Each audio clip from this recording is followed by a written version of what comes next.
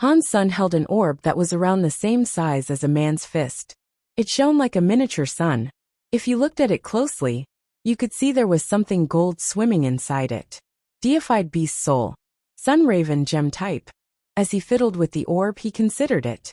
Han's son had obtained a few gem-type beast souls in the past. Not many of them existed, as they were quite rare. But they could be used to bring other beast souls up to the same level as the gem beast soul. This was a deified gem-type beast soul. And that meant all Han's son would have to do was find another beast soul of a compatible element. If he did, he could bring it up to a deified class. Han's son had a few different beast souls, but nothing like a firebird beast soul. That meant he could not use the deified gem-type beast soul at this point in time. Han's son returned it to his Sea of Soul, and then he looked at the ledger for the base. The base's shortage of manpower kept them from producing much, but something very nice did happen soon after the crisis was averted. A young woman with ordinary Geno armor had a second evolution. She became a baron. Gu Qingqing guessed it might have had something to do with the gold raven mark. Perhaps the energy that melted into their bodies was what prompted the second evolution. The Geno armament she received was a fire type. If the gold raven mark can make people evolve, does that mean all these women and kids could end up becoming xenogeneics or nobles? As Han's son mulled that thought over, he realized he was quite happy about it. Any nobles he developed could become Han Sen's loyal army, and he could be more confident about using them. Of course, it still depended on when they could all become nobles. Only Black Steel and Captain Wood knew of the events that occurred in the Raven Palace. It had been many days since then, and yet word had not gotten out. The news had been suppressed by all survivors, it seemed. It did not matter much anyway, even if word was to get out. There were fewer nobles in the base right now at least, and that made things easier for him to manage. This also provided Han's son with more time to practice and hunt xenogeneics. Even so, he was still unable to level up and become a Viscount. Han's son, how are your skills coming along? When Isha finished practicing, she finally called up Han Sr. Things are going swimmingly, Han's son answered. Isha, upon hearing Han's son say that, smiled. Icebird was behind her, but she hadn't said a word. Because Isha had told her to review Han Sen's current situation, she knew he had lost many barons and viscounts. He always hunted alone, and he didn't focus on his practice. Good. The Moon God Festival is coming. All the elites and their heirs will be going. You should think about joining us. There'll be a test, Isha said coldly. Moon God Festival? Han's son looked at Isha with a modicum of confusion. Isha signaled for Icebird to step forward and explain. The Moon God Festival happens every 49 years. Only the rebate who are born within those 49 years are able to join. Because there are many outsiders within the rebate society, especially over the past few centuries, they are also allowed to join. That is, if they are able to qualify. Icebird explained it to Han's son, so he'd know a bit more about it. It wasn't random that it happened every 49 years. Every 49 years, on the main 11 planets, a moon altar would appear. Creatures that were born within those 49 years could enter the altar to Moon Palace. The Moon Palace was in the center of Narrow Moon, but it was different from the Gold Raven Hall. There was no sun. There were just the planets and Moon God Palace. It was usually cold and hidden in the dark. Not even deified elites could sneak in.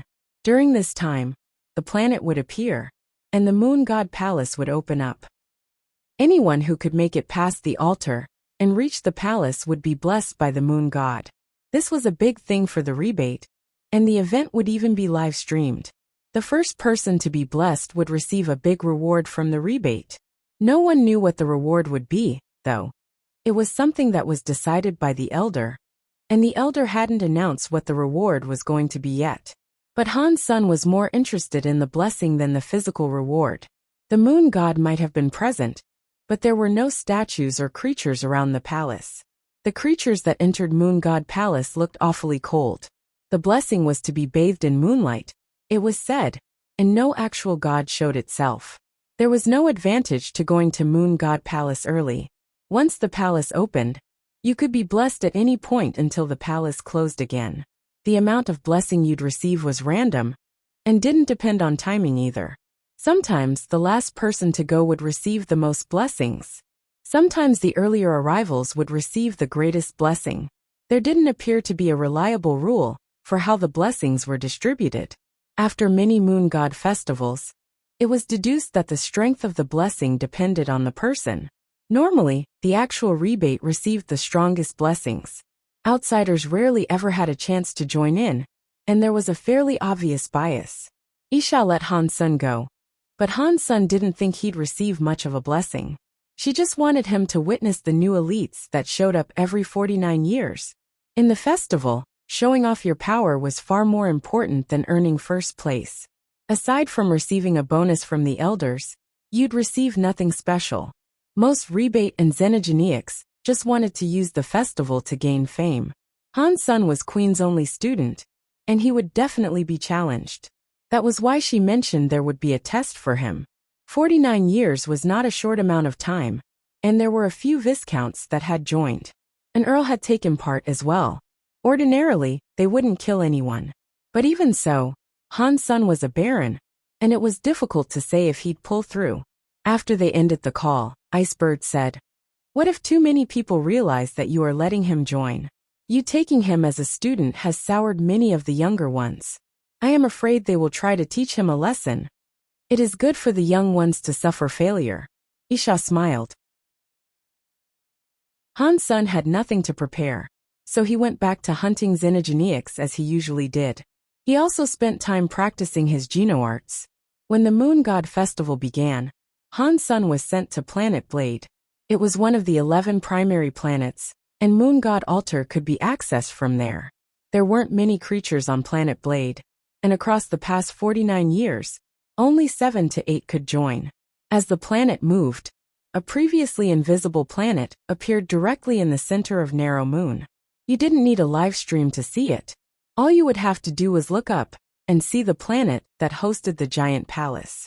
It was like a heaven in the cosmos, but that beautiful jade palace looked completely different than the planet that hosted it. The planet itself was barren, devoid of mountains and rivers. The empty side of the planet was facing them too. The palace was located on the opposite side of the sphere.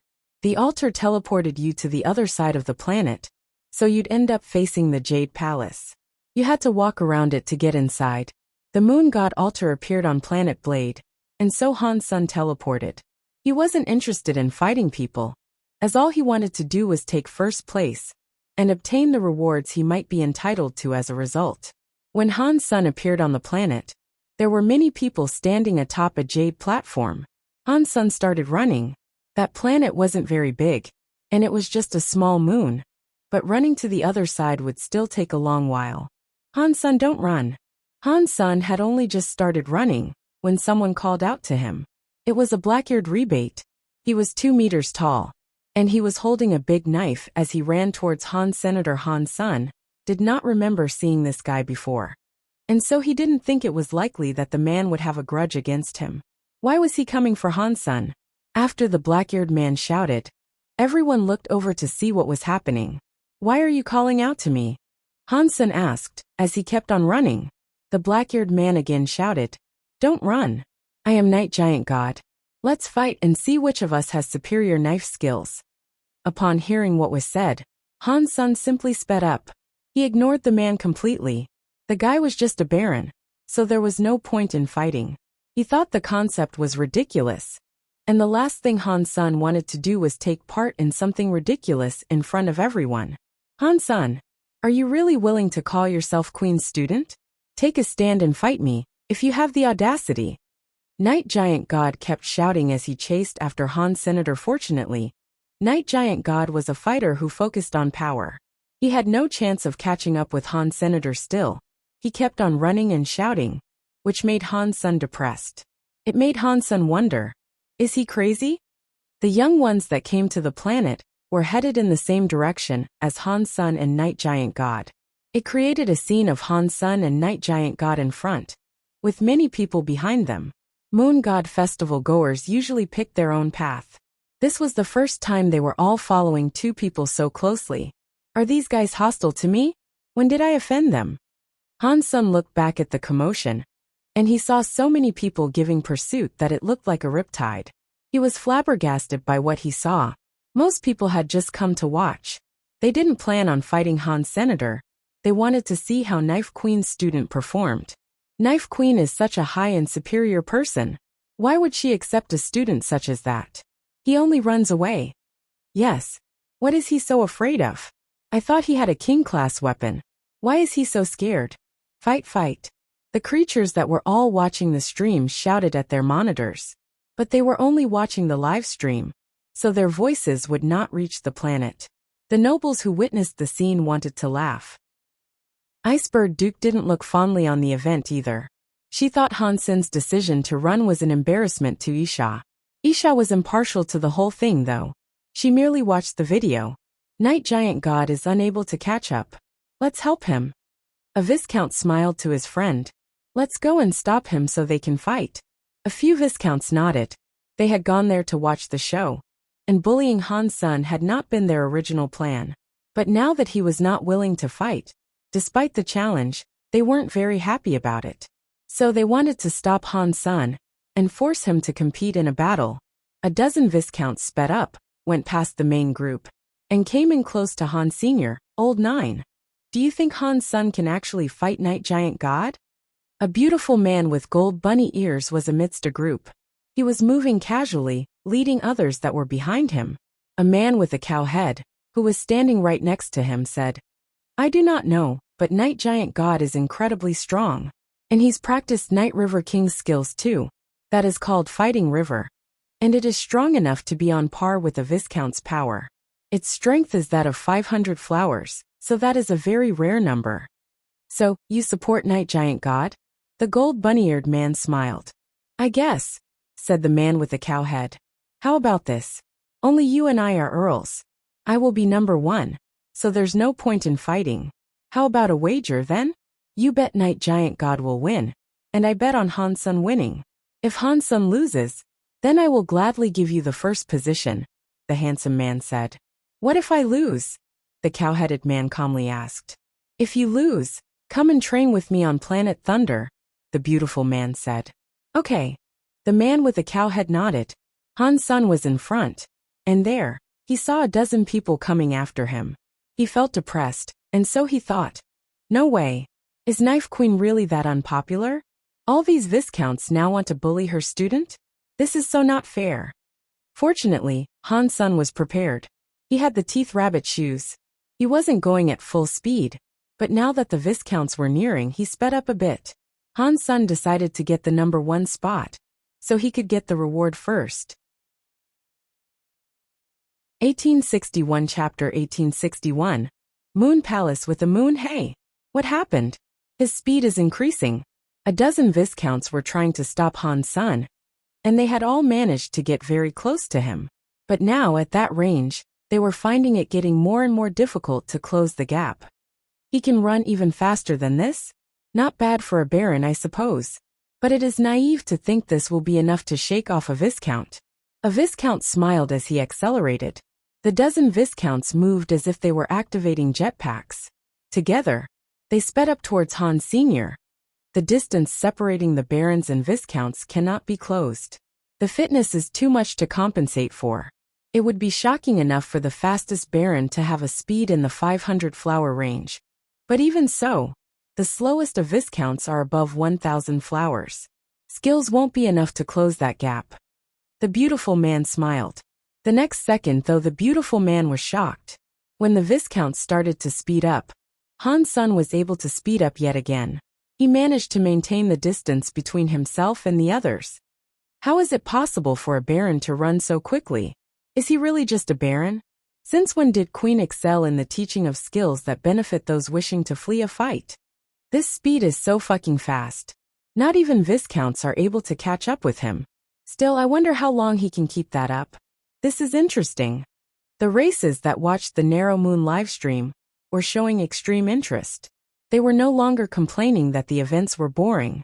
The beautiful man was shocked, and he said, I cannot believe a baron can possess such speed. It must be some secret technique he has learned. The man with the cow head did not speak. He just kept running. This is strange. How is he able to run so fast?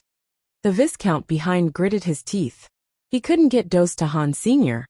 I told you guys it would be beneficial to learn a speed geno art. You guys said the abilities of flight were useless. Now watch me. A rebate Viscount that had practiced speed went at an even faster pace. The wind at his back left trails like a blitzing jetpack. His legs looked like a fiery wheel as he left his own group behind to catch up with Han Sr. Wind assault can only be used in a straight line. It cannot be used in the midst of a fight, but this is perfect for it. Hansen surely can't outrun this. The beautiful man smiled. The Viscount that had practiced wind assault was only 10 meters behind Hansen now.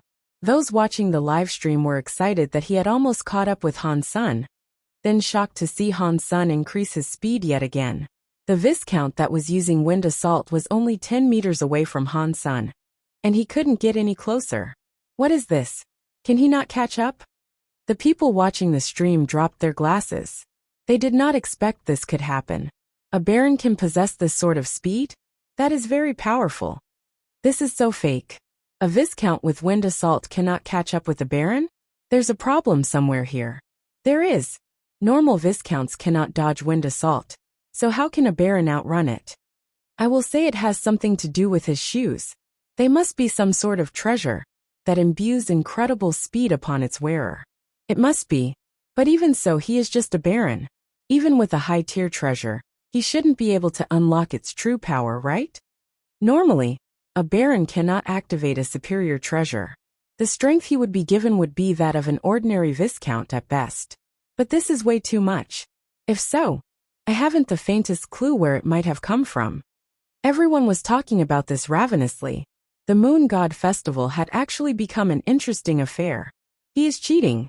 It is no wonder he has managed to achieve this level of speed. But it is useless to cheat before the absolute speed. The beautiful man felt embarrassed for the presumptuous mistake he had made. He sped up with the desire to stop Han. Senator the cowhead fellow followed after him. Those two earls shot past the teams, and even accelerated to a speed that surpassed the Viscount with wind assault. They were going straight for Han Sr. Shit. How many people has Queen managed to offend? Even the earls are mad at me? Hansen thought Queen had offended a lot of people, and that was why others kept coming after him. But actually, although she did not have many friends, she was an idol for all of the rebate. She was a popular person when it came to socializing. Hansen wasn't overly concerned though. He increased his speed, wanting first place more than anything. The rewards wouldn't be bad, and Hansen figured he'd be needing it. That was why he was trying to claim it. The elder said the reward was a Marquis Xenogenic armor set. That armor set would be incredibly powerful if it was activated. But even if it wasn't, it would still provide a great boon of defense for any wearer. And on top of that, if he later had no use for the gear, he could just eat it for Xenogenic points. That prize would be valuable no matter how he decided to use it. The beautiful man thought he could catch up with Hansen easily. But after speeding up, Hansen went even faster. There was nothing he could do to catch up. Damn! The beautiful man sped up again. As his speed increased yet again, so too did Hansen's. But the Earl was still unable to close the gap and get close enough to Han Sr. Cheating boy. I am going to get you. The beautiful man gritted his teeth and shone with a bright green light. A green light dragon enveloped his body and came whooshing forward towards Senator Hansen, increased his speed again though, and he managed to lose the green light dragon. He was headed straight for Moon Palace. Everyone who was watching the stream had seen the green light dragon pursuing Hansen. But Hansen was still able to increase his speed and leave it in the dust. The beautiful man was shocked. He could not believe what was happening, so he gave up on the prospect of chasing Senator. People stared at the live stream in dumbfounded silence for a moment. An earl had used all his strength and still failed to catch a baron. Damn, what are those shoes? They are overpowered. Someone complimented them. Icebird Duke was shocked by what she was witnessing, and even Isha was transfixed by the shoes. If the shoes were a king-class treasure, a baron should not have been able to activate them. But adding to that, the shoes themselves didn't exactly seem to look like one either. All the nobles were in shock, staring at the rabbit shoes Hansen was wearing. Han's son was so fast, he arrived at the moon palace before everyone else. He went inside the gate and saw some strange moonlight from beyond. The moons were rising in the hall. I wonder how many moons he can raise in there. The people who watched the stream glanced away from their monitors and looked up to narrow moon. The moons that were rising could be seen just outside. There was no use in watching the live stream now, because the moonlight was like a curtain that obscured everything that lay beyond. Han's son stood inside the palace. He could feel the moonlight going into his skin. His bones and cells felt alive, as if they were being thoroughly cleansed by blessed water. Weird. The power of that moonlight. As Han's son wondered about all this, his jade skin started running. The beams of moonlight drifted toward Han's son and landed on him, as if he were their exact target. Ah, they are the same element. That is why I felt that it was similar to jade skin. Han's son was very happy about this. When the moonlight came through him, his jade skin developed even faster. When the jade skin had become xenogenic, it looked as if it had gone as far as it could possibly go. But now that he had the benefit of the moonlight, it felt like it was going even further. This made Han's son incredibly happy. When Han's son absorbed that moonlight, the light wasn't reduced. In fact, the luminosity only increased. Within the moonlight, Han's son was also able to see some sort of text that stood out brighter than the rest of the moon's light. When Han's son read it, he noticed that it was a geno-art. But it did not have a title. So, Han's son kept reading it, until he realized that it was something quite similar to jade skin. It had not been created by the same entity, but the thought process behind it was surprisingly similar. That geno-art inside the moonlight was more suitable for the Geno universe. Jade skin was tuned for the sanctuaries it originated from. After all, it was impossible to tell which of the two was flat out better. And that was because the environment was different. I am so lucky. I was thinking about how I could modify jade skin, and now I have this. Although I cannot copy it directly, it will be perfect if I can find a way to integrate it with jade skin for now. Han's son was so happy, and he did his best to memorize the content of the text he could see above. There was more and more moonlight entering him, and it almost started to feel like water. It was like a liquid, thickly flowing into Senator Han's son's body was like jade now. He stood within the glow of the moonlight like an ice statue, letting the moonlight penetrate him. His delicate bones were cleansed by the moonlight, making him as squeaky clean as any statue. More and more moonlight bathed his body, until his xenogenic genes started to evolve. Am I going to become a Viscount now? Han's son was super happy with the prospect of this.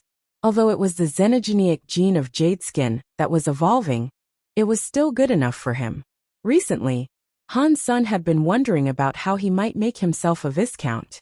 And now it seemed that jade skin would be the trigger.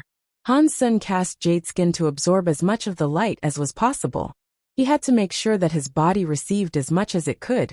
His other body parts were bathed in the moonlight, but what benefited him most was the xenogenic body. His jade-looking body began to glow with a halo. It was a sign that he would soon become a Viscount. After becoming a Viscount, Han's son could unleash his xenogenic powers through smoke, fire and light. Jadeskin's power could very well be a light element one. Outside of the moon palace, moons were rising. Every time a moon rose, the moon palace would become brighter. I wonder how many moons he will be able to raise. Isha was looking at the palace with a fond smile. She did not expect that Han's son would be able to raise many, as he was essentially just there to practice. He was only a baron, and he only had knife powers. She didn't expect he'd manage to do too well. With the moon god power, it was very good for an outsider to be able to raise 12 moons. The most a rebate had ever raised was 36. Han's son was not a rebate, so Isha would be happy to see him raise 10 moons. You can fight to get a higher rank, but not more moons. 12 moons should be the max an outsider can achieve. Over the past few hundred years, only 4 or 5 outsiders have ever been able to raise 12. The best managed to raise 24, Icebird Duke said. The nobles and civilians were watching the moonrise keenly. They kept counting, each time a new one rose. 1, 2, 3, 4, 5. The moons kept rising, and there were now 10 of them above the palace. People were shocked. He managed to get 10 moons. Han Sun is lucky, Night River King commented calmly. He was currently playing chess with Black Moon King. Black Moon King smiled and said, I think he can do more than that. You think he can raise 12? Night River King said, after moving one of his pieces. More than that even. Black Moon King's smile did not go anywhere. Night River King was shocked by the assumption. And so he asked Black Moon King, you think he can manage to raise more than 12 moons? I suppose, Black Moon King said. In the past few hundred years, only 5 outsiders have managed to raise 12.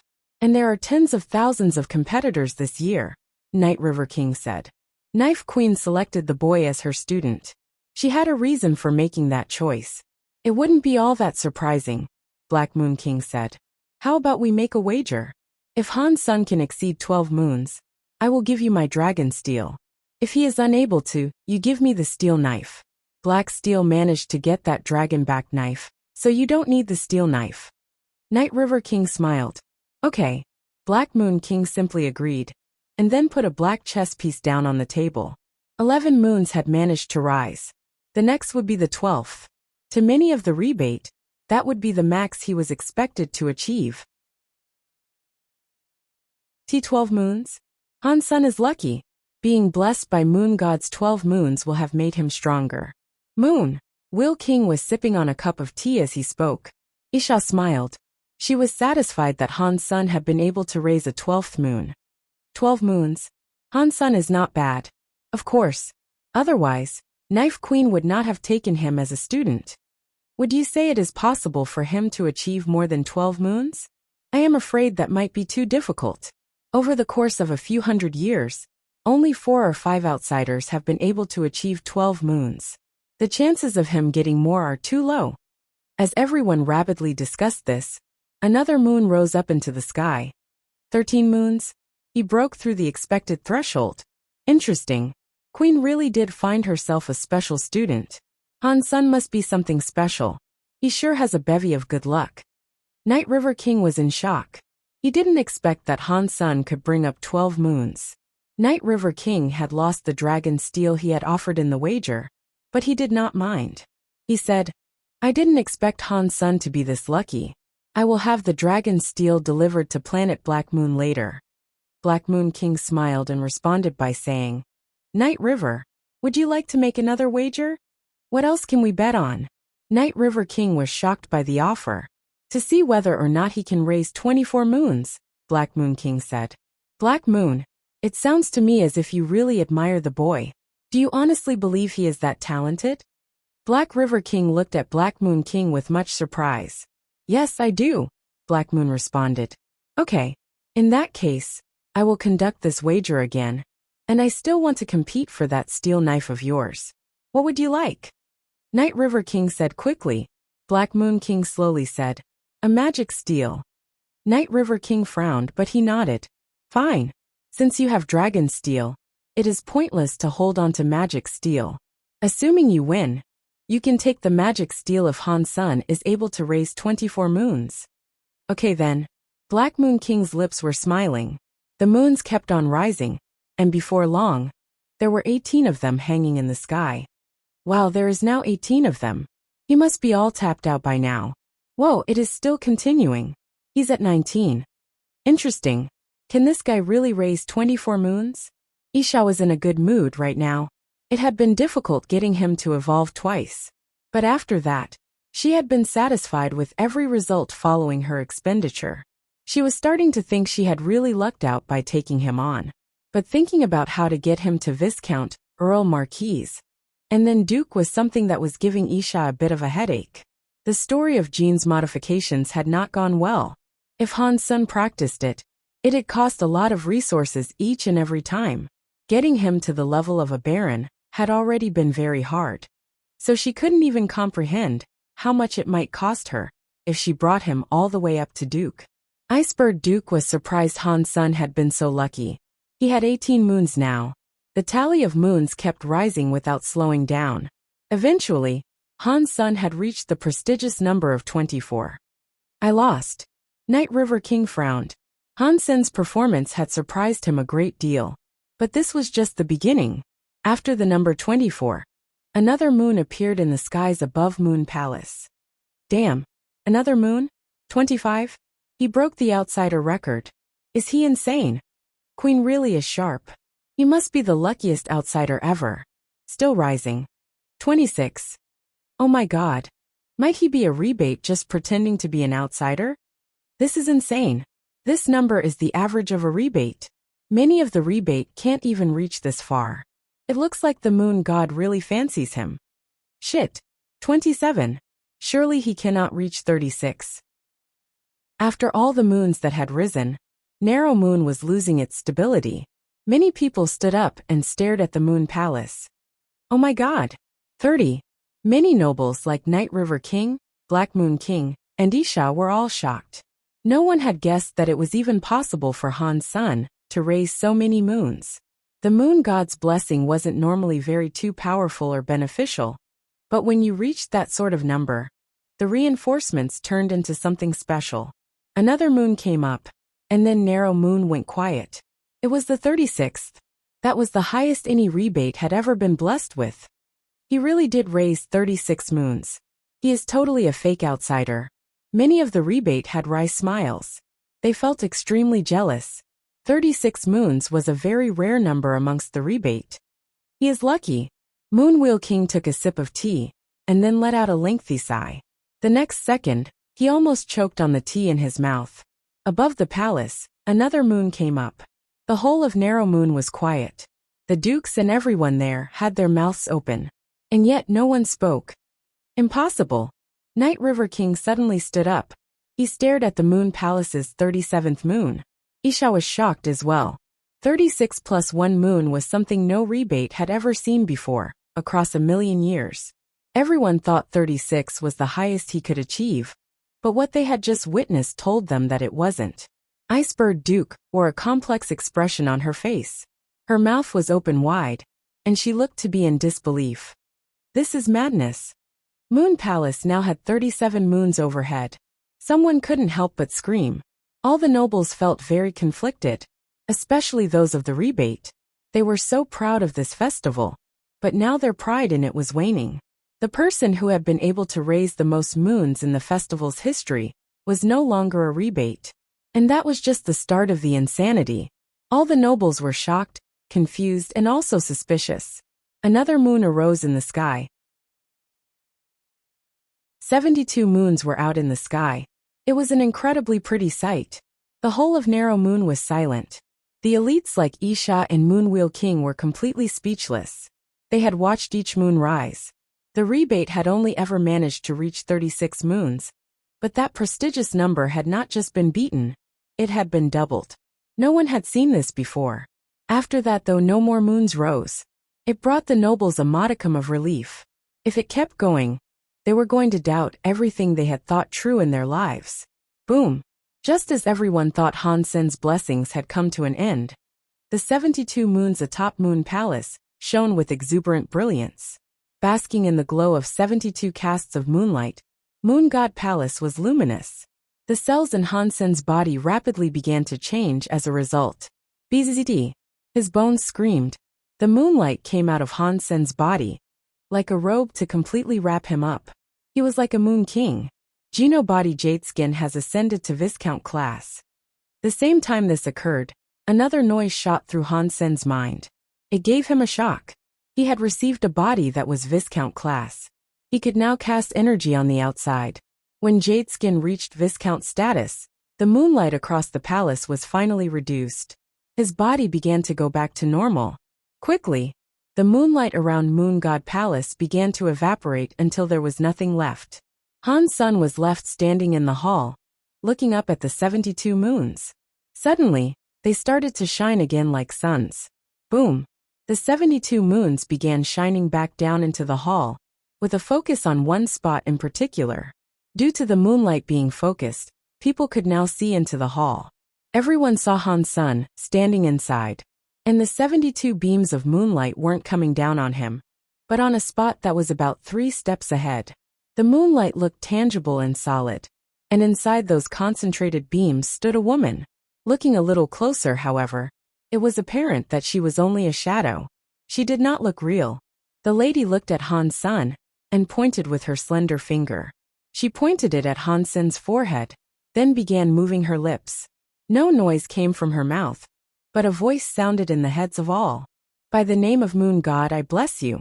It does not matter which race you hail from, for you are the son of the moon. You will be guided and protected by the power of the moon. The moonlight on her finger went straight between Han Sen's eyebrows.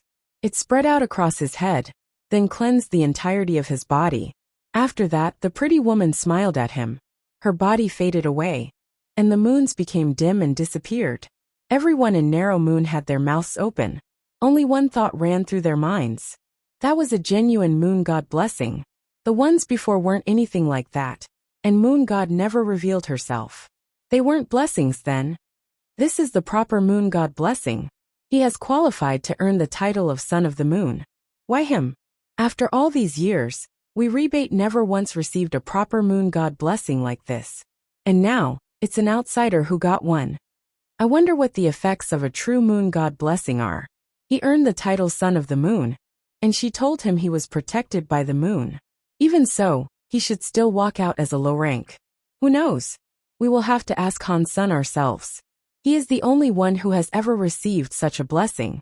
I don't think Moonwheel King and Isha know what this stuff is about either. Isha looked at Han Sen strangely as she walked out of the palace. Aside from a troublesome Geno art, her student was practically perfect.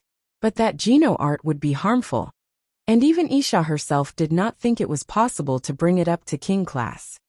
If he succeeds, this King class Geno art will be the scariest ever. Isha glanced around nervously. Han Sen's performance made her want to train him well, but the thought of the resources required to bring him up still gnawed at her. Especially if she was to bring him up to King class. She didn't think it was something she could realistically afford. Icebird Duke looked as if she had a conflicted mind. She did not understand why Han Sen was so special. He had been taken in by Queen and found a king-class weapon. He had now just received the true blessing of Moon God. It looked like everything good in the world happened to him, and him alone. He was far too lucky. Was he a virgin in 10 previous lives, to receive so much luck now? Icebird Duke wondered. Night River King and Black Moon King were in shock as well. They were both thinking. Queen's student got a king-class weapon, and the moon god's blessing. He also has those weirdly brilliant shoes. Did he save the entire universe in his past life? This guy's luck is scary. He is overpowered. Nah, it's nothing. He's just lucky. If I had his luck, I'd be even more overpowered. The nobles and commoners spoke about these matters a lot. While many were jovial about it, many expressed only jealousy. Han Sen didn't think much about it. But eventually, he walked out of the palace. He wanted to teleport back to Planet Blade. He wanted to research the Geno art in the moonlight. But outside the palace, many people had gathered. They were all looking at Han Sen, and unless he chose to fly above them, his way was completely blocked. Excuse me. Han Sen blinked, and the young ones that had joined the festival woke up from their daze. Han Sen, fight me. You cannot run now. Night Giant God was holding a knife that was as big as a door. He was pointing it at Han Sen. The other young ones surrounded Han Sen, refusing to let him run off this time. They wanted to witness the performance of the first person to ever receive the moon god blessing. Fight! Fight! The people who were watching the live stream were all chanting. They wanted to see a fight too. But of course, no matter how loudly they shouted, Han Sen wouldn't hear it. Han Sen did not plan on escaping this time. He had already achieved first place here, so there was little to worry about. Now it was time for him to show off the knife skills that Isha had taught him.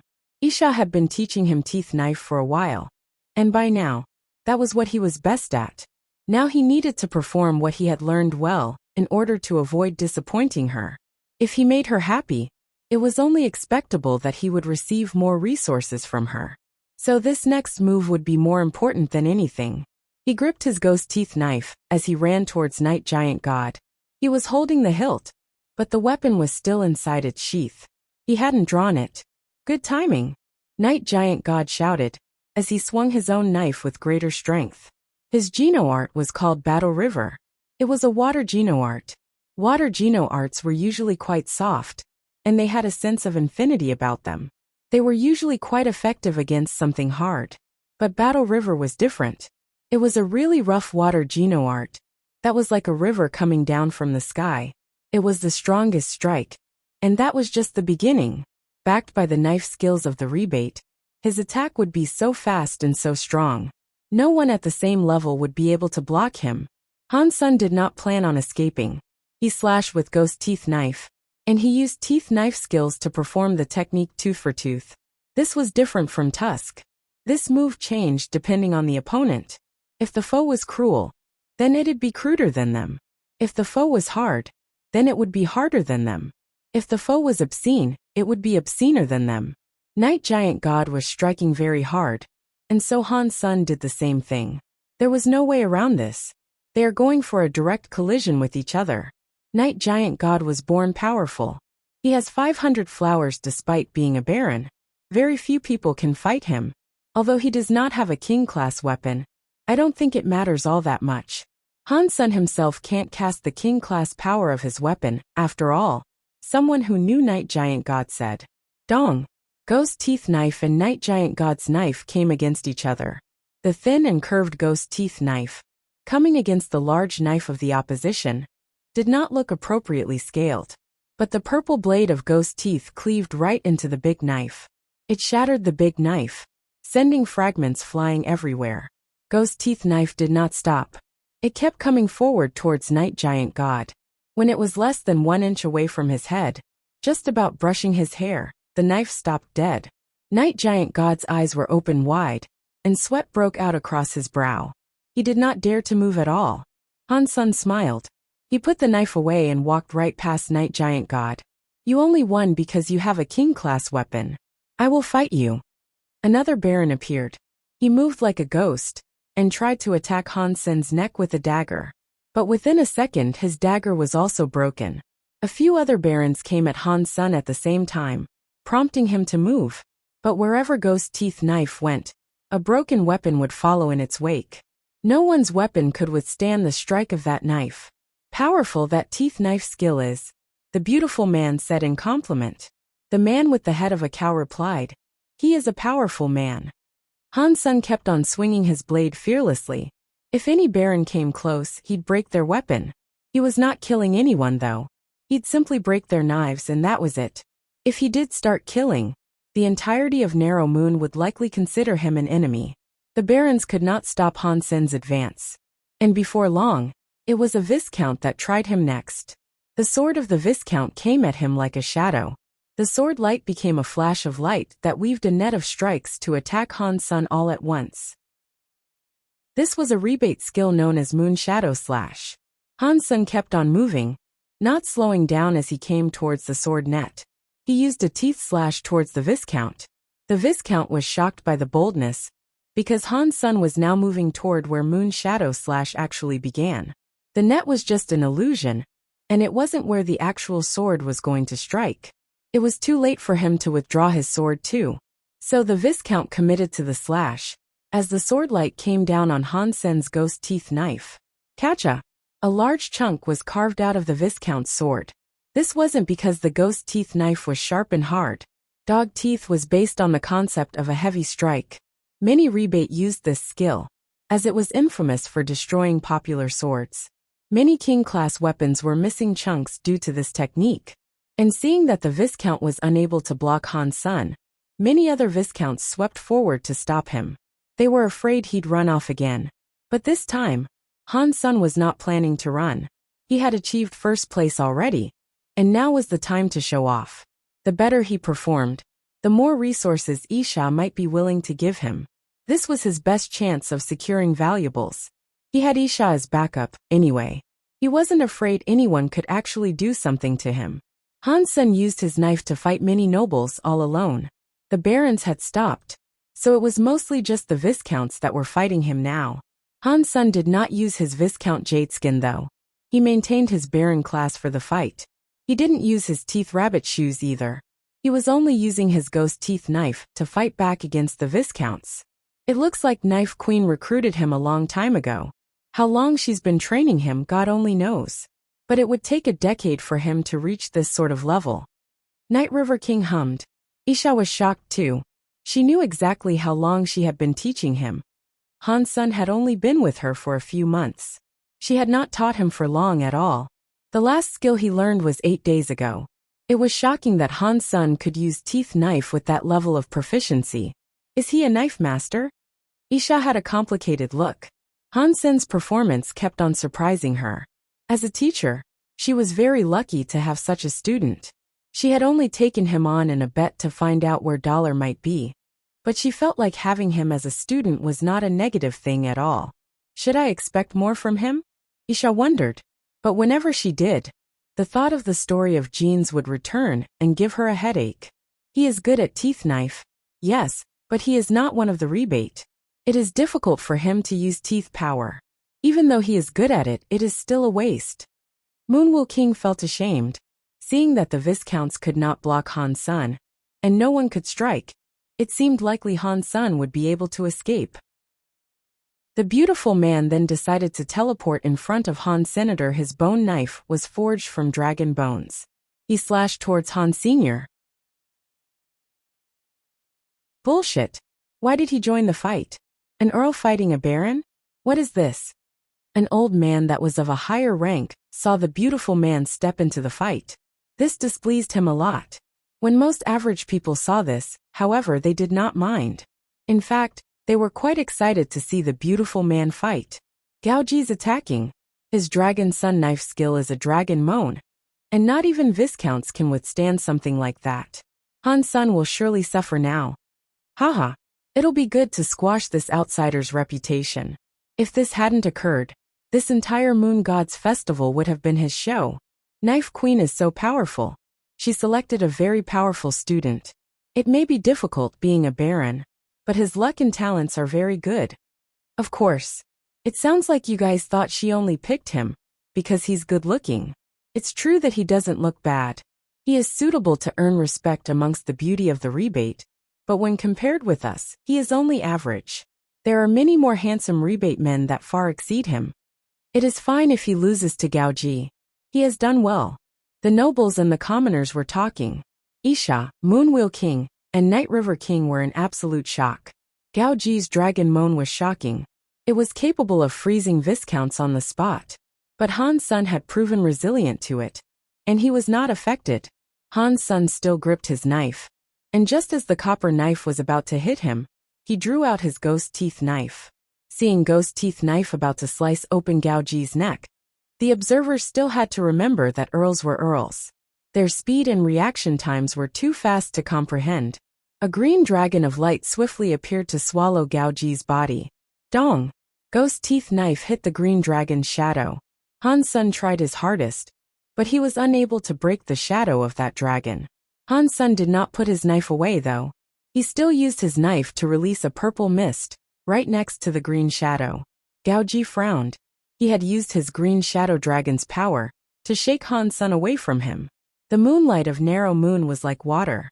The moonlight shone on Han Sun, bathing him in its glow.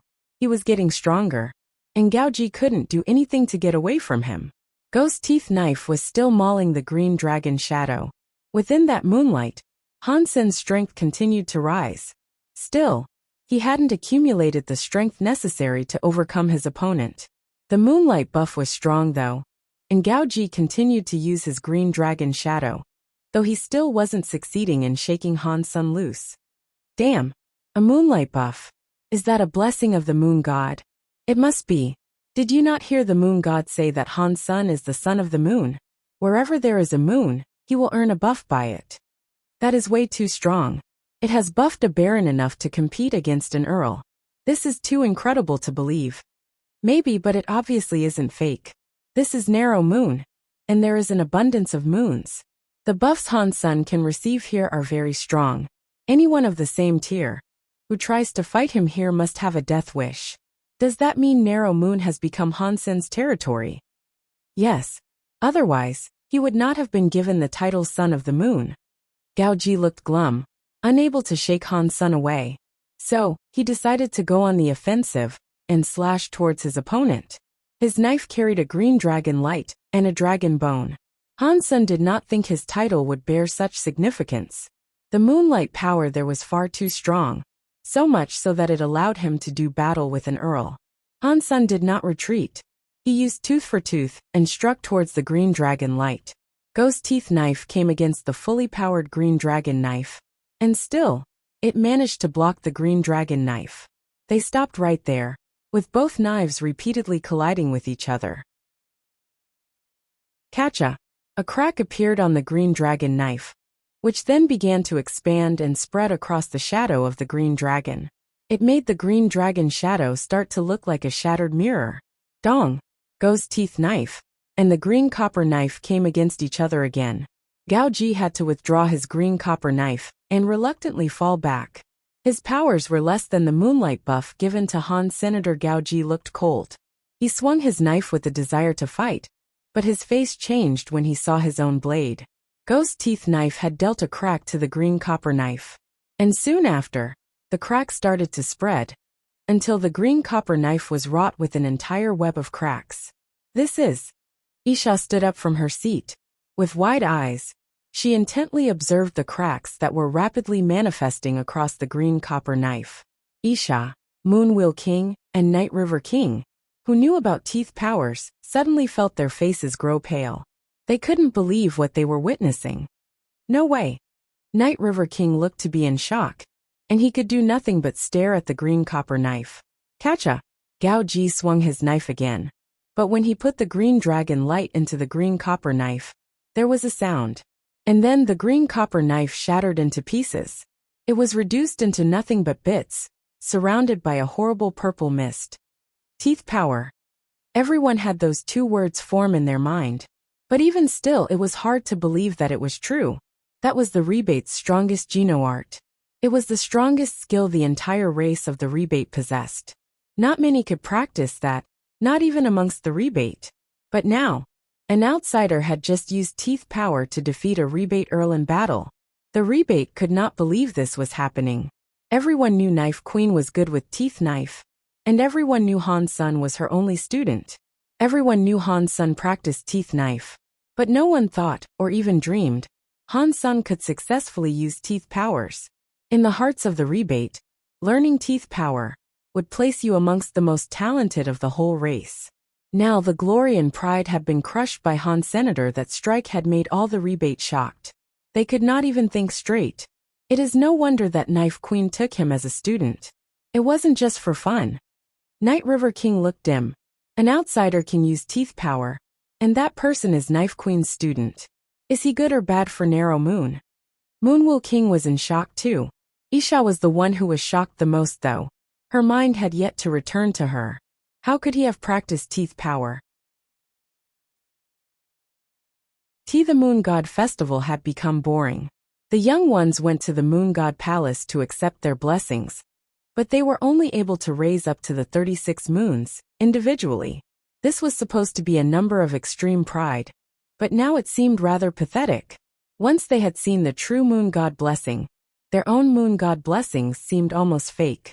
This wasn't because they were neither good nor lucky. That had nothing to do with it.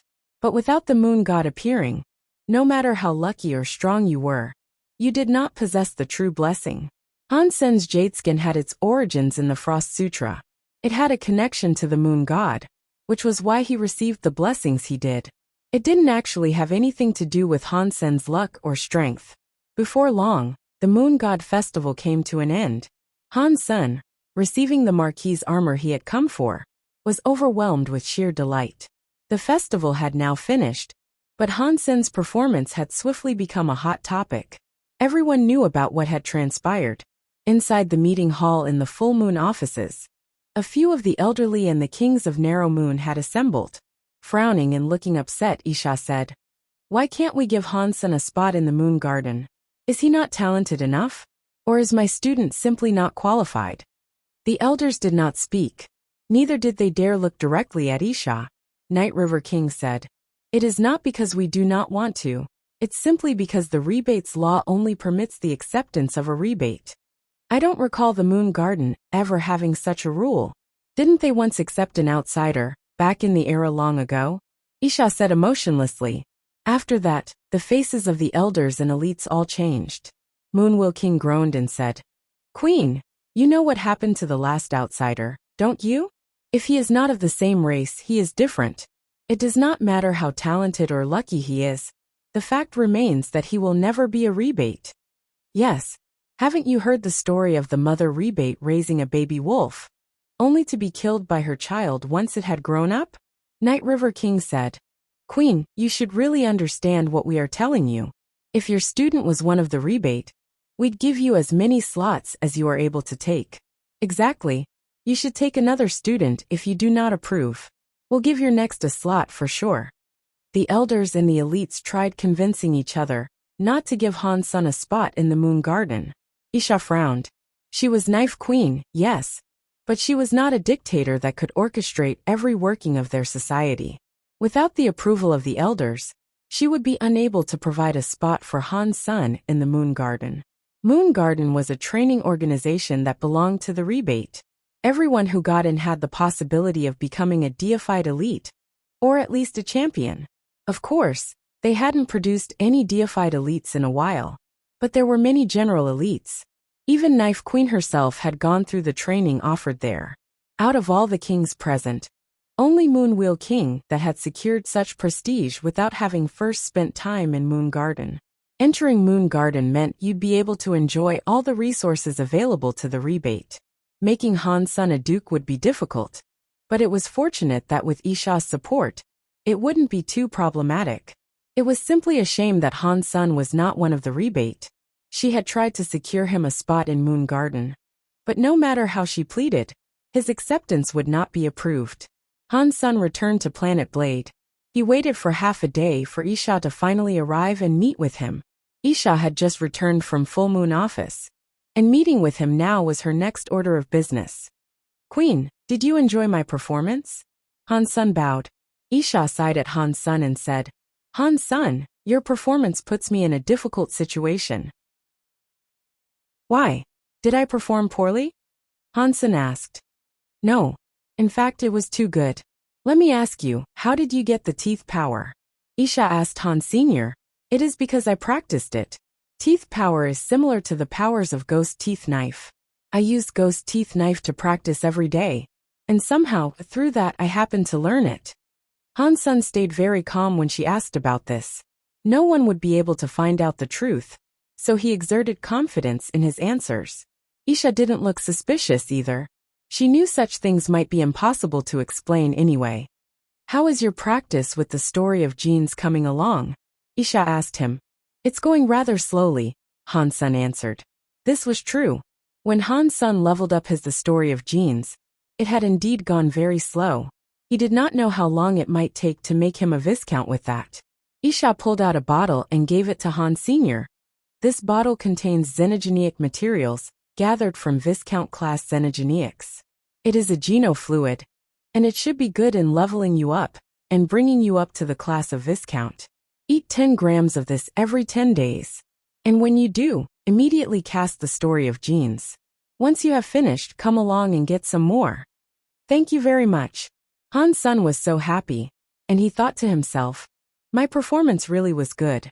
Look at this, I've received some goodies already. Now you get going. You've still got to develop Planet Eclipse, in addition to all the training you have before you. Isha waved and let Han Sun go. The genofluid, if it was used by a baron, it could make him a viscount. It could possibly make 2 viscounts. But when used on Han Sun, Isha knew it probably wouldn't be as effective. Instead, it would only help him inch his way closer to the threshold. It wouldn't be enough for him to level up completely. We will see how he behaves, Isha thought to herself in her heart. Back on Planet Eclipse, Han Sun was not in a rush to drink that genofluid. In fact, he was keen to research the geno art he had learned while inside Moon God Palace first and foremost. Jade skin was a geno art from the sanctuaries. This was something that quite similar. It was like the Geno universe counterpart of Jade skin. They did not have a connection, but with Han Sun's prior knowledge of Jade skin, it should make practice of that Geno art fairly easy. Han Sun did not plan on practicing it though. He still wanted to focus on Jade skin. He just wanted to absorb the essence of the other and assimilate it with Jade skin, while he continued on with his original art. Now that Han Sun could unleash power, He had to be able to gather up spirit successfully. If he did that, he could evolve his xenogeneic bones and become an Earl. Like Earl Gaoji, that man's spirit had been a green dragon. Judging from the way that Geno art was practiced, it must have had a special technique that allowed for the gathering of spirit. Absorbing light element treasures would allow for easier gatherings of spirit. The moon itself did not glow. It borrowed the power of the sun to glow. The moon that provided the Geno art was the same. Its light was used to light up one's spirit, and it worked very well. But it was hard to find light treasure. For now at least, Han's son did not know of a location in which he could find something like that. According to the moon god Geno art, the different light treasures he absorbed would affect the sort of spirit he summoned. It would affect its element and even its shape. I wonder if I can find a good treasure here on planet Eclipse?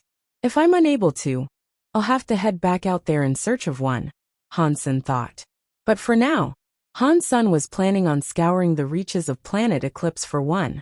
He had skills, teeth, rabbit shoes, and Marquis armor to stay alive.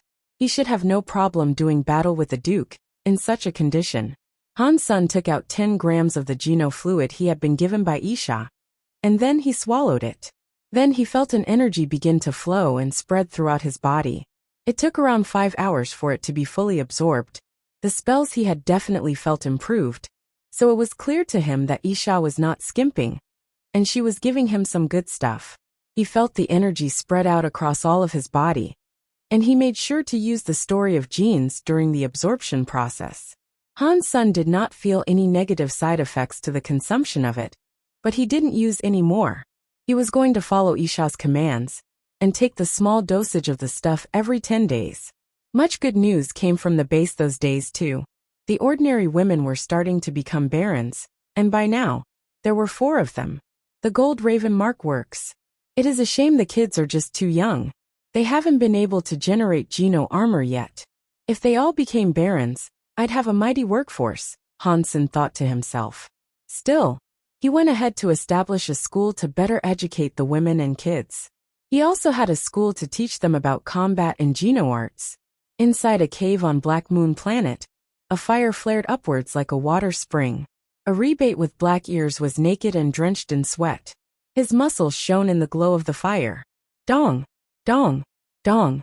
The big man was swinging a black steel hammer. When it struck the red-hot steel, a flurry of sparks erupted. Slowly, the hot steel was taking on the shape of a knife. The big man ran water along it eventually, then examined it closely. He looked disappointed, and then he threw it away. The knife ended up on a mountain of other knives. He spoke to himself, saying, "No. This material cannot be used to make a knife blank. It is too poor." After that, the man picked up another hunk of ore and threw it into the fire. It was more material for forging. When the man failed again, the ground split in 2. Flames rose from the earth, and the place was becoming so hot. Even the rocks started to melt.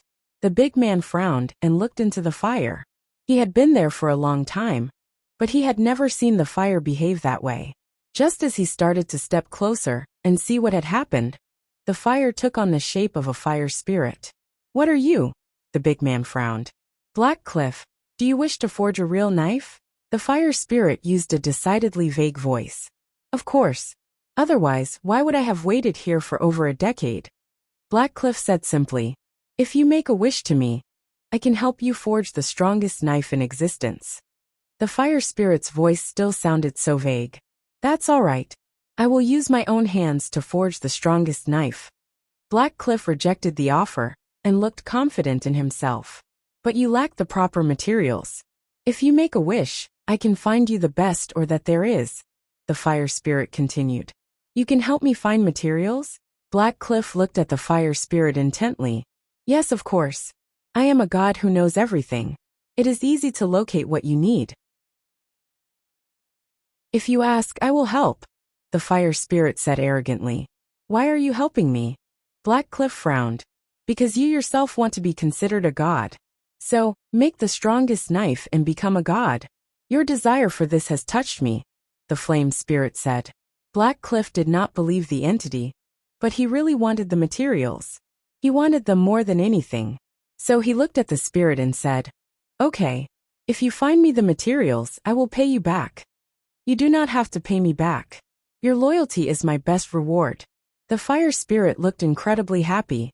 The fire spirit looked happy. And then the fire erupted again into a giant wall of flame.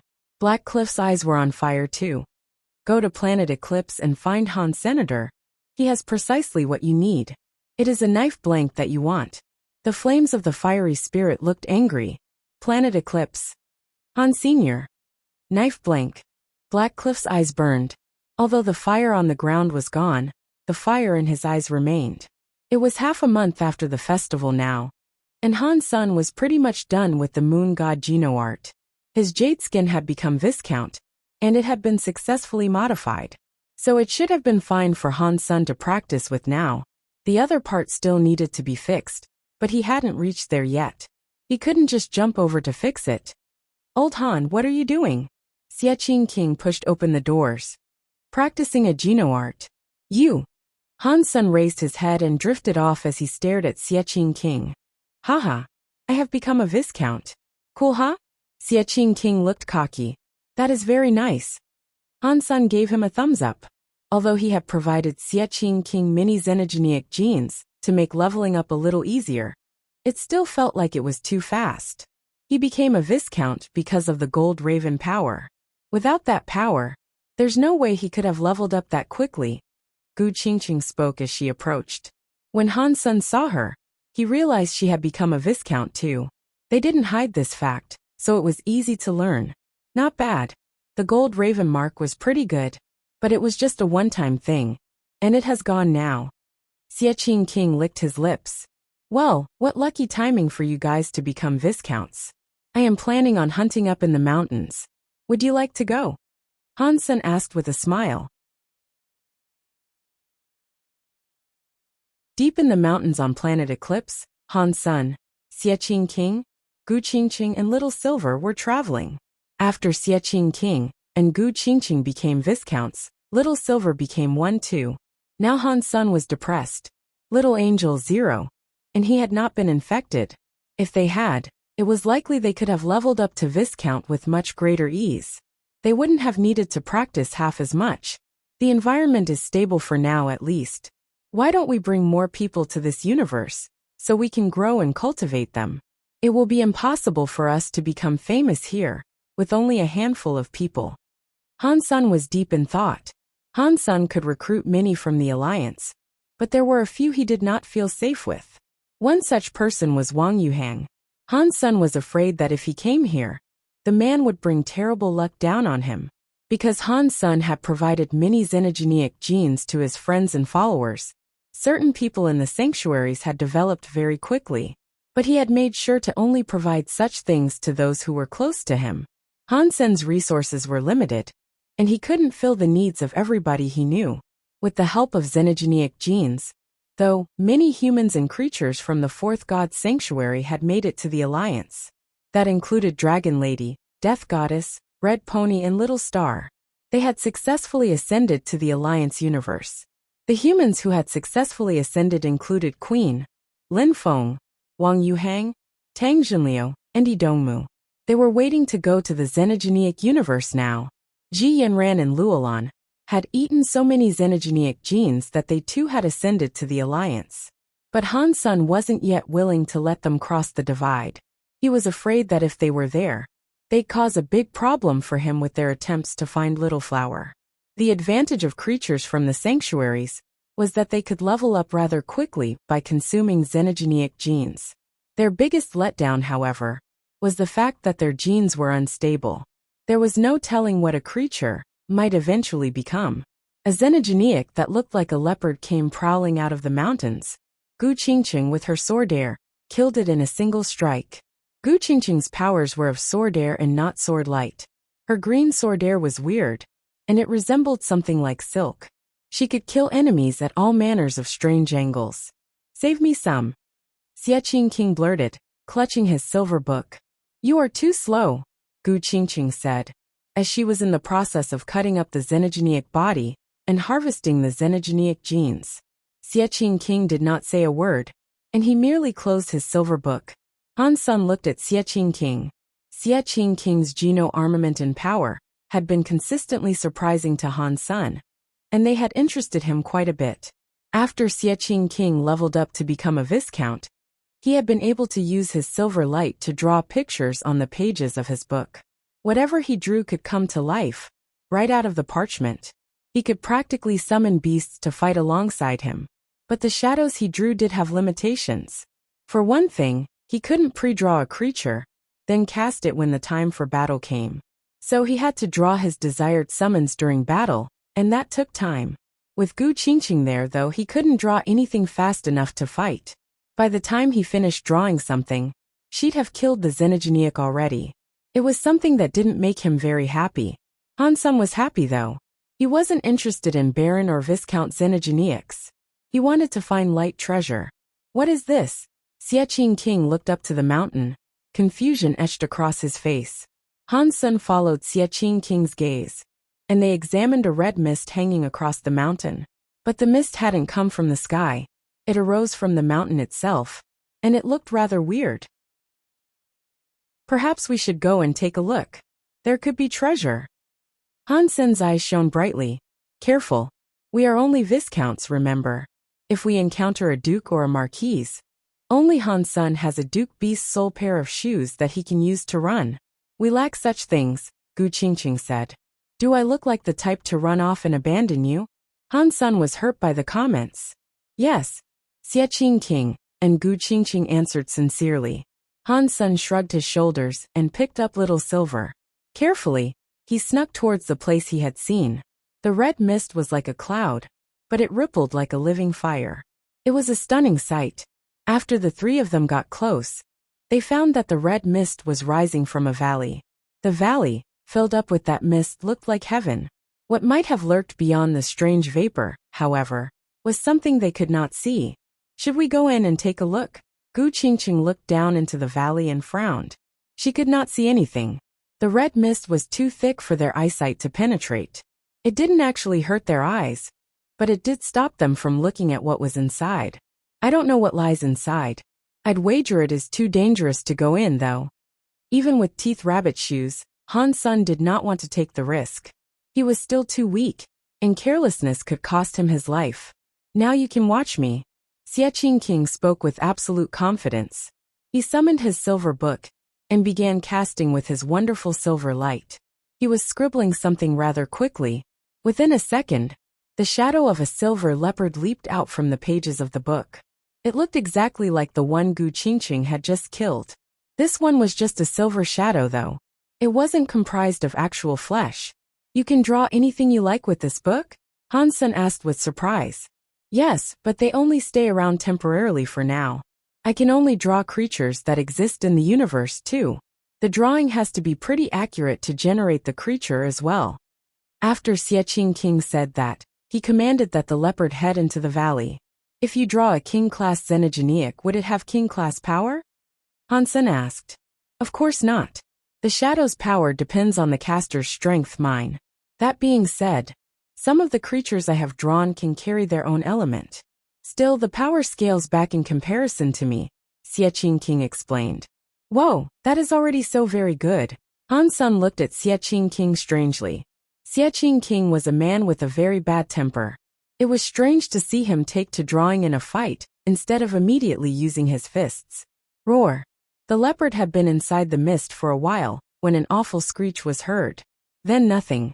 The valley returned to silence. Xie Qingqing's face changed. The leopard drawing in the book was shattered. What happened? Han Sun asked Xie Qingqing. I don't know, but I have a connection with the shadow. I can feel what they feel, but I cannot see through their eyes. After he entered the mist, something killed him quickly, Xie Qingqing said. Han Sun and Gu Qingqing frowned. The shadow Xie Qingqing had drawn had possessed the power of a viscount. It had been destroyed within 1 second, so whatever lurked inside the valley was scary. There is no need to rush. Watch this. Xie Qingqing flipped open his book and drew something else with his fingertips. Not long after, another leopard came leaping out of the pages. It didn't run straight into the valley. and instead came to heel and crouch near Xie King. Xie King kept wagging his finger across the book, and after a few minutes, another 4 leopards joined the first. When done, he said, "Okay, this is the maximum I can do." He commanded the 5 leopards to enter the mist of the valley, all in a horizontal line. Each leopard ran forward at the same time, all together, but they kept a few yards of space between them. When they entered the valley, there was a movement from within the fog. But then all too quickly, the valley echoed with the sounds of squealing again. The red mist of the valley rumbled and swirled, as the pictures on Xie King's book began to disappear, one after another. Within a mere few seconds, the pictures of all the leopards had been erased. It likely indicated that the shadows that had been spawned and sent into the mist had been destroyed. Xie King's face turned pale. The death of the leopards meant nothing to him, but he had exerted a lot of his own energy by summoning so many. That had cost him a lot. "So, did you find out what's going on inside the valley?" Han Sun asked Xie King, looking right at him. Xie King told him, "I don't know what's going on. I didn't see anything, but when the leopards were killed, 1 second elapsed between each death. So I assumed the leopards were all killed by a single entity. I can also guess that if a creature can kill my shadows so quickly, the creature must have 4 times our potential speed. It could be an Earl or higher, but with a hidden power. If it is an Earl, that's nothing to sweat about. I have the teeth rabbit shoes, remember? The speed of those is no worse than an Earl. And I also have the new Marquis Xenogenic armor. I may not be able to activate its full potential, but it can most certainly protect me from the attacks of an Earl." Han Sun looked up to the sky and noticed another magnetic storm that was raging. He could not see the moons of Narrow Moon from where he was, so it was unlikely he'd be gifted their strength. "Wait here." Gu Qingqing stopped Han Sun, who was on the verge of entering himself. She pulled out Pure, and a green aura danced across the blade. Then, the sword came alive in a swirl and flew forward into the valley. Dong!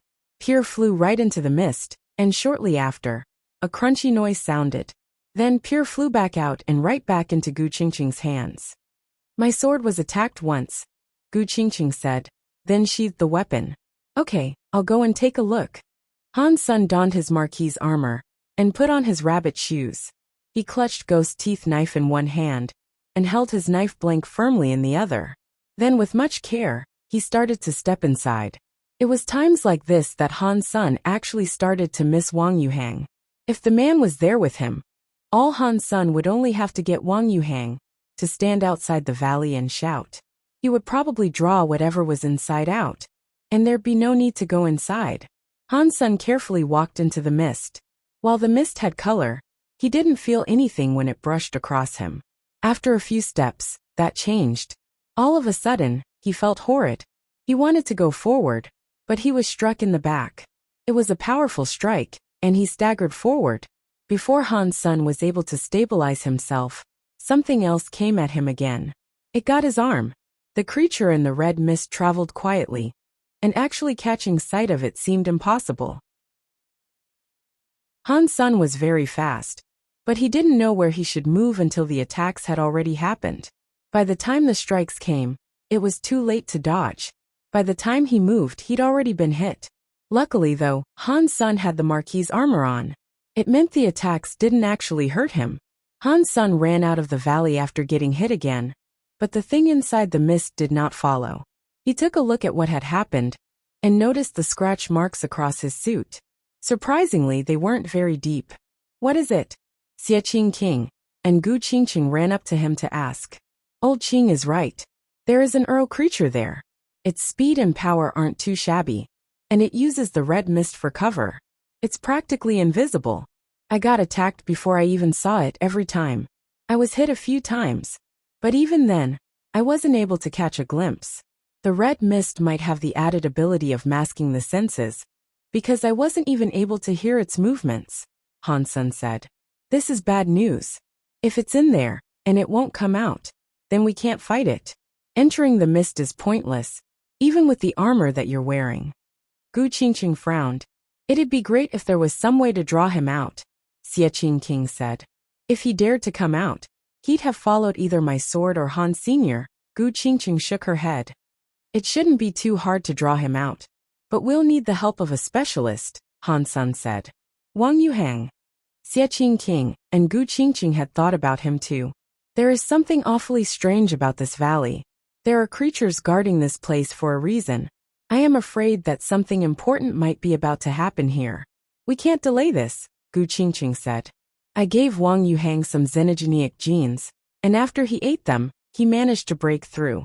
He was able to absorb life geno-essences, and after he maxed out, he went to the Alliance. We should be able to bring him here fairly easily, but the people out there know how many people Planet Eclipse currently holds, and the documents are all in files. If someone else shows up, it might be difficult to explain. I have to use the recruitment excuse to bring him here, Han Sun said. Then let's go quickly and bring more people over. Planet Eclipse has a lot of resources, so the more people the better. With the small amount of us here, there's not enough to pay the taxes we must pay in a few years, Gu Qingqing said. This is what we can do then. You guys can stay and hunt in the vicinity, just don't go too deep. And also keep an eye on the valley. I'll be right back. Han Sun said that, then returned to base. After returning, Han Sun gave Knife Queen a call. Knife Queen knew he'd need more people, so she agreed to his request and sent him an airship. After Icebird Duke picked him up, they left Narrow Moon to recruit. Where would you like to recruit people this time? Icebird Duke was sounding much friendlier with Han Sun now. Han Sun had been #1 in the Moon God Festival, and he was the very first person to have ever been personally blessed by the Moon God. So that had certainly boosted his reputation and goodwill. Learning teeth knife and teeth powers in such a short time wasn't something that could be accomplished with luck alone. However he had done it, it made Icebird Duke look at him differently. I want to go to Planet Crooked Rock, Han Sun told Icebird Duke. You want to recruit Ghana? Icebird Duke understood Han Sun's thought process. Planet Crooked Rock was a place that belonged to the Feathers. The primary race there, however, was the Ghana. They were supposed to be a higher race. But for some reason, the Ghana on that planet had abandoned their people to join the Feathers. Now that the Feathers had fallen, Holy Heaven had been closed. They could no longer afford to take care of other planets and races. The planet had not been taken over yet, but many different factions were vying for it. Many wanted to claim it. Han Sun decided to go to Planet Crooked Rock, due to the complications of the races there. Ghana was one of the mainstream races, but there were many others there as well. Han Sun also fancied trying his luck. If he was able to recruit a few of the Ghana, then that wouldn't be too shabby either. The Ghana were very good at producing medicine from xenogenic genes. They were known as geniuses, and many factions liked the prospect of procuring their special talents. But due to the fact that so many different factions wanted them, the Ghana had yet to decide which they should follow. Not bad. I would like to have some Ghana. If I am unable to procure any, there are those of other races to choose from. Either way, there should be a diverse selection to pick from, Han Sun randomly said. You should put your hope into getting those of another race. Don't bother with the Ghana, because our rebate Gold Jade King went to Ghana 2 months ago and was unable to recruit any. The Ghana were way too popular with other races, Icebird Duke said. Let's take a look first anyway. If I am lucky enough, they might be willing to slog through the hard times with me. Han Sun made it sound as if he was kidding. He was actually. He didn't have much hope of recruiting any of the Ghana, and his primary goal was to grab Wang Yuhang under the pretense of recruitment. After he arrived on the planet, he only then noticed how complicated Planet Crooked Rock really was. There were many airships and battleships in the area, all belonging to an array of separate factions. They had each come there to try to recruit the Ghana. Seeing how things were on Planet Crooked Rock, it was obvious that there were many kings up for grabs. The flying airship Han Sun had been on was investigated upon arrival. When they declared themselves to be the rebate, they were granted access to the planet. If they had been a small race of no renown, they probably wouldn't have even been allowed to land on the planet. So the chances of Han Sun meeting up with any of the Ghana to try his luck would have been 0.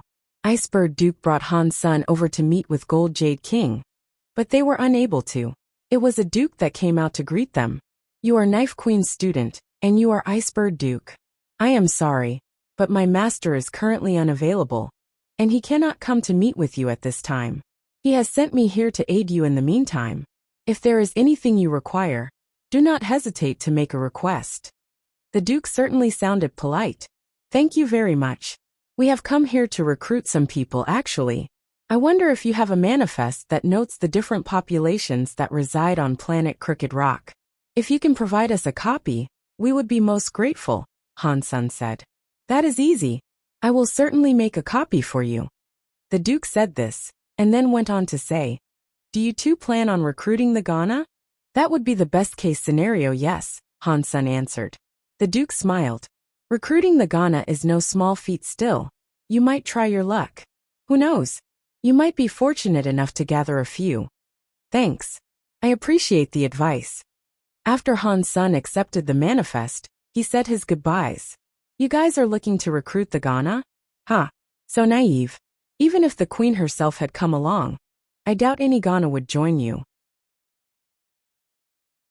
After Han Sun left, the Duke spoke to himself. After Han Sun accepted the information he was given, he allowed Icebird Duke to go ahead and scope out those of the less significant races. They could try to recruit a few nobles out of those. Judging from the state of things on this planet, though, he thought that it was unlikely he'd procure members of the Ghana. The Ghana were receiving many generous offers from the big factions. There was no reason for them to go to an undeveloped place populated by barons. Han Sun walked around alone, and he also made sure he wasn't being followed. By his lonesome, he trekked up to a lonely mountain. He found a cave, and after securing it, he teleported back to the sanctuaries. Han Sun called Wang Yuhang and told him about going to the Geno universe. Wang Yuhang was very excited by the prospect, and he told Han Sun he'd come over right away. The entire alliance was practically Han Sen's back garden, and the gardeners were the Ji family. Many factions had learned of the existence of the Geno universe, and many had aspirations of their people getting strong enough to enter and begin building up a place for their families. But none had yet been capable of going. Wang Yuhang had been given Han Sen's xenogenetic genes. He had made it to the alliance as a human, but without Han Sen's guidance, he'd likely die if he left the sanctuary by himself. No one went without Han Sun bringing them. After Han Sun and Wang Yuhang finished talking, Wang Yuhang piloted an aircraft to get to him. Little Han, take me to the Geno universe. I want to see those ladies with cat ears. If they are as hot as you say they are. Wang Yuhang came running into the house all happy. Don't rush. You can see them, but you must know that when I bring you over, you have to listen to me. You cannot do anything by yourself, Han Sun said. Sure. I'll listen to your every word. Except for selecting a wife and making babies, of course. Wang Yuhang patted his chest. That is fine. I don't want to get involved with your wife and kids.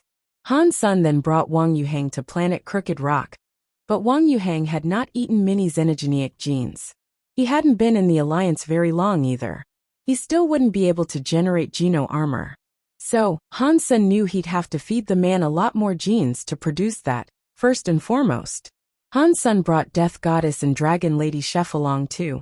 They were able to generate their Geno armors in the cave. Lady Chef had been staying in Han Sun's house in the alliance. She was in charge of the kitchen there, so she had been able to nibble away at more xenogenetic genes than most of Han Sen's companions. Death Goddess had eaten quite a bit too, so she was ready to generate a Geno armor at any point. She could fire arrows on a whim, and so she was quite a scary person to have hanging around the alliance.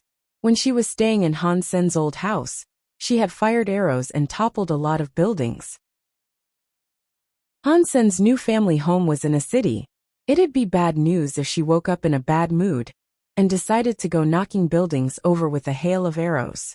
So, Han Sun wanted to bring her to the Geno universe to prevent any unfortunate accidents while he was away. Death Goddess and Lady Chef generated their Geno armor in the cave. Han Sun and Wang Yuhang crouched in the cave and kept watch. Suddenly, Han Sun heard someone's voice drawing near. Oh no! Having little uncle here really is bad luck. Dragon Lady and Death Goddess are in the midst of generating their Geno armor. They cannot be disturbed during this process. Han's son frowned as the voice drew nearer and nearer. You go in there, and make sure Dragon Lady and Menger are protected. Han's son spoke to Wang Yuhang at a low volume. Wang Yuhang knew that he was currently weaker than the average commoner in the Geno universe. There was no point hanging around with Han's son, so he did as he was instructed and returned to the cave. Han's son was crouching just outside the entrance of the cave.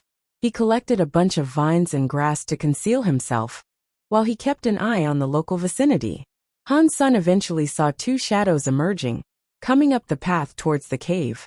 One of them had the upper body of a human and the lower body of a snake. It looked like a female serpent. She moved her body approaching. Ghana. Han's son was shocked. In such a barren place, catching sight of a Ghana was rather rare. Next to the Ghana was a person with the head of a cow. It was different from the one Han's son had seen before. This one was definitely a female, and its chest had two steel orbs. It looked scary. Han's son perused a summary of the various races that could be seen on planet Crooked Rock. He knew that the one with the cow head belonged to a race called Cow. They were a fairly populous race on this planet. There were so many of them on the planet because they owned a large portion of it. Although the Ghana were in control of the planet, their numbers were lower. It was not uncommon to see a cow as a subordinate of the Ghana, but this seemed to be a little different to the usual. The Ghana was in chains, with her hands clasped tightly in cuffs. The cow behind her had a spear, and it was pointed right at the Ghana's back. It seemed as if the Ghana was a prisoner. Gia, do you have any idea what you're doing? The Ghana woman kept on moving, but she looked angry when she spoke. Miss Guna, I know exactly what I am doing. You are worth a lot of money, and after I sell you, I can make a happy life for myself on any planet I select, the cow woman with the steel chest said. Gia, I had no idea this is the sort of person you were. We raised you up, and we treated you like family, and now this is what you do. You're just going to up and sell me? You are cold-blooded. Guna nibbled her lips as she spoke. Family? Stop pretending that nonsense. You gonna always treat us cow like slaves. We're just something that can produce milk for you. We give you everything. And what do we get in return? A compliment? Let me tell you right now, that is worth nothing. Gia gave a cold smile. Guna continued biting her lips, and she did not respond. Gia spoke again though, saying, And don't you dare play any sort of tricks. If you do, I can guarantee you'll suffer. Who are you selling me to? Guna asked. It does not matter. It's just a race that can pay a generous sum. After that, Gia pushed Guna. Move. Go into that cave for now. The buyer will soon be here. Han's son was still crouched in the vines. He thought he was having quite the stroke of misfortune, learning that the cave was the supposed place of the trade. Han's son didn't say a word. He just erased all traces of his presence and remained shrouded amidst the vines. He clutched the handle of Ghost Teeth knife too. When Guna reached the entrance, her beautiful eyes looked to the vines Han's son was hidden beneath. She looked straight at Han's son, and she seemed very surprised. Han's son was shocked, and he thought to himself, very powerful senses for sure. I hid my presence, yet she can still see me? But Guna kept acting casual, and continued moving forward. She behaved as if she had only looked that way without meaning to. She didn't look at Han's son again, but as she approached the cave, she moved closer and closer to him. After a few seconds more, Guna passed right by Senator Han's son, still in the vines, did not move an inch until Gia was also in front of him. Then he leaped forward. With Ghost Teeth knife, he rushed out and tried to plunge it into her back. Gia was very powerful though. She could have very well have been an earl. Han's son still couldn't utilize Ghost Teeth knife's full strength, and as a result, he probably wouldn't have been able to damage her bones. So, he had to take aim and strike at the most tender portions of her body. Without any buffs, Han's son had to use his own strength to activate all of Ghost Teeth knife's power that he could. Ghost Teeth knife's blade was like a fong, and it stabbed Gia's waist without remorse. Her hide was thick though. She wasn't wearing armor. But even so, Han's son was only able to drive 10 centimeters of the blade into her back. Compared to her barrel-thick waist, he had only managed to plunge it in at around 30% of what was necessary. It most certainly wasn't enough. Jia had been ambushed, but despite that, she had no intention of fleeing. The attack seemed to enrage her, and she paid little attention to the wound she had incurred. She lifted the spear in her hand and gave it a hefty swing. Her spear was 3 meters long, and its shaft was as thick as a man's arm. Its top possessed a flame that strangely resembled the shape of a cow. Its swing was frightening to see, and it looked as if it'd tear the atmosphere in two. Careful, don't touch the horn power. She is brilliant when it comes to breaking armor. Guna shouted from the cave. Han Sen did not plan on fighting. He jumped a few meters back and avoided getting struck by the cow flame. Pang! Jia missed, and the rocks beside Han Sen were broken by that flame. Missing enraged Jia even further, and she came charging at Han Sen for a follow-up. Guna was currently in the cave, and she couldn't run. She was not worried about Jia, as the cow was focused on killing her assailant. Han Senator Jia did not think Han Sen was the buyer, as the buyer had not been informed of the trade location yet. He couldn't know they were here. If he did indeed belong to the buyer, it made no sense that the buyer would send someone so weak. If someone had the sort of money to buy a Ghana, they were most likely a duke or marquis. One of them could kill Jia easily. Jia was confused, but her spear lacked hesitation. The horn power she wielded came rushing towards Han Sen again. Han Sen led Jia up to the cave's entrance. He had run too far, and he thought Jia would stop chasing him because of Guna. Han Sen was afraid Guna would venture too deep and ruin the leveling up process of Dragon Lady and Menger. Wang Yuhang was also in there, but he was weaker than the lowliest commoner. Even with Guna being chained up, the likelihood of him beating her was next to none. Han Sen and Jia were both planning to fight right where they were. Guna saw Han Sen, and she was able to determine that he was weak and no greater than a viscount. She expected that Jia would kill him fairly quickly, so with a limited amount of time, she pondered how she would best escape where she was. That being said, despite Han Sen's apparent weakness, Guna was able to tell how fast he was. Jia's attacks weren't even able to ruffle his clothes. Chapter 1873. Guna. A moment later, Han Sen knew exactly what Jia's power was. He did not hesitate, and he suddenly accelerated when her steel spear approached. The steel spear and the horn power it carried were unable to catch up with him. Han Sen flashed past Jia, laying a slash across her neck with his knife. The strike wasn't enough to completely behead her, but blood vessels and windpipe were severed. Jia couldn't speak, but she was still active. She swung her steel spear at Han Sen again. Han Sen sped up and dodged the incoming spear once more. Again he plunged his knife into Jia's back. Guna was standing in the cave, and she watched Han Sen's brutal attacks with an expression of shock. The rebate's teeth power? How? He is not even one of the rebate. How has he managed to use it? Guna dropped into thought. If he really is the buyer, an escape might be pretty difficult. At that speed, he's faster than a marquis. His power doesn't seem to match that level of speed, though. As Guna pondered all this, Jia dropped her steel spear to the ground and fell over. Her wounds were bleeding profusely, particularly the injuries on her neck. Her neck had been halfway severed, and it had swiftly drained her. She hadn't been able to stay strong. Her windpipe had been sliced in two, so she couldn't even scream. All she could do was twitch on the ground. Han Sen then shoved his knife into her heart with ease, due to her inability to resist. He ended her life just like that. Thank you for saving me. The Ghana will repay this debt with generosity. Guna bowed before Han Sr. And what sort of reward should I expect from you guys? Han Sen asked, glancing over Guna. This was his chance. He wanted to use his powers to impress the Ghana, so that they might consider joining him. He had previously thought an opportunity like this would be impossible to come by. But now, a chance had miraculously shown up right in front of him. He wasn't going to let this chance pass him by. If he played his cards right, he wagered he could take her to planet Eclipse. Guna looked at Han Sen and thought things might be going from bad to worse. She looked at his face and believed she had met someone who wasn't a good man. Guna smiled and said, "There's more of the cow on planet Crooked Rock, and the Ghana are going to be practically helpless soon. If you do not mind, I would like to bring my family along with you someplace." We can follow you. And we can help you. Han's son was surprised, and he observed her facade of sincere gratitude. It made him laugh. Can you take us with you, please? Gunna looked serious. I can take you. But only you. Forget about your family. We are poor, so we cannot take care of too many people. Han's son smiled. Gunna looked very sincere, despite her obvious anxiety. Do not worry. We have a lot of savings, and we can give it all to you. Just promise you can take us somewhere nice. Han's son did not bother talking with Gunna anymore.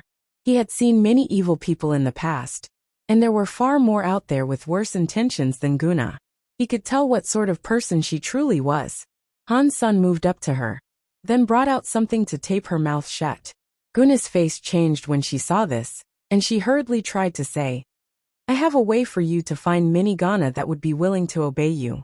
Just let me go. Han's son didn't stop, and the tape was drawing close to her mouth. She went on to say, I am the leader's daughter. You will encounter much trouble if you take me with you. And on top of all that, I don't know how to produce medicine. You will have no use for me, take my word for that. If you provide me the chance, I can get 5 pharmacists for you to take with you safely. Tell me more. Han's son was interested enough to hear more, and he was rather surprised he had met and saved the leader's daughter by mere happenstance. Good, Gunna said. You are my savior. If you take me back, my father is sure to provide you with the services of 5 pharmacists. I'll give you one more chance. Han's son looked at Gunna coldly. Gunna bit at her lips and said, You can take a video of me and blackmail my father into procuring the services. Just ask for the help of a few, and he is sure to agree. Han's son went ahead and covered her mouth. He picked her up and left the cave, even as she struggled. Han's son wouldn't blackmail a leader of the Ghana. The Ghana were considered kings of the planet, and so it would be quite easy for them to track Han's son down. And if the Ghana did find him, many elites of other races would do their best to save Gunna, all in the hopes of earning more of the Ghana's trust. The elites would undoubtedly find themselves summoned like Jade Gold King had been. Han's son just wanted to take her back to Planet Eclipse. There was nothing she or her family could do once she was there.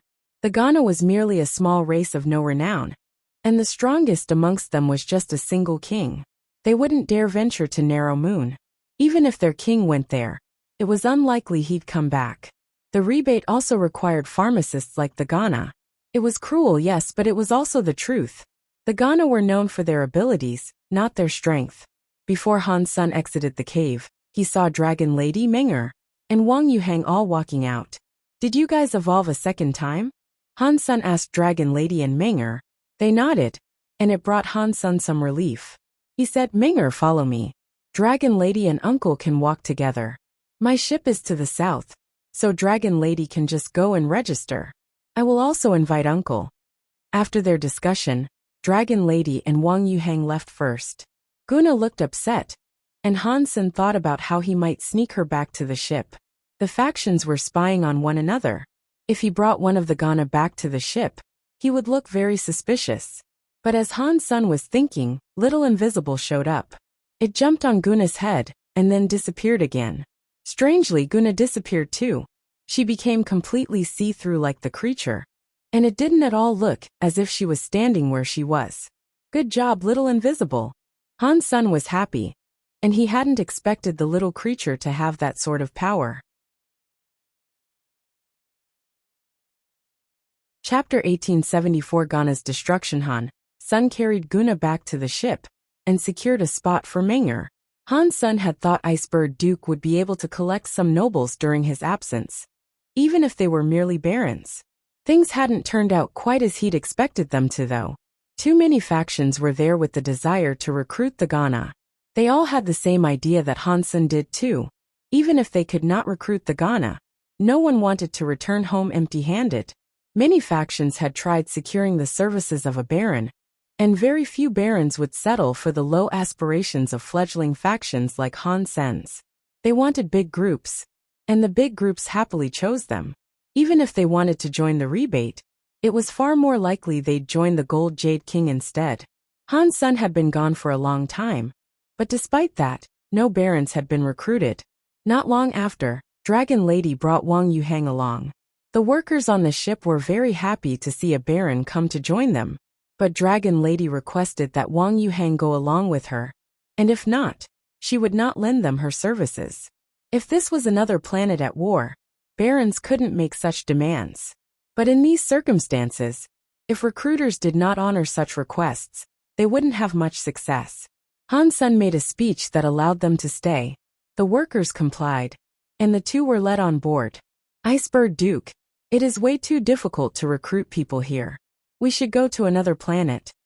Han Sen hid Guna in his room, and he didn't fancy staying around any longer than he had to. Okay. Iceberg Duke knew this would happen. She had warned Han Sen before they even arrived. But instead of rubbing it in, she simply agreed with him. When the ship started to fly off, many airships suddenly started to surround it. Han Sen's heart jumped in his chest, and he thought to himself, did something happen? Did they see me sneak Guna on board? It looks like I can't do bad things, and expect to get away with it. I just want her help.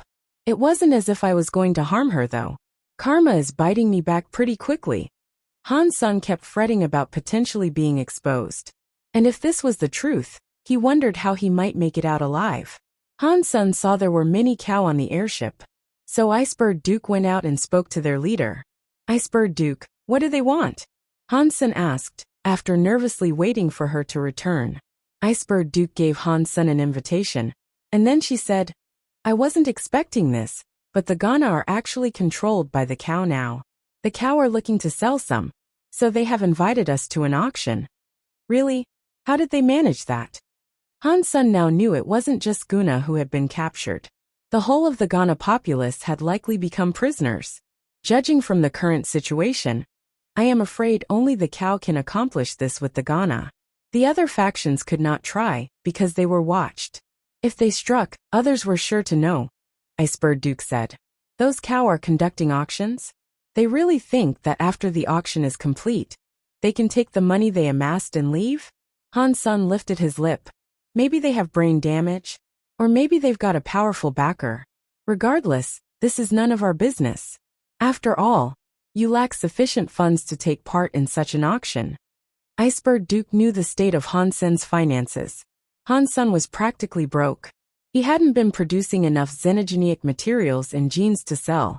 He had also been taking much of what they collected back to the sanctuary to feed his family and friends. Because of that, he had nothing for the auction. Maybe I should go just so I can at least learn a thing or two? Han Sen thought that if he left now, it would be too obvious. If he was there for the Ghana, and didn't even bother showing his face in an auction, his actions might be considered suspicious. If the Ghana had been defeated and were unable to protect themselves, no one would guess Guna was there, and so his secret would be safe. Han Sen thought he'd join the auction to at least keep himself from drawing suspicion. Back in his room, Han Sen used hidden mode. He wouldn't allow voices or videos to be sent outside his room. He also let little invisible jump off of Guna's head. The bed was colorful in the room, and that was where Guna appeared. Her body was cuffed to the bed, and her mouth was gagged. Only her tail could move. Let me go. If anyone finds out that I am here, you will be very dead. Guna looked fairly angry. Let me give you the bad news and the good news. The bad news? Well, all of the Ghana have become prisoners. And tomorrow, they'll all be auctioned off. The good news? You don't have to go to this auction and face slavery. You will become mine, Han Sen said. No way. You can't lie to me. Guna's eyes were open wide. No way. Then how did you end up captured by Jia? Han Sen brought out his invitation and showed it to her. She was tied up, but her tail was free. With it, she opened the invitation and stared at it with wide eyes that refused to shut. Those traitors. Guna looked even angrier. You are lucky that you aren't being sold off. Follow me and I will treat you well. I promise that you won't face a slave's treatment. Han Sen smiled. What do you want from me? Guna looked rather confused as she asked Han Sr., Nothing. I am only here to recruit. You should know the rules of the rebate though, Han Sen said, seeming to switch subjects abruptly. Guna looked at Han Sen and asked, You are not a rebate though. You are an outsider clearly. I think it is more than rare for an outsider to collect members for a faction. I think there are only a few who do this sort of thing. I don't think you're one of them. Outdated news, lady. I am Knife Queen's student. She's the leader of the bunny bunch. Of course I have permission to recruit people here. Hansen smiled, and then went on to say, when I boarded the ship, did you not see the rebate around? Did you not see the respect and politeness they showed me? Knife Queen has taken an outsider for a student? Gunna could hardly believe it. Believe it or not, it does not matter to me. After that, Han-sun lay down on the bed next to her. What are you doing? Gunna was shocked, and she wished to avoid him. But she was tied up on the bed, and she was unable to move. What else would I do aside from sleeping? Han-sun was lying on the bed, and he looked at Gunna as he spoke. Don't you dare. I would rather kill myself. A shiver ran down Gunna's spine when her eyes met with Han-sun's stare. She had heard a lot of races outside her own were quite sick. Han-sun smiled and grabbed her jaw. Chapter 1875 Gunna's Holy Lady. Don't touch me. I will. Gunna was young, and so her body had already started to shake. Han-sun stroked her cheek, and he found it to be remarkably soft and smooth. Then he pulled his fingers back and said, Don't worry. I am not interested in creatures that are unable to stretch their legs. I can't let other people see you, that's all. So for now things will have to remain like so. When we're in Narrow Moon, you can sleep wherever you wish to. After that, Han-sun closed his eyes and got some sleep. Eventually, upon realizing Han-sun really was there to rest, Gunna finally felt relief. But that night, Gunna found herself unable to get a wink of sleep. She lay awake, thinking about all sorts of things. Everything had happened so quickly. She had been kidnapped by Han-sun, while the rest of her family and race were made items for auction. Thinking about her family, and her own fate being in the hands of others, Gunna started to cry. The next morning, Han-sun woke up, and saw Gunna looking at him with incredibly red eyes. He frowned and said, Why are you looking at me like that? I didn't do anything. Han-sun was hoping Gunna could be a fine worker for him on Planet Eclipse. He didn't want to kick things off with a sour relationship. Do you really want to recruit me as a member? Gunna's eyes could not stop blinking. It looked as if she wanted to see right through Han Sr. What else would I need you for? I am not interested in xenogenics. Han-sun got up, ignoring Gunna's red eyes as he spoke. Are you going to the auction? Gunna asked. Yes. Han-sun did not have to hide anything. Gunna gritted her teeth and said, Let's trade. If you help me get a Ghana, I will obey you without question. I will diligently work for you in Narrow Moon. That sounds like a fair enough deal, but I don't have the funds. I am only going there for show. I don't plan on buying anything. You know the Ghana are really expensive, don't you? The auction will be nuts. People will be throwing tall stacks of money around. Han-sun slumped his shoulders. I have a way. Gunna spoke only after receding into thought for a while. Han-sun looked at Gunna and told her, Tell me then. If things aren't too complicated, I might be able to take you up on the offer. Icebird Duke and Han-sun went to the auction. It was set in a beautiful palace, which was where the Ghana had gone to pray. Now it had become an auction house to sell Ghana. Seeing the Ghana statue, Han-sun sighed and thought to himself, It looks like praying to God is useless. The Lord helps those who help themselves, I guess. There were many elites attending the auction, and they were all sitting down at tables. None of them looked weak. Greetings from Icebird and Han Sr. Icebird Duke took Han-sun to meet Gold Jade King. Gold Jade King was a handsome fellow, and his rabbit fur was all gold. He looked very noble, almost like a holy deity. On top of that, Han-sun also thought he looked very familiar. Now that he thought about it, the Earl Rebate he had beaten in the Moon God Festival looked remarkably similar. You are Knife Queen's student? Gold Jade King's golden eyes looked at him. Yes. It's good to meet you, sir, Han-sun said politely. He didn't want to offend Gold Jade King. If he really wanted to buy the Ghana, he needed Gold Jade King's power to do that, and still make it back to Narrow Moon. Han-sun and Icebird Duke's combined power was fairly weak. Even if they secured a Ghana, they could easily be mugged. Gold Jade King nodded and said, Find a seat and sit down. Yes. Han Sun and Icebird Duke answered at the same time, and then they found a table with available seats. There was a space next to Gold Jade King's table, but he did not invite them to sit with him. As a result, they did not. Han Sun dipped his finger in a glass of water and used it to write on the table. Icebird Duke, that gold-eared Earl in the Moon Festival. Are they related? Icebird Duke saw it, and also wrote on the table, Gao Ji is Gold Jade King's 17th son. That's not good. If something happens to us here, do you think he'll help us? Han Sun felt depressed hearing this. It is hard to say. Gold Jade King might have many children, but he does love Gao Ji above the rest. After you defeated Gao Ji like you did, well, it's not surprising that he's upset about it. It is best, all things considered, that you don't start trouble here. Icebird Duke finished writing. Han Sun sighed, and he thought to himself, I don't want to start trouble here either. But if I don't buy that Gana will never obey me. I need to think about this. A few minutes later, the auction hall was full to the brim with people. Many of the cow were busy, occupied with serving the people that had come to the auction. Any of the kings who were present could likely kill each and every cow there, so no rules were needed. There was a cow that looked like Jia, and she went up on stage. Han Sun could not discern the differences between each cow. To him, they all looked the same. Their chests were like basketballs, and the smallest of them was like a football. Don't they have males? Han Sun wondered. After the cow said a few words, they brought out a Gana that had been wrapped up in chains. After a brief explanation of the Gana's identity, the bidding began. The kings were worried, hoping no one would try to steal it. They let their subordinates call out their bids for them. Quickly, the first Gana was purchased for a high price. And then one by one, more of the Gana were auctioned off. Gold Jade King let the Duke next to him do his bidding, but he was unable to secure one. Han Sun felt that something was amiss.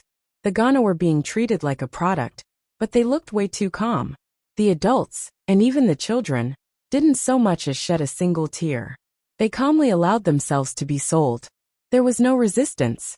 And after they were purchased, they quietly stood next to their buyers. Something is wrong. Han Sun looked around, but he did not see anything unusual. The next one to be sold was the Holy Lady of the Gana. While the cow-headed thing made its introduction, a Gana lady was brought up. When Han Sun saw her, he was in absolute shock. The woman looked exactly like Guna. She had a delicate face with white skin. Her waist was extremely slender, and her breasts were mighty and full. She looked just like Guna. Chapter 1876 Purgatory Heaven. Everyone should know that the pharmaceutical talents of the Gana are connected with their power. The purer their blood, the greater their medicine becomes. This holy lady is not of the royal family, but her blood is as pure as it gets. She is undoubtedly the best out of all the Gana. Her starting price is, the cow kept on speaking. The people around all started shouting out their bids, which annoyed the auctioneers. The clamor shocked Han Sun quite a bit. There were only a few dozen Ganas still waiting to be sold, which put pressure on the bidders who still hadn't secured a Gana. And this was the holy lady, so she was a hot item.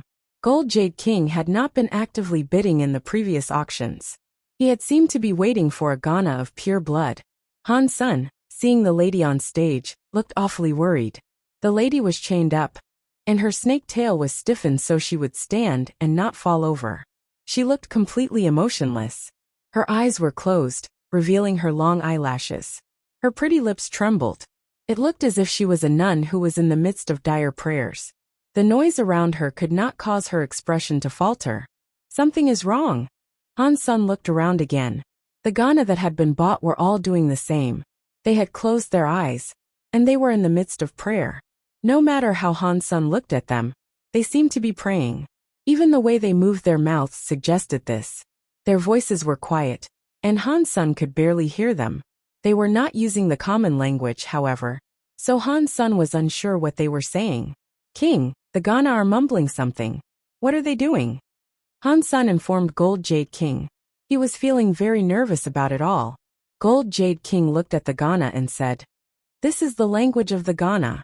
They are praying for the assistance of their god. If their deified elite was here, Their prayers might actually help. But that elite betrayed the Ghana long ago, and they might not respond to the prayers. Gold Jade King went back to ignoring Han Sun and bidding on the lady. Many kings were elites, and they were fearless. Even though there was danger in being there, they wouldn't stop. They would try to grab whatever resources they could first. Han Sun was not that strong, and he was afraid of what might happen. He listened to Gold Jade King's words and got even more nervous. Icebird Duke, let's go, Han Sun said, standing up. Why? Icebird Duke was able to sense something was wrong, but not with the clarity Han Sun could. Han Sun did not have the time to explain. He walked away and said, I am uncomfortable. Let's walk and talk, shall we? Icebird Duke was confused, but she still stood up and followed Han Sun out of the hall. Before they made it outside, however, the lady being sold on the stage raised her voice. Emotionlessly, she called out, hearts like glass, bodies like mirrors fall to hell and become dust. If the heart has heaven, only then will you be free. If the heart has heaven, only then will you be free. The praying Ghana all began to open their eyes. Their voices bellowed over the proceedings of the auction. Shut up. A cow guard hit one of the girls. She didn't try to avoid the strike, and she allowed the whip to hit her. Her lovely face was marred by the presence of a mark. The girl that was hit ignored the strike, and she continued to speak. I told you to shut up, didn't I? The cow guard hit her again. Her snow-white skin split open, and blood began to spill over her body. The lady still kept her holy look though. She was chanting alongside the other Ghana, uncaring for the wounds she had sustained. It seemed as if she wasn't the one bleeding. Kings like Gold Jade King were now starting to feel as if something was really wrong. Thinking they were strong, though, they did not believe they had a reason to fall back. The strongest Ghana, there was no greater than a duke, so they did not think they had to be afraid. They did not have to give up the Ghana they had already bought either. Suddenly, the statue in the hall suddenly made a catch noise. The statue cracked, and the crack wreathed its way around the entire statue. A big slab of stone fell from the statue. It was followed by another, and another, and another. When the rocks fell, they revealed something gold inside the statue. Something is inside that Ghana statue. Everyone was shocked, looking towards the statue. Boom! There were too many cracks across the statue, and they eventually caused it to shatter like glass. All the stone fell off, revealing a gold statue on the inside. That Ghana goddess statue looked just like Guna as well, just like the lady on stage did. The snake tail of the statue, come to life, slithered slowly back and forth. The floor began to rise up as countless twisted arms. They looked like demonic arms from hell. The goddess did not look down to the ground. Her hand was raised, and her eyes looked up to the sky. She looked very holy. Seeing that weird Ghana statue, Gold Jade King and the others were all stunned. One duke was so scared he screamed, Purgatory Heaven. This is the Ghana's deified item. Why would it be here? Kill these Ghana. We cannot let them activate Purgatory Heaven, some noble shouted. Some people started to run off, but it was too late to do that. The sky above the hall was shining with gold. You could not see the stars or the galaxy high above. The place was plunged into complete darkness. The machines came to a stop. The sky above was bright, but its light didn't reach the ground. Only the gold Ghana statue lit up the hall. Everything else was dark. It looked like hell. Someone drew out a weapon and killed the Ghana right next to him. But when the Ghana died, their light was absorbed by the statue. And when it did, the whole world became darker. Idiot! Don't kill them. They are sacrificing themselves, a king shouted coldly. Horrible screams began to erupt from the outside. A cow from outside rushed into the hall, but a large portion of her body had already been ripped away. She struggled a bit and then died. Chapter 1877. The hall shrouded in death. So what if it is a deified item? Without the deified one to control it, what can they really do? A king asked, his voice hard. His body looked very bright. He took his subordinates and a Ghana outside the hall. His godlights tore through the darkness, lighting up the outside of the hall. The nobles in his employ followed him. They traveled through the dark, wanting to return to their ships. But before they could make it far, strange arms started to writhe their way out of the ground. They grabbed those that traversed the darkness, and even the Ghana. The king struck with his godlights. He cut down the weird arms, but he was the only one that could protect himself. The dukes were unable to hold off the grasping arms, and they found themselves getting pulled down into the earth. When the arms latched onto them, they realized that the ground beneath them was turning to mud. The weaker people were immediately pulled down, disappearing beneath the surface. The dukes struggled for a while, but the arms were ultimately too much for them. They suffered the same fate, albeit more slowly. Someone tried flying. A gold light shot across the sky to intercept him, and the flying figure was sent spinning up into the clouds. There was no sound, and he was simply gone. The king was invincible, but he cared little for the others in his employ. He made it out alive, but only 2 subordinates had survived alongside him. A dozen of the people that had previously been following him had been swallowed up. The few kings left inside the hall looked terrible. They knew deified items were scary, and they had heard about purgatory heaven before. They did not expect it to be that powerful. Not even king-class fighters could deal with a deified elite. The chances of an ordinary noble making it out were practically zero. The dukes could not leave, and there were not many kings. It looked as if most attendants were going to die right there. Seeing the gold Ghana statue glowing brighter and brighter, a few of the kings made their move. With their subordinates in tow, they led the way through the darkness. They left the Ghana behind, knowing they were likely unable to take care of them, despite their strength. The purgatory heaven would only get stronger, so not even the king-class elites were willing to stay behind. They could make it out now, but it was difficult to say if they would be able to do so later. Gold Jade King had not said a word thus far, but even he was keen to move. With his 2 dukes he ran out. He didn't say Icebird Duke and Hansen couldn't follow, but if anything happened to them, he wouldn't bat an eyelid. We should run too. Icebird Duke gritted her teeth. She knew she might die by following Gold Jade King, but staying would be a death sentence anyway. Why doesn't he attack the statue outright? Can't a few kings band together to suppress a deified item? Hansen pulled at Icebird Duke. If they could, do you think they'd choose to run? While Icebird Duke answered, Gold Jade King had already gained a great distance. If she was going to run, it was now or never. Icebird Duke's face fell as Gold Jade King increased the distance between them. Our only chance is gone. Maybe not. This hall is fine, Hansen said, while looking at the people remaining. There were some people still in the hall. The Ghana the cow, and a few nobles that had no kings. The nobles that had come with a king had already run out, but they had mostly been killed. The kings were unable to take care of their subordinates. Fuck. Speak, bitch. How do we stop this thing? If you don't tell me, I'll kill you. Many nobles were threatening to murder all the Ghana. One duke grabbed the Ghana lady and slapped her. Her face went swollen. You might as well kill me now then, the Ghana lady said. But there was no anger coating her words. Dying doesn't have to be quick. If you don't tell me the truth, you'll suffer a fate worse than simple death. The duke was absolutely furious. He grabbed her arm and tore a chunk of flesh off. The other nobles were also demanding that the Ghana give them a solution. They really wanted a way to get out of there. Stupid people.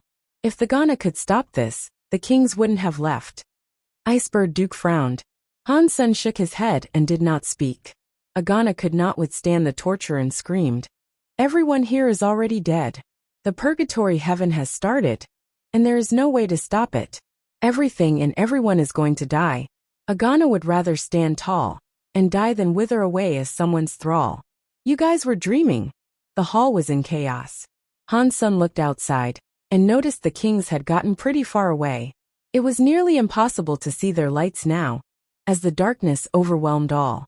Icebird Duke, let's take the Ghana lady with us. Perhaps there is a chance we might live.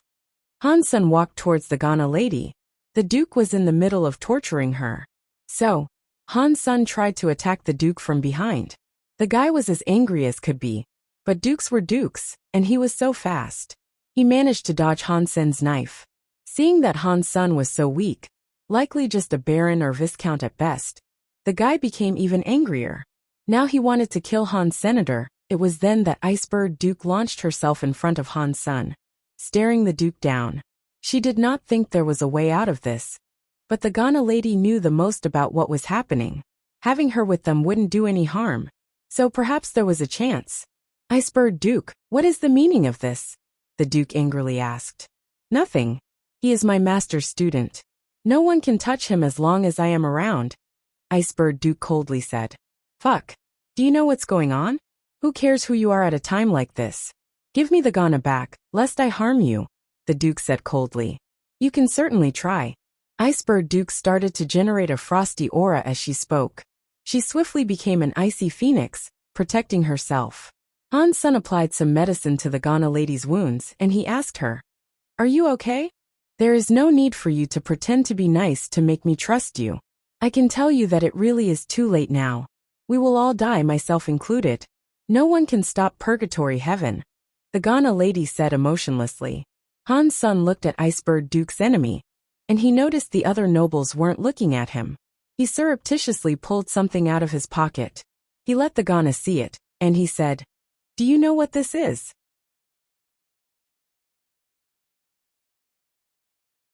Chapter 1878 Purgatory Bios. When the Ghana's holy lady saw the item Han's son was holding, her face changed completely. She looked at Han's son with pretty eyes and said, Where did you get this?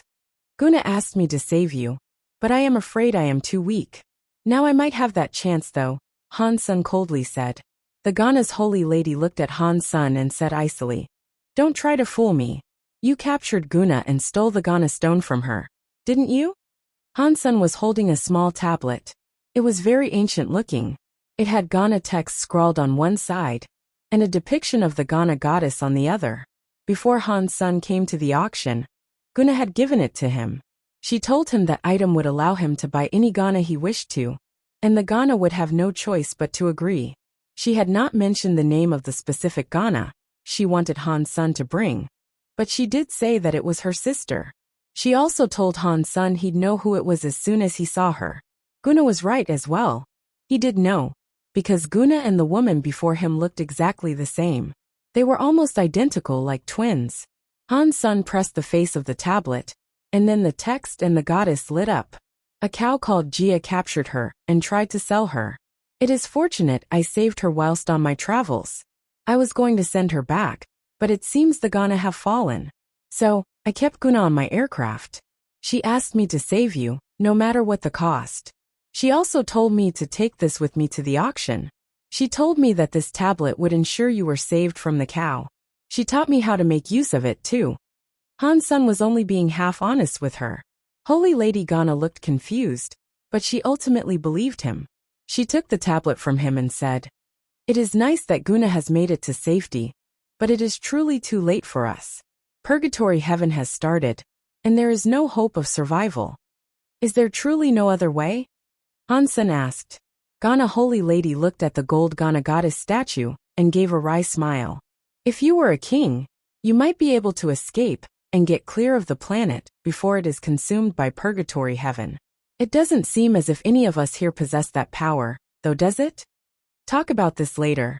Guna and my subordinates are on the ship. Is there a way to find them? Han's son was in a rush now. He was getting very afraid little Menger might end up getting swallowed by the powers of purgatory heaven. The Ghana Holy Lady thought for a moment, and then said, If Guna is with your fellows, they ought to be fine. But that sanctuary won't last very long. Where is your ship right now? It is docked to the south of here, Han's son answered quickly. Well, the least we can do is to try for it. Follow me at a pace no greater than 3 steps behind, the Ghana Holy Lady said. Then, she headed towards the darkness. Han's son quickly asked Iceberg Duke to follow them out into the darkness. The Ghana Holy Lady was glowing. Wherever she moved, no strange arms rose up from the ground. Han's son and Iceberg Duke stood right next to her. The Duke that fought against Iceberg Duke witnessed what was happening, and so he decided to follow them too. But he was a few steps away from the Ghana Holy Lady, and an arm managed to clutch his body. The Duke gathered up power to fight back the arms that came for him, but it was pointless. He flew up into the sky then, but as soon as he took off, a gold light shot out of the clouds and sucked him into it. Then he was gone. The nobles that wished to follow after them stopped. No one dared to step outside now. Han Sun and Icebird Duke were still able to follow the Ghana Holy Lady, but she had been injured. Although Han Sun had healed her, she was still moving very slowly. How about I carry you? Han Sun wanted to speed up, but he couldn't go any faster. The Ghana Holy Lady shook her head. I have a bit of the goddess blood in me. I can temporarily suppress the purgatory heaven power, but that's about it. I can't control it. I don't think I'll be able to fully escape purgatory heaven. If I'm not physically connected to the ground, even for just a moment, we will find ourselves in purgatory immediately. Han Sun had no choice but to follow her. The further they walked, the darker things became. And also the dimmer her glow. The arms surrounded them like toxic snakes on the ground. They would only roll and coil away when the Ghana Holy Lady was no further than 2 steps away. When her light became weaker, her radiance reduced. Han Sun and Icebird Duke had to stick extremely close to her. They were almost pressing against her back. There was a sudden shout. The Ghana Holy Lady's face changed and she said, "No! Purgatory heaven has developed faster than I assumed it would.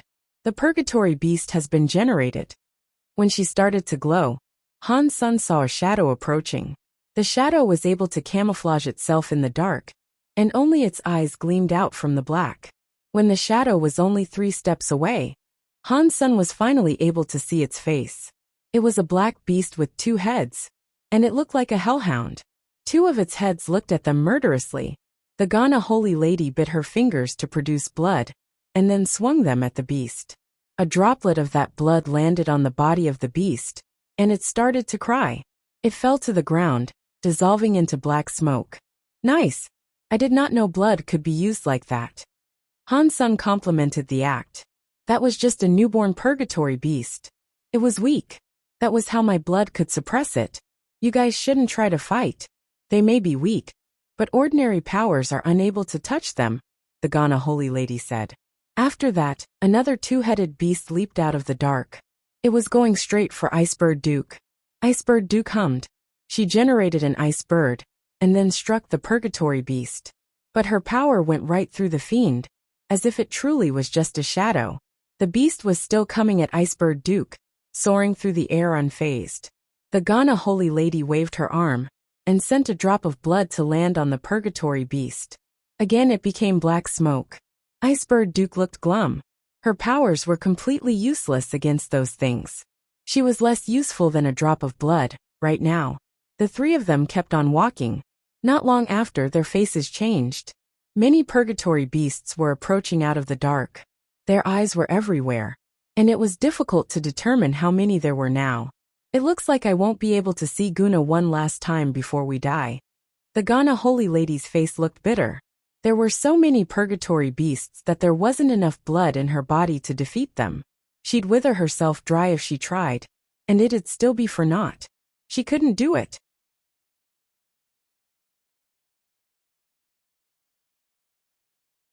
Chapter 1879 Killing Purgatory Beasts on the Aircraft. Guna was able to witness the changes transpiring outside the window. She screamed, "Gaia activated Purgatory Heaven? What is Purgatory Heaven?" Wang Yuhang asked Guna. When Han Sun left, Wang Yuhang, Han Meng'er, and Lady Chef were tasked with watching Guna, in case she got up to any mischief during his absence. Guna gave a wry smile, and she shook her head. It looks as if the Ghana cannot be saved after all. It is good, I suppose, that we all die here. No one shall live now. As Guna was speaking, a noise came from outside. Wang Yuhang wanted to take a look at what was going on, but before he reached the door, an arm shot up from the floor. It shocked Wang Yuhang, and he quickly leaped up on the nearest table. What the hell is that? Wang Yuhang could see that those same arms were starting to pop up all across the floor. Only the bed was devoid of hands, so he jumped over to it for safety. Han Meng'er and Lady Chef went to the bed as well. Lady Chef drew out her cleaver and tried to hack the hands. But it wasn't long before one of her hands was grabbed. Luckily, Lady Chef was able to pull back quickly. If she hadn't, she'd have been pulled forward and been a goner. What was that? Please don't tell me you don't know. Wang Yuhang asked Guna. Guna, looking all cocky, said, "Have you heard of the deified item of the Guna? It's Purgatory Heaven." "No, I haven't." Wang Yuhang, and the others were confused. They had just arrived there, after all, so it was extremely unlikely they'd know about it. Guna rolled her eyes and said, "Ignorance. How can you guys know nothing about our famous deified item? Anyway, that item has been activated. So we are now all going to die." Wang Yuhang smiled and said, "I don't think so. If it is an item of your race, there must be a way for you to deal with it." "No." Guna shook her head. "If you don't have a way, then why are the arms unable to close in on your proximity?" Wang Yuhang did not believe what Guna was telling him, and so he gave her a smug smile.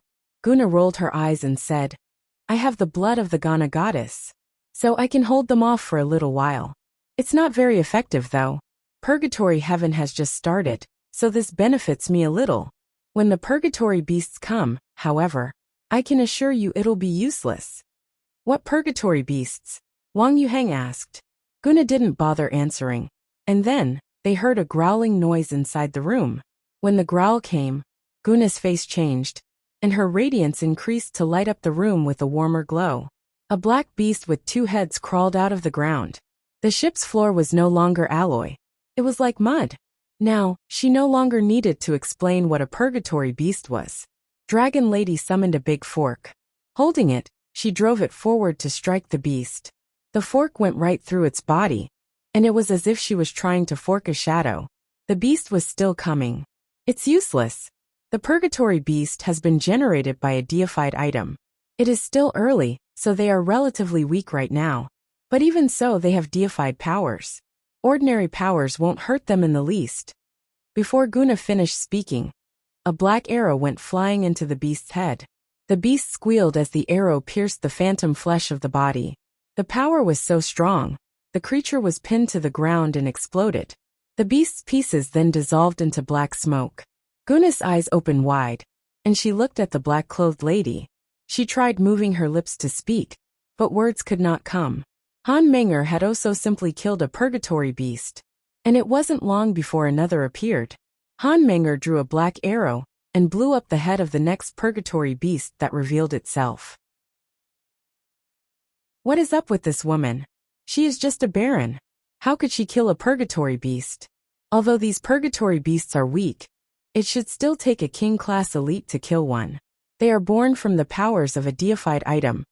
Guna was flabbergasted, watching Han Menger slay the purgatory beasts with arrows. No beast was able to show up in the room for long, as each one was killed by Han Menger. No wonder she is called Death Goddess. Only Han's son can compete with her. Wang Yuhang spoke fondly. After seeing the purgatory beasts get killed so quickly, he gave her a big thumbs up too. Out on the streets, Han's son, Icebird Duke, and the Ghana Holy Lady were surrounded by a legion of purgatory beasts. Icebird Duke's body was brimming with an icy power, and she cast her scary icebird to try to freeze all the beasts. But the icy birds went right through the bodies of the beasts, and didn't hurt them at all. It wasn't because her icebirds weren't powerful. The purgatory beasts were simply too high level. No one without special powers could damage them. Apparently, Icebird Duke was not capable of doing this. She couldn't restrict the purgatory beasts. Han's son brought out his ghost teeth knife. He tried attacking one of the creatures that drew near, but even the ghost teeth knife was slicing clean through without hurting the foe. Teeth power was useless against purgatory beasts, unless ghost teeth knife had been activated to its fullest, like when he was in the Raven Palace. It was a useless tool to wield. The knife had only been activated back then, because the Sun Raven was too powerful. These purgatory beasts weren't that powerful, and they simply smelled like death. And because of this, the true strength of Ghost Teeth Knife could not activate. The Holy Lady Gaia kept swinging her hands. She cast blood to attack and end the beasts, but she could not do this for that long. There was a limit to how much blood she could part with. She couldn't deal with them all. Gaia knew a lot about death, so she wasn't upset about the prospect of dying. What did make her sad, though, was not being able to see Guna one last time. Han's son gathered up some power of his own. He used the godlight from Jade Skin, which was at Viscount class, but it still wasn't enough to work on the beasts. As Han's son frowned and fell into thought, he heard the sound of a gunshot. A white-armored person with 2 revolvers appeared, repeatedly pulling at the triggers. Each bullet came out to strike a purgatory beast, transforming each and every one into a puff of black smoke.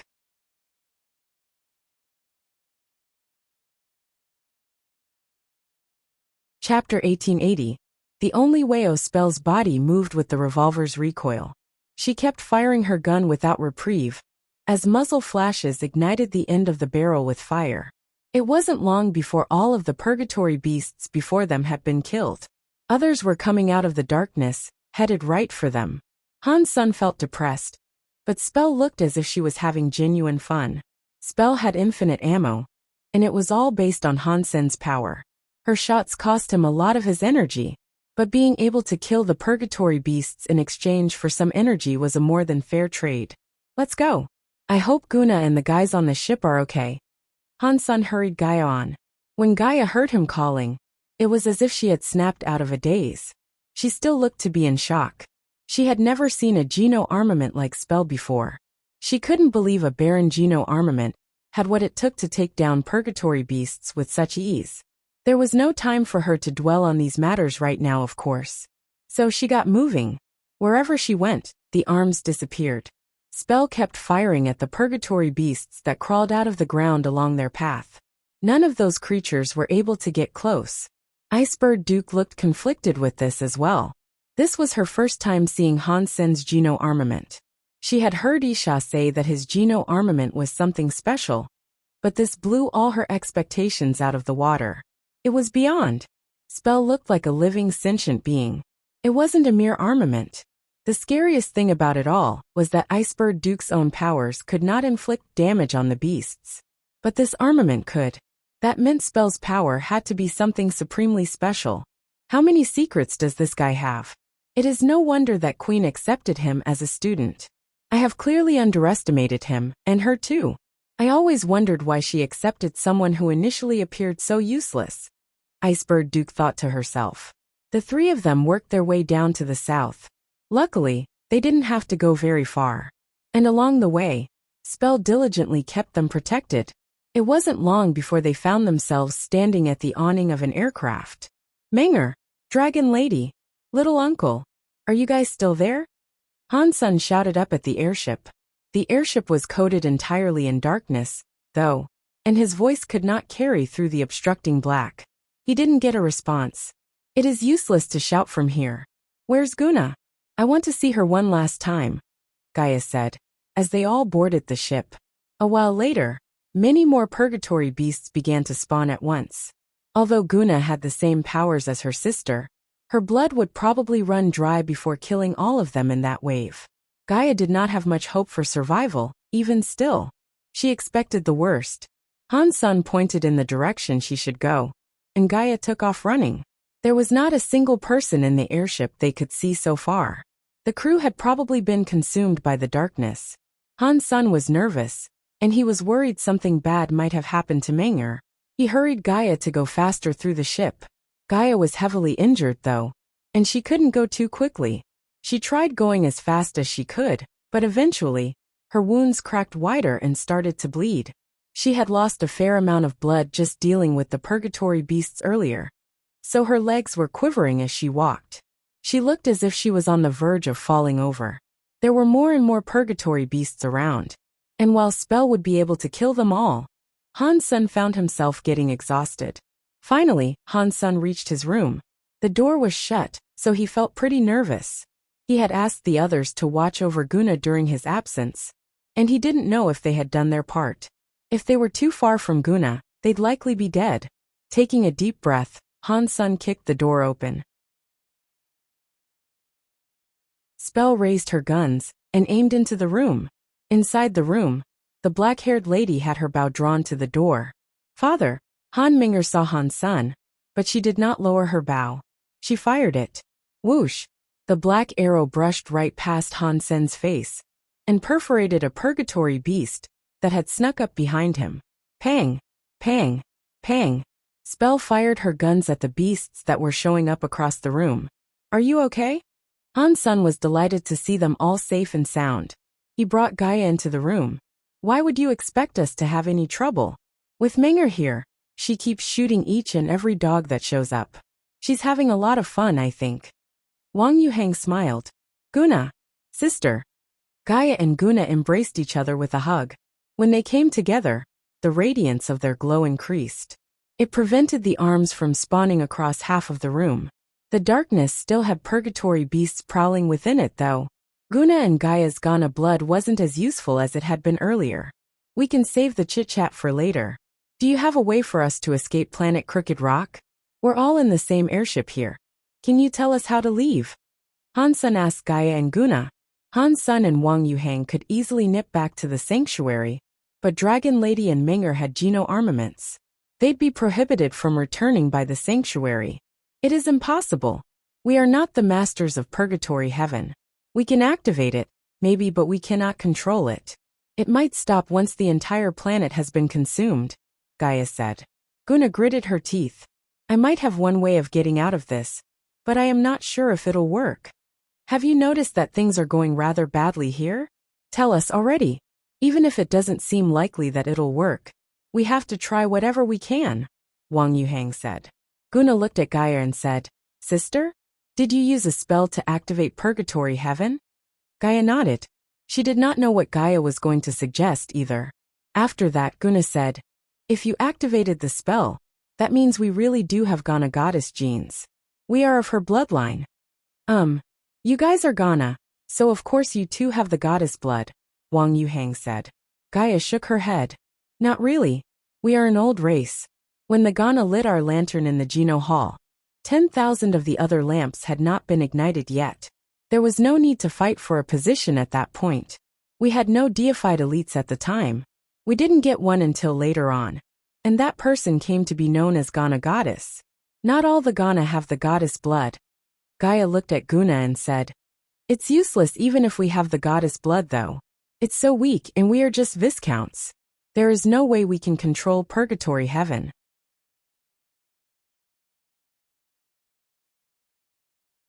Chapter 1881.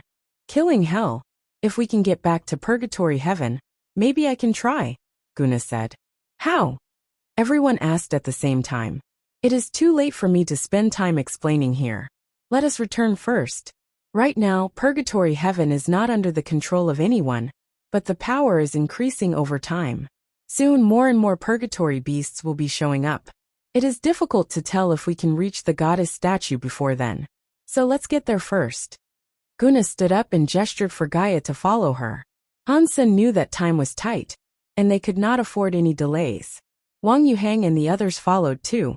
Guna and Gaia went together. While the pool of light was brighter, it still had a very limited reach. Han Sun and the others had to stay as close as they could to them. Han Menger and Spell kept firing at the Purgatory beasts that tried coming for them. It surprised Han Sun a lot to learn that Han Menger could shoot and kill the Purgatory beasts. Han Menger's powers were special. There was no doubt about that. Her genes originated in those of a god and a destructive goddess. A part of it was Han Sun too. The death-destructive power that she had gained was very unique.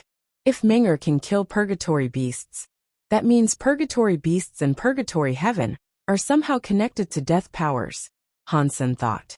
Han Sun could guess the element of the Purgatory beasts, but with the elements that could be used to counter them, it looked like something Spell could do too.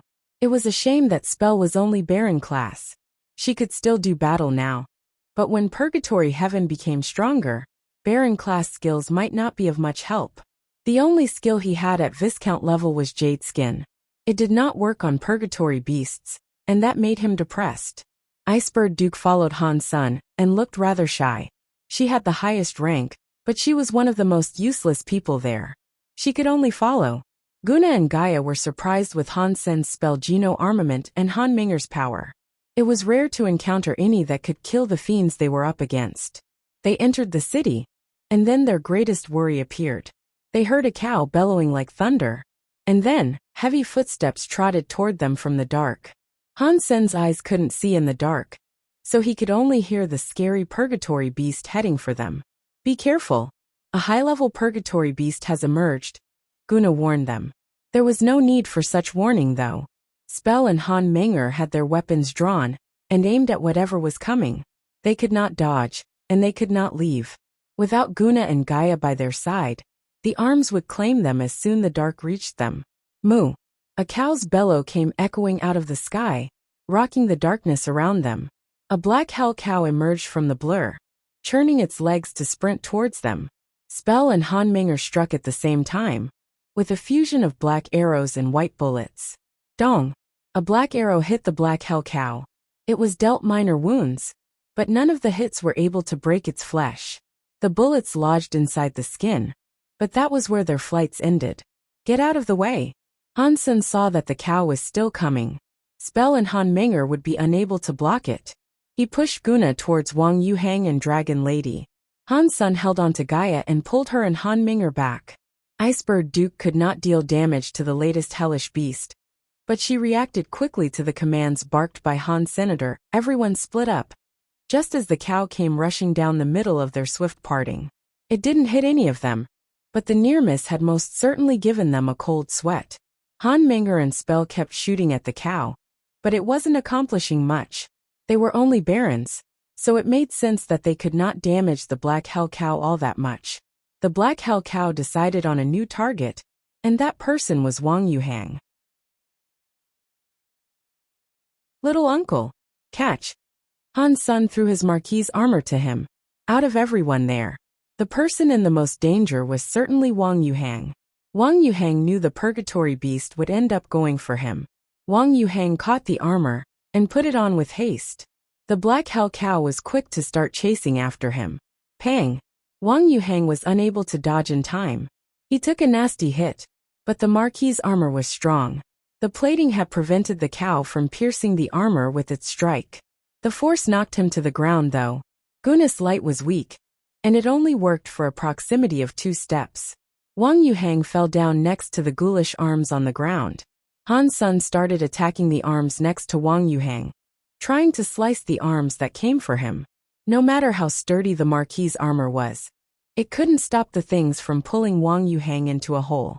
Ghost teeth knife and teeth power were useless under these circumstances. Han Sen found himself tightly gripping another knife, and he managed to hew down a few of the arms when he tried with that one. He was surprised by the result. Han Sen noticed it was the knife blank from Planet Knife Grave. The knife blank was like a steel rod. It did not possess the edge of a blade, but even so, he was able to slice through the arms that not even a duke's power could cut down. Of course, there was no time to mull this over right now. So Han Sen got back to work by swinging the knife blank. He cut every arm that had grabbed onto Wang Yuhang, and pulled the man out of the ground. Gaia and Guna were unable to close their mouths. If someone could kill purgatory beasts, then that meant they were strong. But the arms were the energy of purgatory heaven. Not even king-class folks could kill those arms. So, how was the stick-like item Han Sen wielded able to cut them down with such ease? A few seconds later, the black hell cow came speeding over to Wang Yuhang again. Old Han, help! Wang Yuhang was shaking, and he did not dare run. If he moved, he'd fall into the arms. That was just as bad as getting run over by the cow. Seeing the black hell cow almost reach Wang Yuhang, Han Sen pushed him over to Guna and swiped at the cow with his knife blank. A black cow's head barreled through the sky. Boom! The headless cow's body ran for a while before coming to an end atop the arms. They both became black smoke and disappeared. Gaia and Guna's eyes were open wide. They peered at Han Sen, thinking how unbelievable the entire thing had been.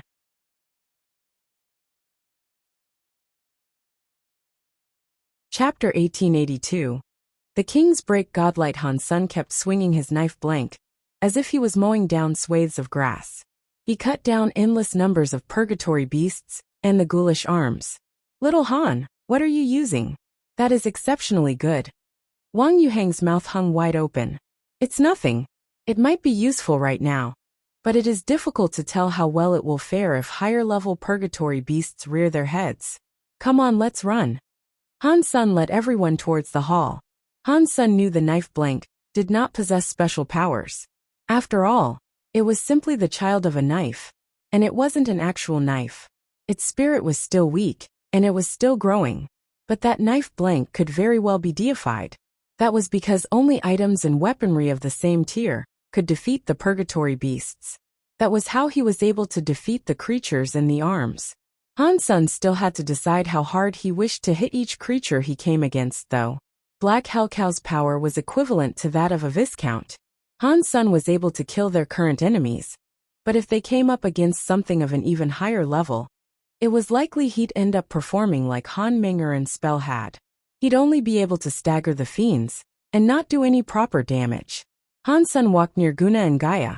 They went at a meandering pace, so Han-sun went forward with knife blank. He killed everything he could see in his path. From arms to two-headed beasts to black hell cows.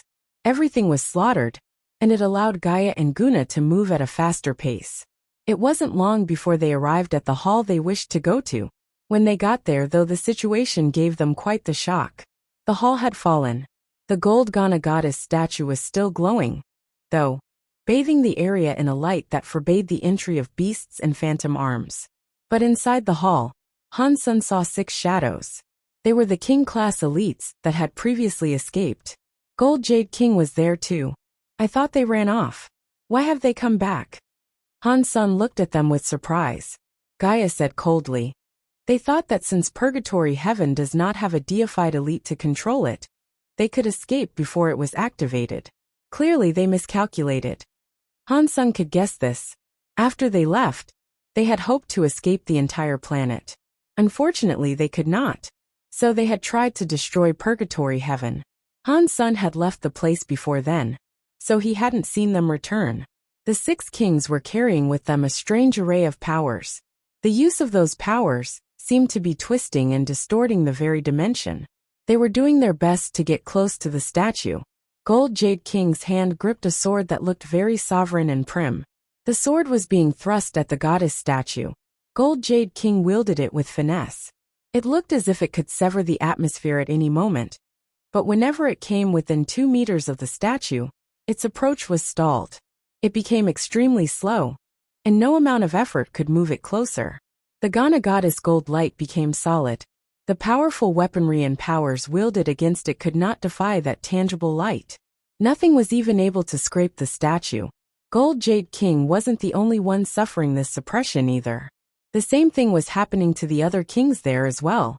A beast king was trying to bite it in the air.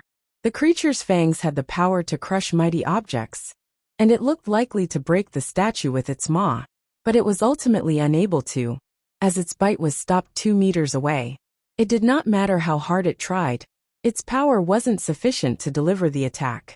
A giant-looking king was holding a mighty hammer. The hammer was coming down on the statue. Every swing broke the air, but it could not break the statue. It never got closer than 2 meters from it. Amidst those 6 kings, Han-sun saw a bald monk. He wore monkish garb like a robe. He struck the statue with the shadow of a Buddha. The same thing occurred to the monk as it did the other kings too. The godlight could not be broken. The 6 wielded an extreme amount of strength. Together, they kept pounding on the statue. If it was a planet they were striking, it would have exploded many times over. If they were unable to break the goddess statue's godlight, the power gap between a deified being and a king must have been rather large. What about the nobles in the hall? Han-sun looked around. Aside from the 6 kings attacking the statue, they were all gone. Gaia said, "Where the statue shines, there won't be any purgatory beasts and hellish hands. Ordinary people cannot withstand basking in that light for too long though. I can only assume they were blasted and dragged into purgatory that way." "Guna, is there a way to stop Purgatory Heaven?" Han-sun asked Guna. Guna looked at the statue and the elites, and she said, "I want to sacrifice myself and hopefully obtain control of it that way. Then I can ensure Gaia gets out of Purgatory Heaven." In attacking the statue, however, they have increased its power output. Even if I do sacrifice myself, doing so now would be useless. "You are so cruel. You only want to have Gaia escape this place, while everyone else is left behind." Wang Yuhang was so mad. "You guys are not nice. Whoever comes here has a reason to do so. They want to use us," Guna hummed. "This is not the time to talk about this, so let me ask again. Do you have a way?" Han-sun frowned. "No. The statue has been activated. Not even a king can get close to it. Unless someone deified is here, we will all die," Guna said. "Is there no other way?" Han-sun asked. As he looked at the statue, Guna hummed and said, "Yes. The other way is what the kings are attempting. Break the godlight and take control of purgatory heaven the hard way. Only then can you stop it." "How do I control it?" Han Sen asked. "It is difficult to control purgatory heaven if you don't have the blood of the Gana. The same would apply even if you were deified. But underneath the statue there is a crack. You can escape purgatory heaven that way." "That is what they planned to do, but they underestimated its power," Guna said, while pointing at the statue. Han Sen looked in the direction she pointed to. The end of the statue's tail did indeed possess a tear in the fabric of space. There was a long mark there. That mark is where our deified elites fought their enemies. After 1,000,000 years, it has yet to heal. That is why there is such a blatant flaw. Unfortunately, only deified elites can make use of it. King-class elites cannot, so we most certainly can't, Gaia said.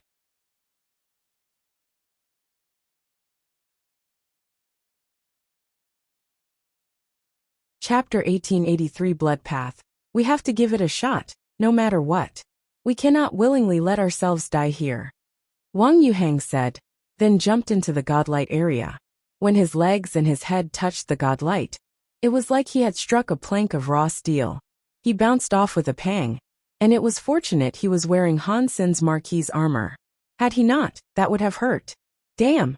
Is that light or a wall of steel? Wang Yuhang looked at the golden light. Why else do you think the kings tried to run? Gaia looked at him with disdain. Han Sen touched the golden light, and it was like stone. It was so smooth, he couldn't even find a seam or crevice. So Han Sen tried to use his ghost teeth knife to slice golden light. Sparks flew from the blade, but he could not break through the light. It's so hard. Han Sen was shocked. They could not penetrate the wall, so it spoke volumes about the kings who had been able to move through the light. But even so, despite their massive strength, they were unable to get close to the statue. Wang Yuhang and Han Sen were both unable to enter the godlight, but the 6 kings soon noticed them. Even as they tried hitting the statue, they looked around them and were shocked. They did not expect another big bunch of people to still be alive. On top of that, Han Sen's group only had average power. Aside from Iceberg Duke, the others were all decidedly weak. When they saw Guna and Gaia, however, they were even more shocked. And adding to that, they then looked happy. The giant king, still clad in armor, walked before Han Senator. He grabbed Gaia and Guna in his hands and took them over to the statue. There was a long pause. Han Sen saw this happen, but he did not move, and the giant had already taken them and brought them before the statue. What does he want to do? Wang Yuhang asked. Iceberg Duke coldly said, they cannot break the godlight. They want to use Guna and Gaia's blood to hopefully achieve a connection with purgatory heaven. It might enable them to reach the tear. Han Sen could not say anything. After they were taken, their protective light went with them. The arms started to rise like mad. But Han Sen's people could not enter the godlight, so he kept on swinging his knife blank to cut down the arms. Buddha King, you are the best at this. I will let you handle it. Our survival solely depends on you, the giant said, right before handing over Guna and Gaia to the monk-like king.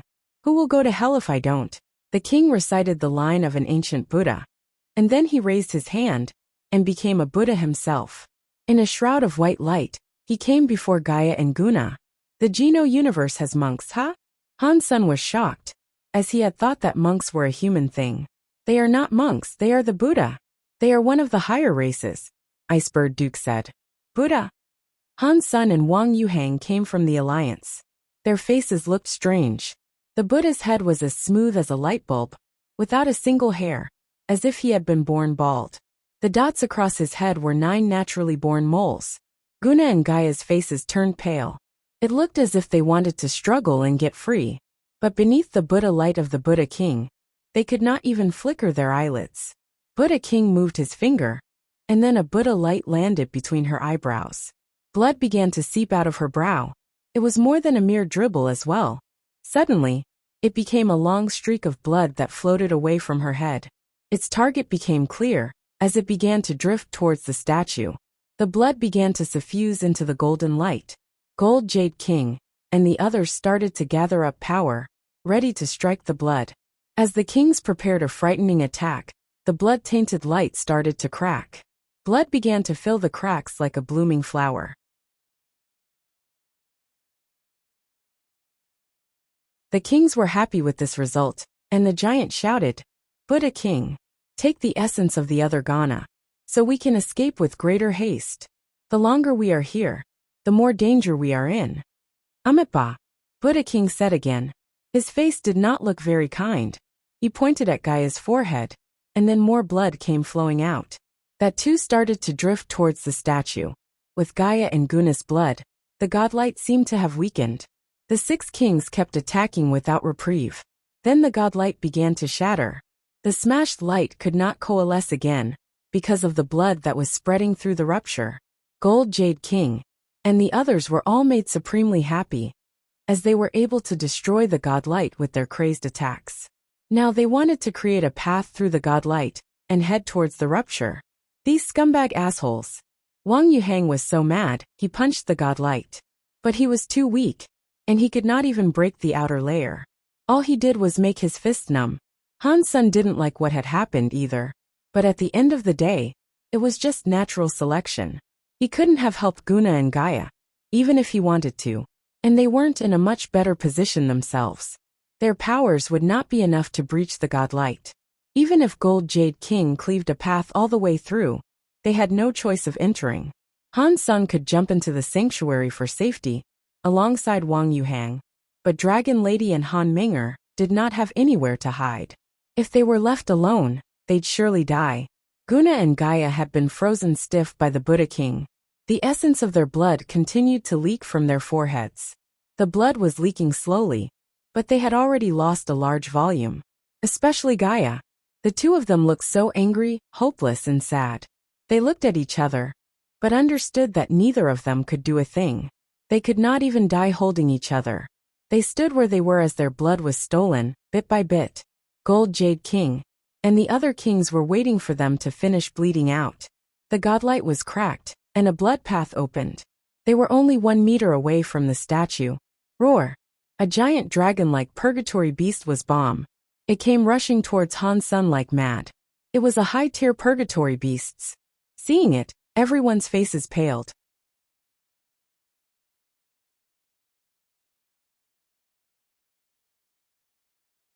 Chapter 1884. Heaven. Han Sun was busy cutting down the twisted arms, as the dragon-like purgatory beast came rushing for them.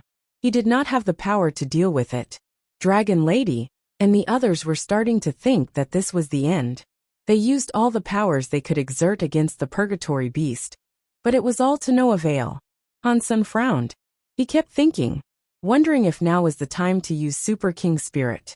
Just as he was going to activate Super King Spirit, there was a loud boom. A giant body appeared, and it was the Giant King. He landed in front of them, and used his hammer to smack down the purgatory beast. Go! The giant killed the purgatory beast, and his body possessed a radiant godlight. He ran back into the godlight, and it looked as if he had been talking to Han Sun and the others. This made Han Sun very happy, and he and the others followed Giant King into the goddess godlight. They stayed near Giant King, whose light was like a shelter. It shielded them from the goddess suppression. Giant King, why are you bringing them here instead of focusing on removing the godlight? A king with a spear asked coldly. Giant King's voice boomed like thunder, and he replied, "For this small group to have survived this long in purgatory heaven, they must be useful in some capacity. And furthermore, if we exhaust the blood of the Ghana, we can use theirs. Like hell we can. The blood of these 2 Ghana only works because they are of the goddess bloodline. This group isn't even Ghana, so what is the point?" The king with a spear kept attacking the godlight while he berated Giant King. "It's better than nothing." Giant King hammered the crack again.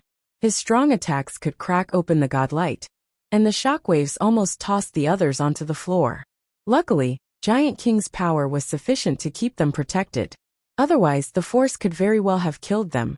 I thought they wanted to save us, but no. It seems that they are after something else. Wang Yuhang said, "No matter what the case is, it's better than getting killed out there, as seemed likely." Han Sun stood near the giant's foot. Han Sun was quite tall for a human, but even so, He only reached the giant's ankle. I just hope the kings can clear a path for us, Icebird Duke said. Many horrible powers came crashing against the godlight, and the path cleaved was becoming deeper and deeper. Guna and Gaia's blood was on the path, and it prevented the godlight from repairing its defenses. 6 elites kept striking at the path, and outside the godlight, the arms were rising and wriggling in countless numbers. There was an abundance of purgatory beasts too. They could not step into the godlight, and so they roared at the people inside. In the beginning, there was just that dragon-like one, but then other purgatory beasts emerged. They all looked murderous. There was a purgatory beast that looked like a real dragon, and it was flying in the sky. It looked as if it could consume everything. Han Sun could also see a creature that resembled an angel of some sort, but it was black. Even its wings were black too. It looked like it had come crawling out of purgatory. Han Sun and the others felt like they were in some big glass bowl. If the bowl broke, any of the purgatory beasts could eat them. It was fortunate that none of the creatures were able to set foot inside the godlight. Even so, Wang Yuhang and the others were very scared. Boom! There was an explosion, and the godlight shattered beneath the big hammer. Giant King had managed to destroy the final layer of the godlight. It revealed the statue body of the golden Gana. The entrance they needed was by the statue's tail. Guna and Gaia were dying, as they had lost most of their blood. They were still alive because they were strong, but also because the Buddha King had forced them to remain alive. He was worried that their blood would be rendered ineffective if they died. When the path opened up, Giant King ran straight for the crack. As the giant entered the crack, he became smaller and smaller. Eventually, he disappeared inside the space tunnel.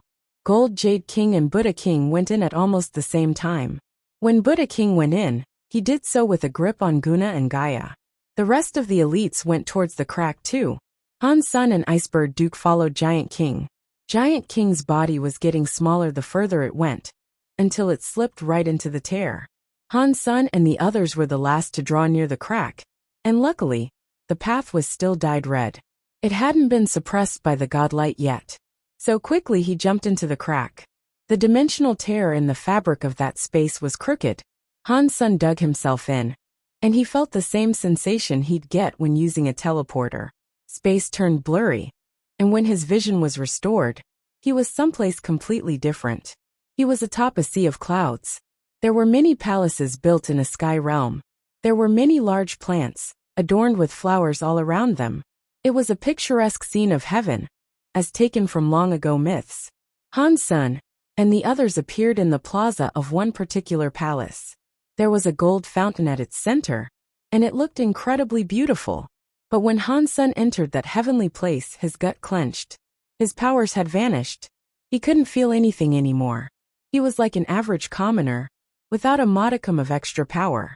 Han Sun looked around, and so did Icebird Duke. And when they did, they were shocked. It wasn't just them either.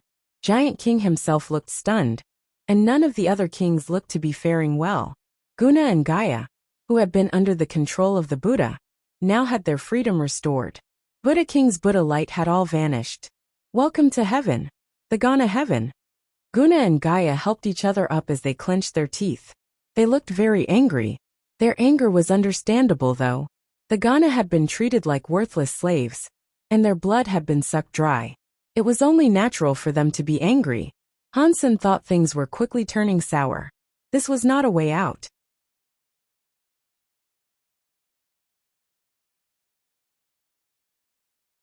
Chapter 1885 Imprison the Gold Fountain unleashed a gold light. The gold light descended on Guna and Gaia, quickly repairing their ravaged bodies. When Giant King witnessed this, he ran to the fountain and threw his hands into the water to try and absorb that same power. Arg! Giant King cried. The spring water was like a corrosive acid on his hands. The water was good for Guna and Gaia, but it was deadly for Giant King. Gaia coldly looked at Giant King and said, I told you that this is Gana's heaven. For you, this place is nothing short of hell. Only the Gana have power here, and can receive the boons bestowed by their goddess. We are practically invulnerable. All your power is stripped, so you are little better than an ordinary creature. After that, she smiled and went on to say, It isn't thanks to you lot that we are here, of course. Even if we had tried to use our own blood, we wouldn't have made it here alone. Is this purgatory heaven's heaven? Buddha King frowned. Yes. Outside is purgatory, and here is heaven, Gaia said. I have heard heaven is in the clouds. Why is it here? We arrived here through a slip space crack, which we broke open. Gold Jade King said. The slip space crack asterisk was just a lie that we created about purgatory heaven. The gold clouds outside are just a path that can take you to purgatory, through the statue. The clouds won't kill you, but you can be killed in heaven. By someone with power, of course. Guna said this, and then punched Giant King in the head. The strong Giant King was sent soaring. After his descent, he rolled violently until he came crashing into a wall, coughing up blood. Giant King stood up in a fury. He was a king who had never been humiliated before, and he really wanted to fight back. Before he could straighten himself up, though, Guna came forward and punched him again. This time, he went flying into the clouds. Gaia did not join Guna, and she simply walked to the palace near the fountain. Not long after, the clouds rumbled. Many clouds rose, and they each looked like a cage. Many creatures were inside them, and Giant King was one of them. Hansen now learned that the creatures that were trapped here were the ones who had been zapped by flying into the clouds. He knew Gaia wasn't lying, as all of those creatures were here. They had been trapped in the clouds, and while they had not died, they most certainly weren't free. Death was still an inevitability for them though. Many clouds came towards the palace. Hansen saw that the clouds that flew their house Ghana. Hansen counted their numbers, and he noted that most of the Ghana were here now. Hansen tallied 30 or 40. It seemed as if they had planned to be captured. Also they could end up here. It was the same for the other creatures who had been trapped by the clouds.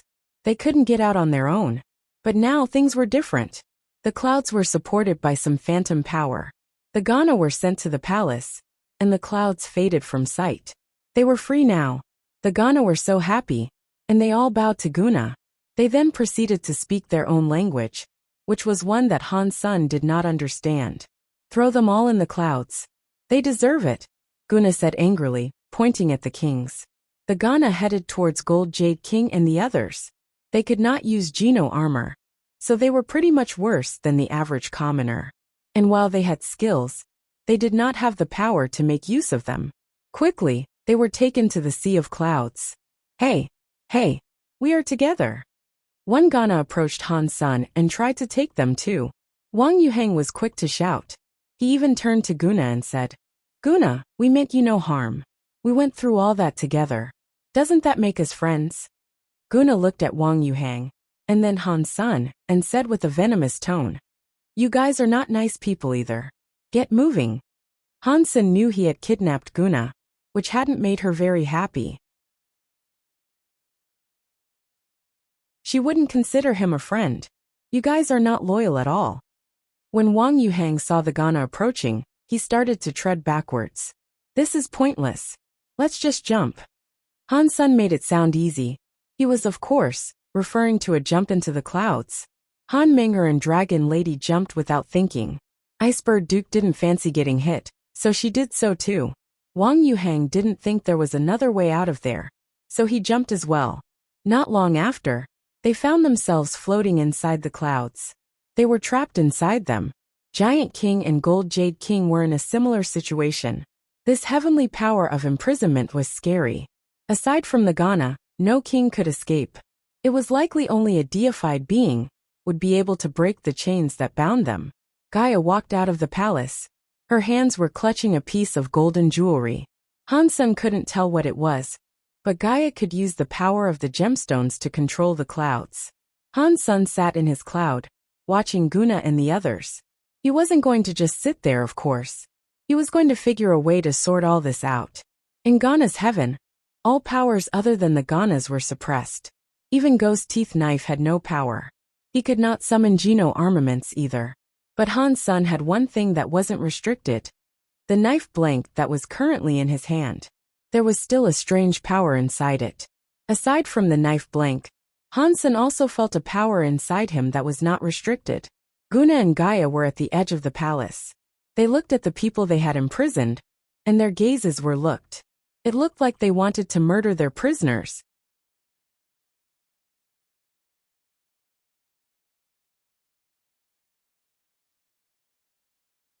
Chapter 1886. I Make the Calls. Gaia looked at Buddha King. The clouds that trapped Buddha King rose up and drifted over to her. Did you take the leader? Gaia asked Buddha King expressionlessly. Amitabha, I don't know what you mean. Buddha King said, after speaking out his Buddha phrase. Gaia looked at Buddha King and went on to say, I know how powerful the cow are. Without support, they wouldn't have been brave enough to betray us in the manner that they did. Amitabha, what does that have to do with me? Buddha King said, You think the Buddha Duke's meeting with the cow leader slipped our notice? Gaia looked angry, and she went on to say, If the leader had simply listened to me, none of this would have happened. Tell me, where did the leader go? Now Han Sun understood why they had not met a stronger Ghana. At the auction, they had only seen viscounts. The dukes had not appeared, and neither had the earls. They had already been taken by Buddha King. Buddha King and the cow had used the auction house as a distraction for the other races. While it played out, the more important Ghana were successfully kidnapped. Buddha King and the cow hadn't expected the purgatory heaven to come into play. It wasn't Buddha King's fault, of course. No one expected the Ghana's deified item to have been in the Ghana's hands, or for it to have been inside a random statue. Amitabha, if you release me, I will keep you safe and bring you all together again. Buddha King admitted he had his hands on their leader, clearly planning to use this as leverage. As soon as Buddha King said this, though, Gaia drew a ghostly scimitar and swung it toward his neck. In a split second, the king-class elite was beheaded. His head rolled across the floor, with his eyes open. No one had expected Gaia to simply cut his head off. The other kings were all in shock after what they had witnessed. Gaia was a very decisive individual. In this heaven, a king-class elite's life was as worthless and weak as the average commoners. There was no need to pay them respect. Han Sun was shocked, but it made sense. Gaia had already cast a spell to activate Purgatory Heaven, so yes, the fact she was a very decisive person was already established. Sister, you killed Buddha King. What about our leader? Guna sounded worried. Gaia coldly said, Killing him did not make a difference. Our leader isn't going to be returned, but don't worry, he's not going to die. He will likely be made a slave, for the Buddha won't kill him. The other kings did not speak, and Gaia was correct. The Ghana couldn't save anyone.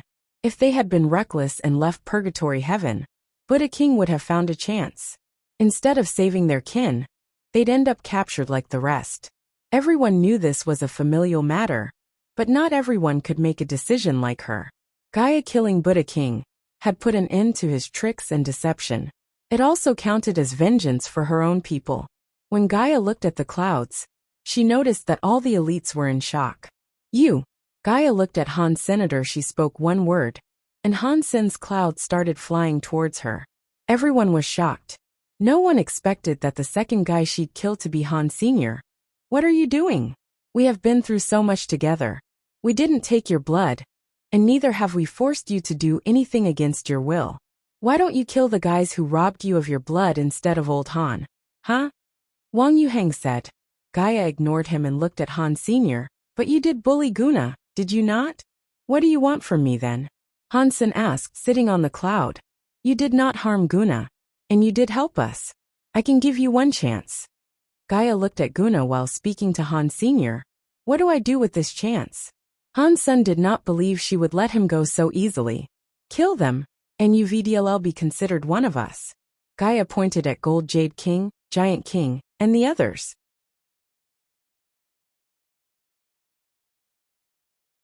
The 5 kings were sent forward, near Han Sr. Good idea.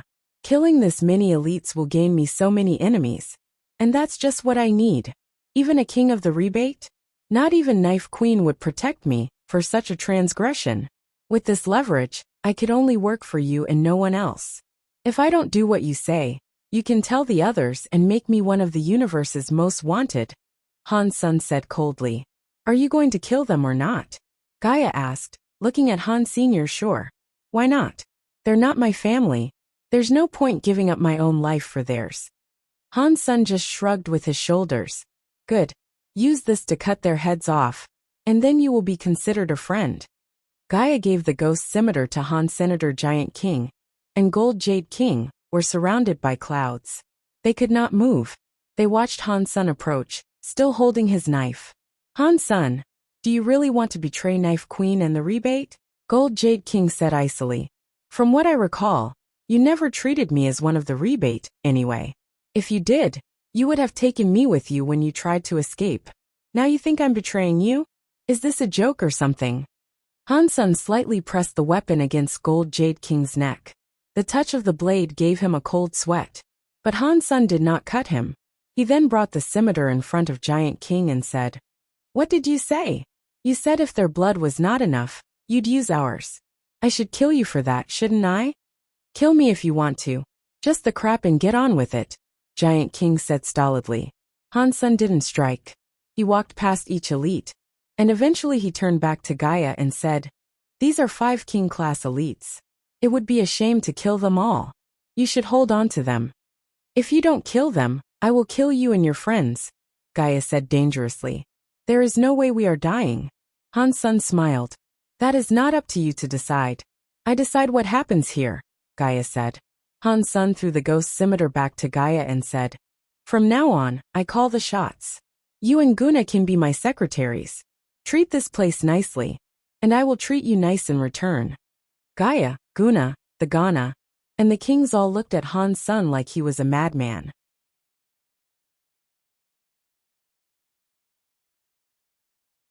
"Did you really just say that? Are you sick?" Guna asked, lifting her lips in a sneer. Gaia looked at Han Sun and slowly said, "Han Sun, you are special. That is why I have given you this opportunity. You have the chance to be friends with the Ghana. This is purgatory heaven. Unless a deified elite appears, no one can challenge my will. Buddha King is a good example for you to follow. Or do you not want to end up like him?" Han Sun nodded and said, "And I thought you were smart. I'm the one giving you a chance here. You and Guna can become my secretaries and nothing more. Don't misunderstand that. This asshole has lost his marbles. Let's lock him up," Guna told the others. Gaia used her gem to control the clouds again.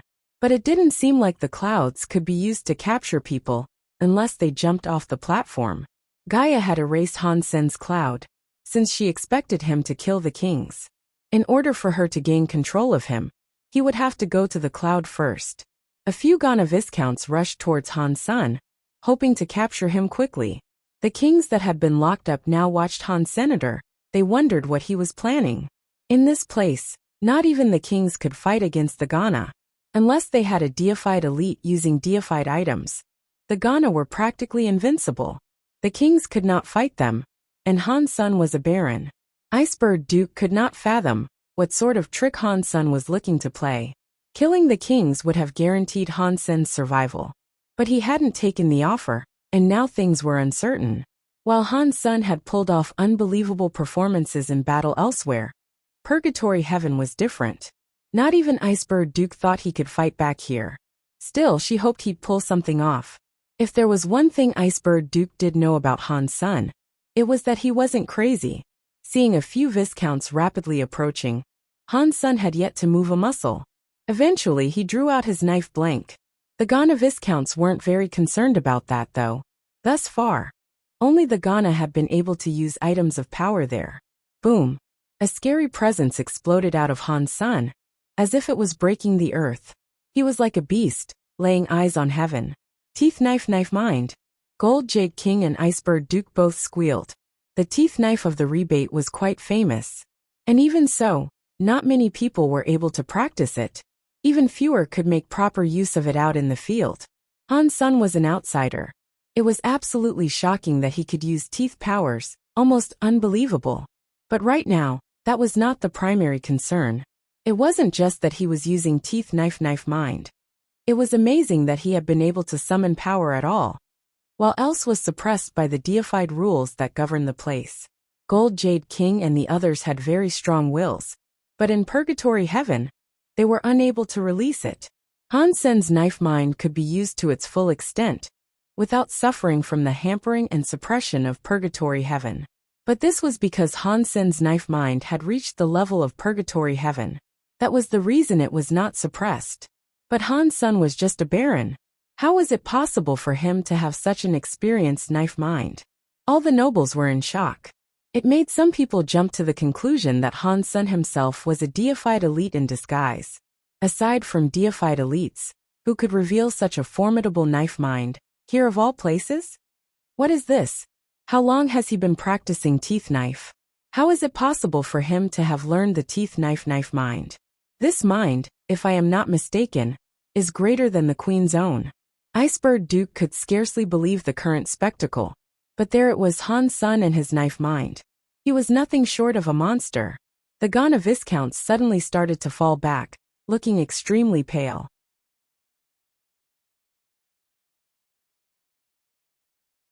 A deified knife mind was a very cruel thing, and it could break a person's will simply with the weight of its presence. But a knife mind was just a knife mind, and Han Sen did not have a deified body. If an elder of the rebate was present, the knife mind could have been used to kill all the Ghana a long time ago. Guna and Gaia looked at Han Sen in shock. The knife mind they were witnessing was rendering them speechless. Is he deified?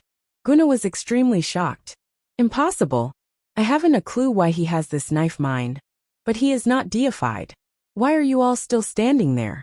Go and get him. This heaven belongs to the Ghana. It is a sanctuary built specifically for us. We're safe here. Gaia was actually quite frightened by what was going on. Still, she managed to keep herself under control and issue commands, telling her people to snatch Han Senator in heaven. Unless the Ghana were killed, their wounds would seal up and heal at a tremendously fast pace. They were pretty much almost immortal, in many regards. Seeing the Ghana nobles continue to advance, Han Sen said, I don't want to hurt any of you, so why are you pushing me to do just that? Han Sen was depressed. He had planned to use his powerful knife mind to bluff his enemies. But evidently, Gaia was too smart for that. Han Sen's plans had fallen apart. A knife mind was just a knife mind after all. Using it with knife skills was very powerful. But a knife mind on its own did nothing. Aside from the knife blank and the deified knife mind, Han Sen's power was under a big strain. Gaia did not show any sign of relenting, and she continued to command her Ghana troops to apprehend Han Sr. In that case, I must resort to Plan B. Han Sen's eyes began to shine, and soon after, the light quickly spread to the rest of his body. Han Sen's Plan B was always the same. He would assume the identity of Dollar. He activated his Super King spirit. His black hair became sparklingly white. It grew quickly, becoming a long white stream of hair. His body glowed with holy light. As the light shone from him, his body did not look real. Instead, he looked like a burned plate of steel. He was like a half-transparent god. Incredible power surged out of him. Everyone was in shock. They watched the godlike body approach. He really can use his powers in heaven. Guna looked stunned. She took a few steps back. A few Viscounts were directly before Han Sen right now. They swung their swords and arms towards him. They were afraid. They had originally planned to take him alive, but now they were keen to wave their swords instead. When the sword lights came against Han Sen, it was like they were hitting nothing. They didn't hurt Han Sen at all.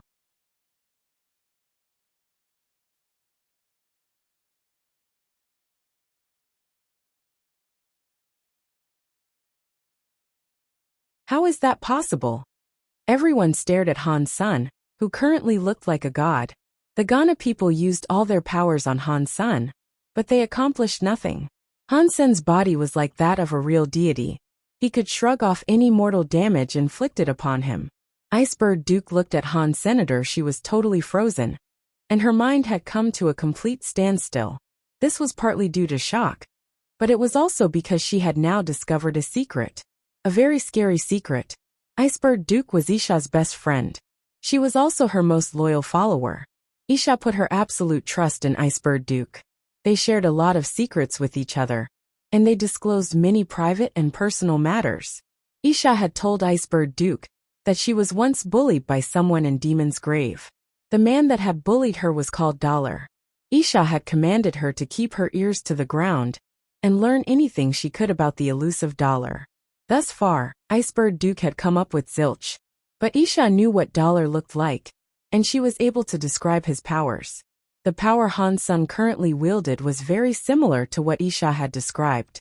Isha had mentioned all this more than once, so Icebird Duke remembered it well. Han Sun is Dollar.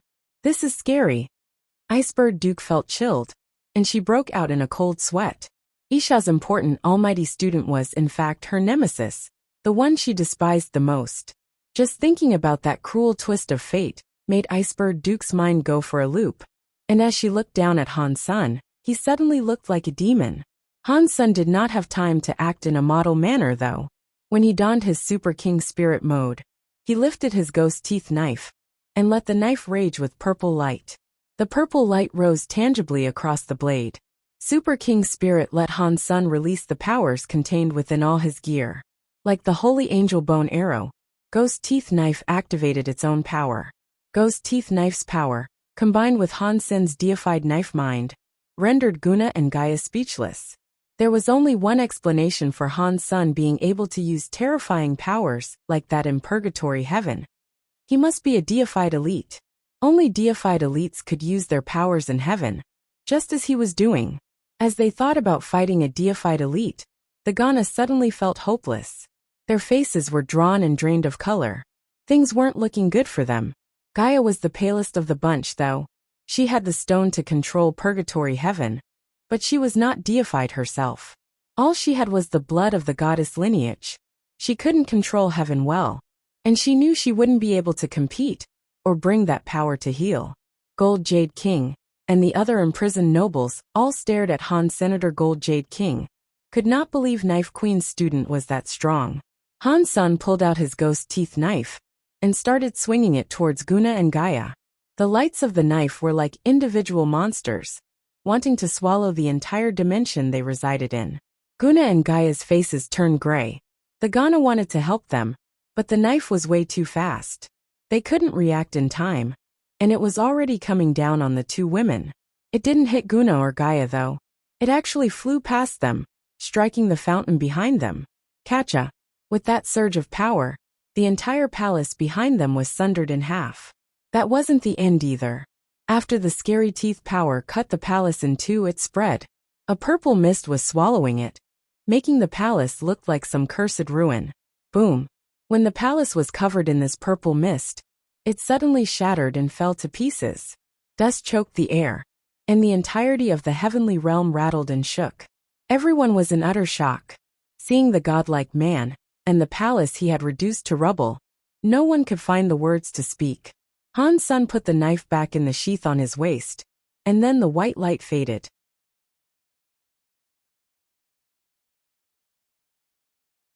He looked normal once again. He looked at Guna and Gaia and coldly said, "I thought you two were smart, and I would very much like to give you another chance. I'd like you and Guna to become my secretaries. What do you think of that proposal now?" It was almost the same sentences as before, but now the words sounded very different than before. Gaia was catatonic. She just stood where she was. Now that Han Sun had dismissed that incredible power, he looked even more mysterious. He was like a god disguised as a mortal. Gaia pulled Guna closer, and then she knelt. "Guna and I are willing to follow you. Our lives are dedicated to your service. Please spare us and the rest of our race from certain annihilation." Urk planet Crooked Rock had suffered one mighty disaster. All the creatures there had been killed in one day, and that included all the kings that were there. No corpses were left behind either. When the rescue teams arrived, they couldn't find anything living. But judging from what they could see, a few people conjectured about what had happened. Purgatory Heaven was not a big secret, so they guessed that the Gana had attacked. Others came after that to investigate this incident, wanting to know where Purgatory Heaven was. Han Sun was on his way back on his ship, and he had something on his mind that was giving him quite the headache.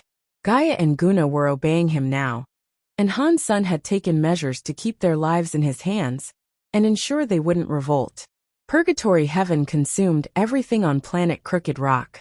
It had stopped now, but the gem Guna and Gaia used to control the statue had become a little gold statue that Han Sun had brought with him. The nobles in Ghana were still locked in that heaven, and Han Sun wasn't planning to let them out anytime soon. After all, they had seen Han's son become a super king spirit. He couldn't trust them fully, and so he couldn't release them back into the universe. Especially Icebird Duke. He could not let her see Yishao again. But if Icebird Duke did not return, what would he tell Yishao about what happened? If he said that Icebird Duke disappeared on the planet, then how would he explain the fact that he was fine? If he told her that they weren't on planet Crooked Rock, why would Icebird Duke be gone?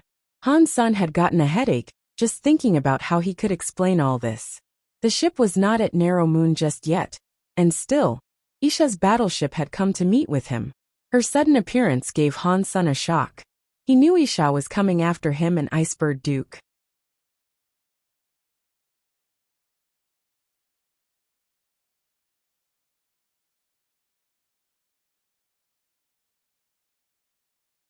Chapter 1889 temporarily passed. Where is Icebird Duke? Isha asked Han's son, as they stood on the knife battleship. Queen, I do not know where Icebird Duke is. Han's son gave her a wry smile. He wasn't planning on admitting anything.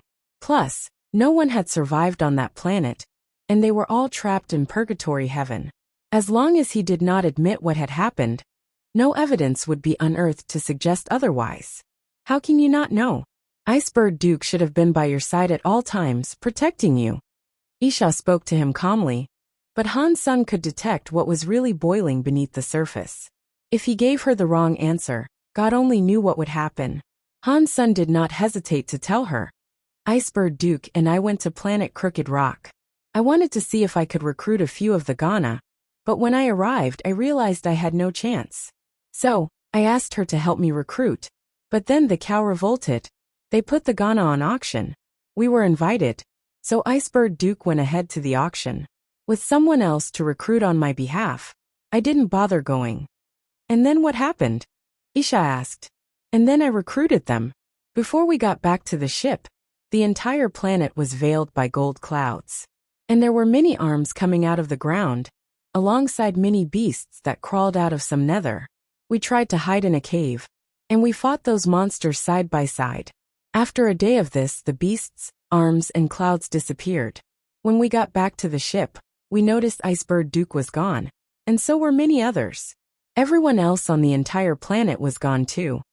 Han's son cooked up a hearty mixture of lies and truths to sell the story. He had to keep running with this yarn, whether or not Isha believed him.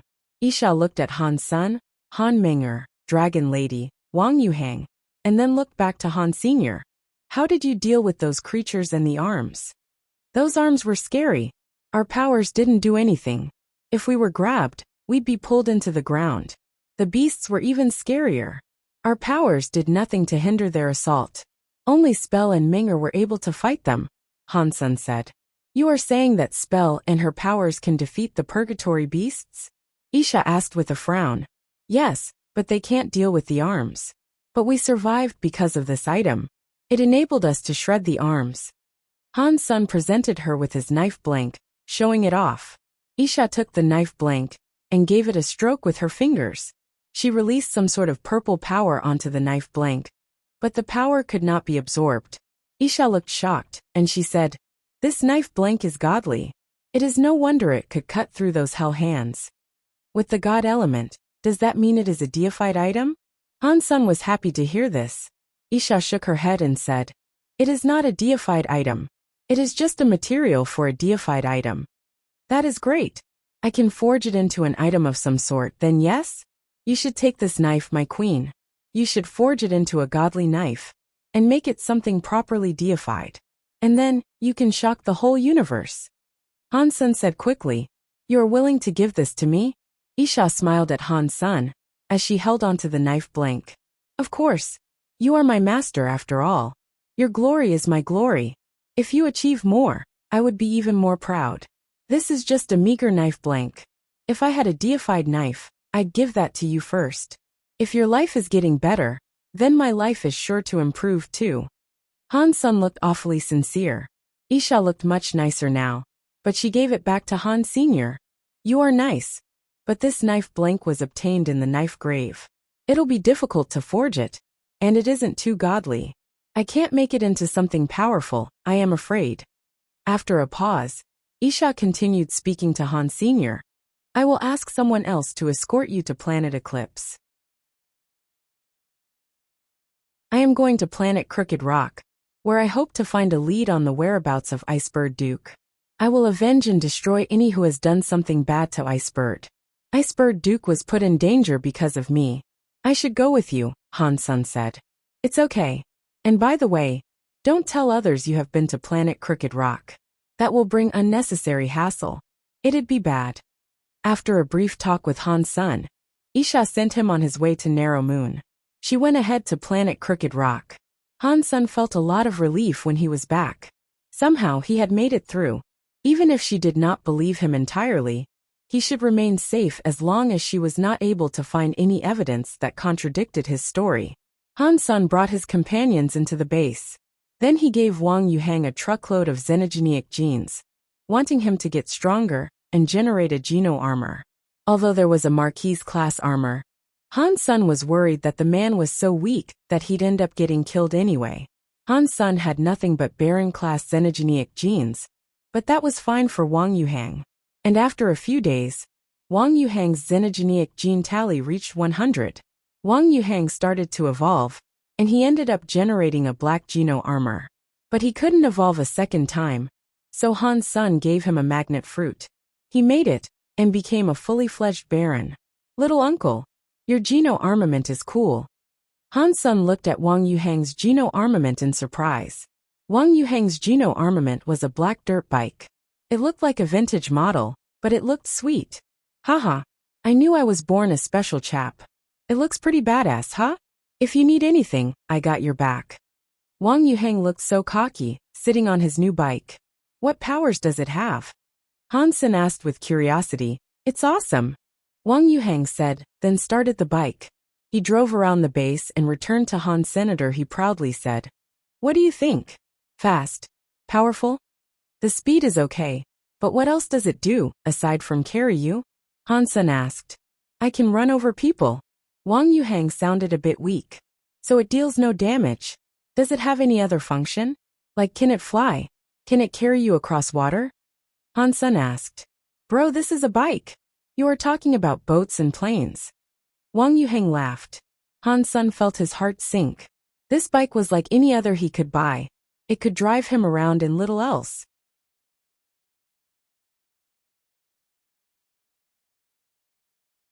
Chapter 1890. Returning to the Red Mist Valley. Han Sun thought about it, though, and he decided that the bike was probably quite suitable for someone like Wang Yuhang. If the man could use it to escape things chasing him, then it would be useful enough. Perhaps when the armament evolved some more, it would develop other abilities. Isha learned nothing from her trip to planet Crooked Rock.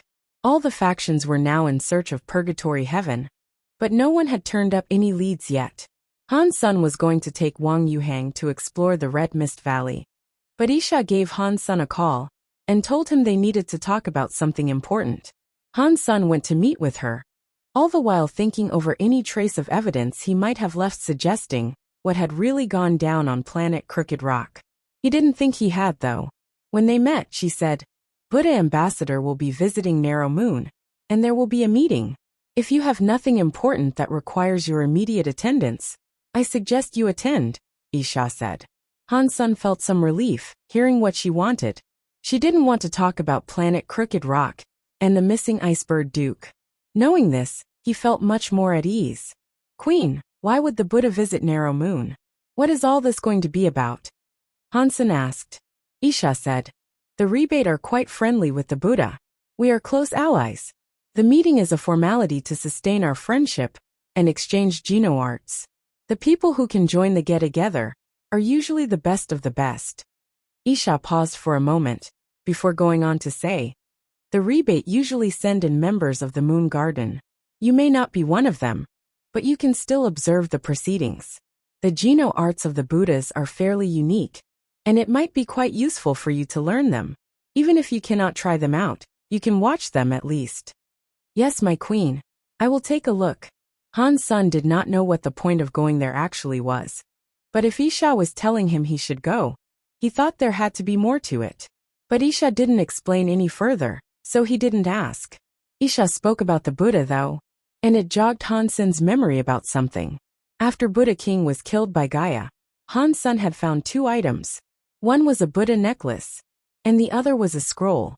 The scroll was scrawled in the text of the Buddha. After its translation, Han Sen learned that it was about a Jino art called Unlimited Sutra. Han Sen checked it out. The main part of the text pertained to evolving, which was practically useless where Han Sen was concerned.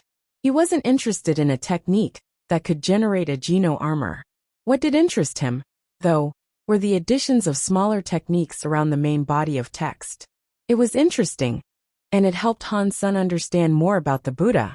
The Buddha necklace was a high-class treasure, but Han Sen could not use it.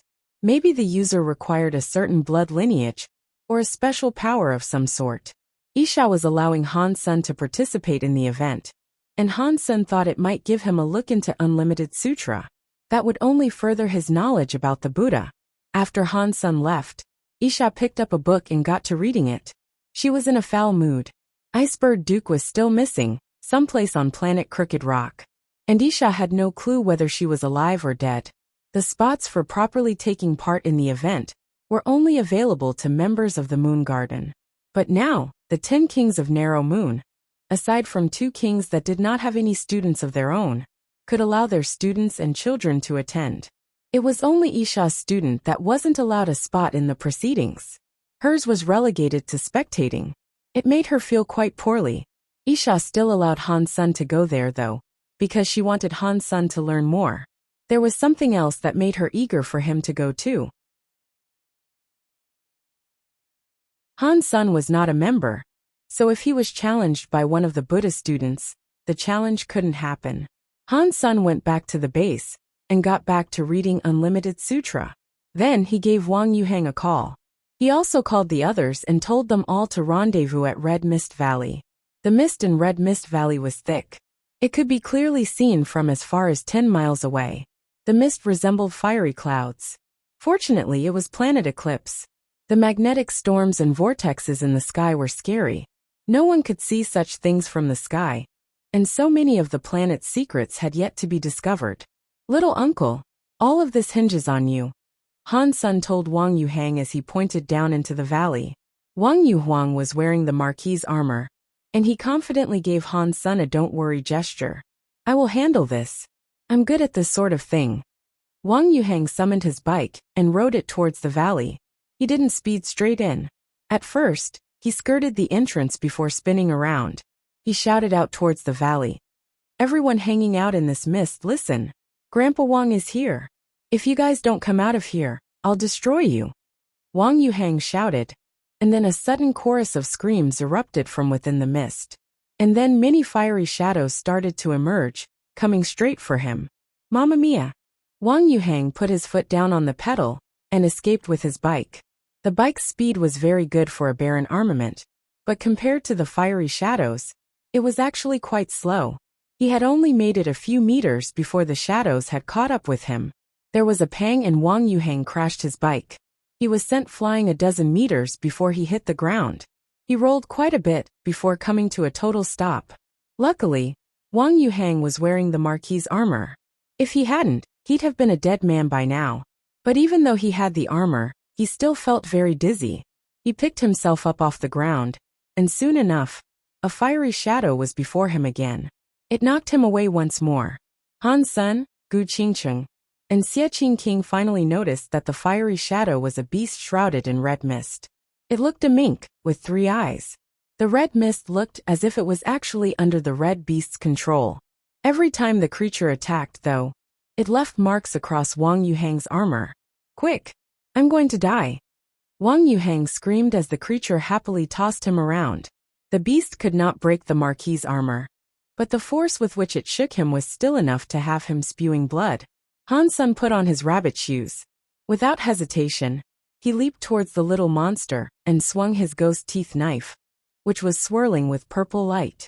There was no one else around, so he did not have to hide anything. He used his Jadeskin's godlight, which was Viscount class, with the ghost teeth knife's knife mind, and struck the beast. It cut through the shadow and left behind a cleft on the creature's skin.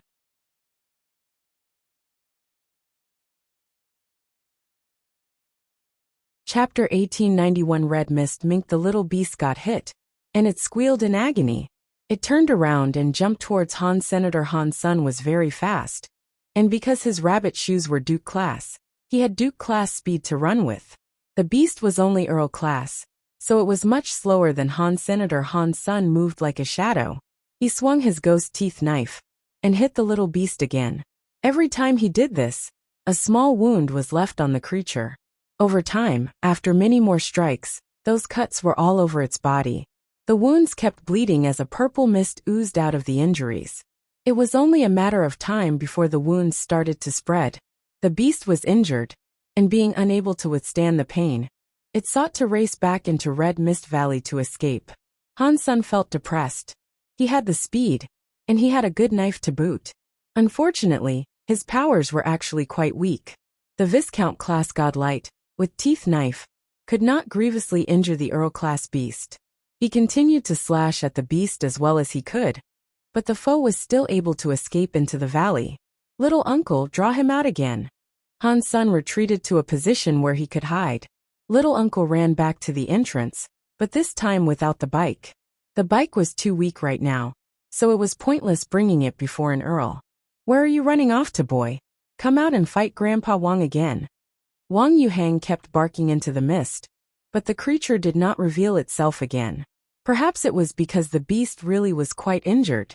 Wang Yuhang shouted like that for a while, until his voice started to crack and leave him. Still, their foe refused to reveal itself again. Hey, is it working? If it doesn't work, we'll just have to find another way. Xie King shouted at Wang Yuhang. Wang Yuhang acted confidently, and he said, "What do you mean? Is it working?" "No, but I am a man, and I will not give up so easily." After that, Wang Yuhang turned his back to the entrance of the mist-veiled valley and pulled down his pants. He bent over to reveal his butt, and in a bid to provoke the enemies inside the mist, spread his cheeks. "If you have the balls, you'd come out and fight with me. Otherwise, your kid is my kid." Squeak! After Wang Yuhang shouted, a red shadow appeared. It was the same beast, and it was still bleeding from the lacerations it had procured earlier. It ran out very angry, as if Wang Yuhang had just slaughtered its parents. Wang Yuhang started running, and eventually resummoned his armor. Unfortunately, he was a little late in doing that, and he suffered a bite. He lost a big chunk of flesh from his backside, which bled profusely. Oh my God! Wang Yuhang kept running as fast as he could. Fortunately, he was able to re-equip the armor and avoid getting bitten again. But the blood from his bum dyed the armor red. The beast was still not keen on giving up though, and it kept running after Wang Yuhang. Han Sun gripped his knife and ran out after it. With his speed, he caught up rapidly. The ghost teeth knife, with tusk, had created a nasty wound on the monster. The beast's recovery had been slow as a result. The wounds it had incurred were still bleeding, and they were continuing to spread. The beast wanted to kill little uncle, but Han Sun hit it again. Now that it had regained its senses, it tried to reverse course back to the valley. Han Sun kept slashing it. He cast Jade Skin and the Blood Pulse Sutra, and he ran them both at maximum velocity. His body looked like jade, and his blood was boiling. Dong! Dong! Dong!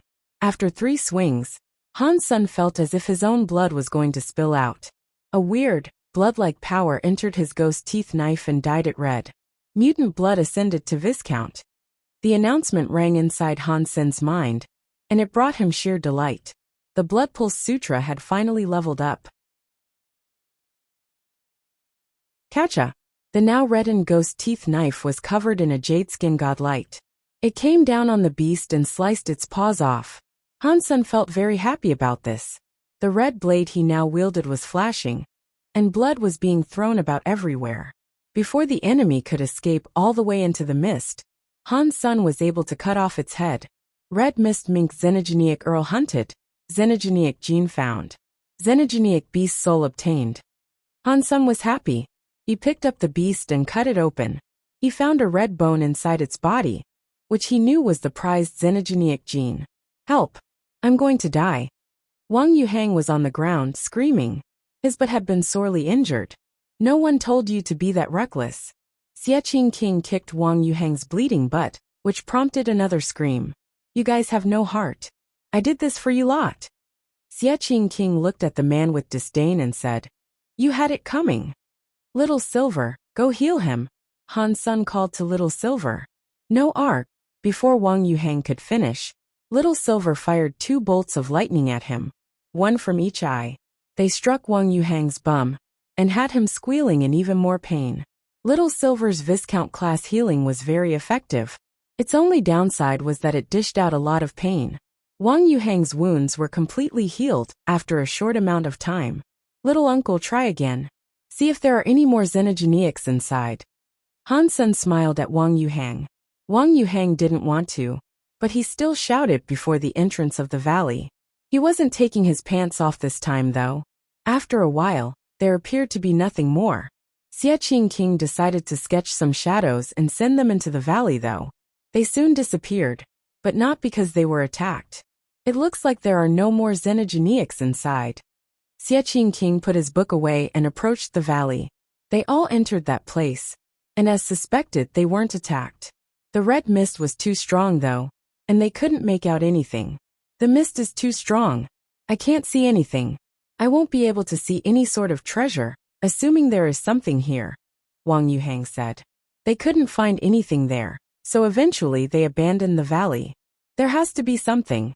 It's just that finding it will be annoying. Xiaqing King frowned.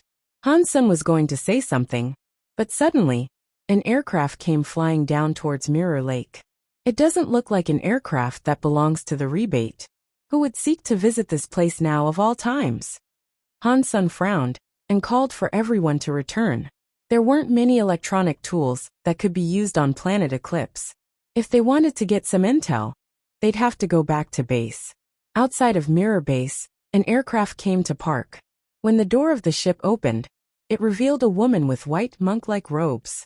The woman was very beautiful, and she had a red dot on her forehead. She was a Buddha.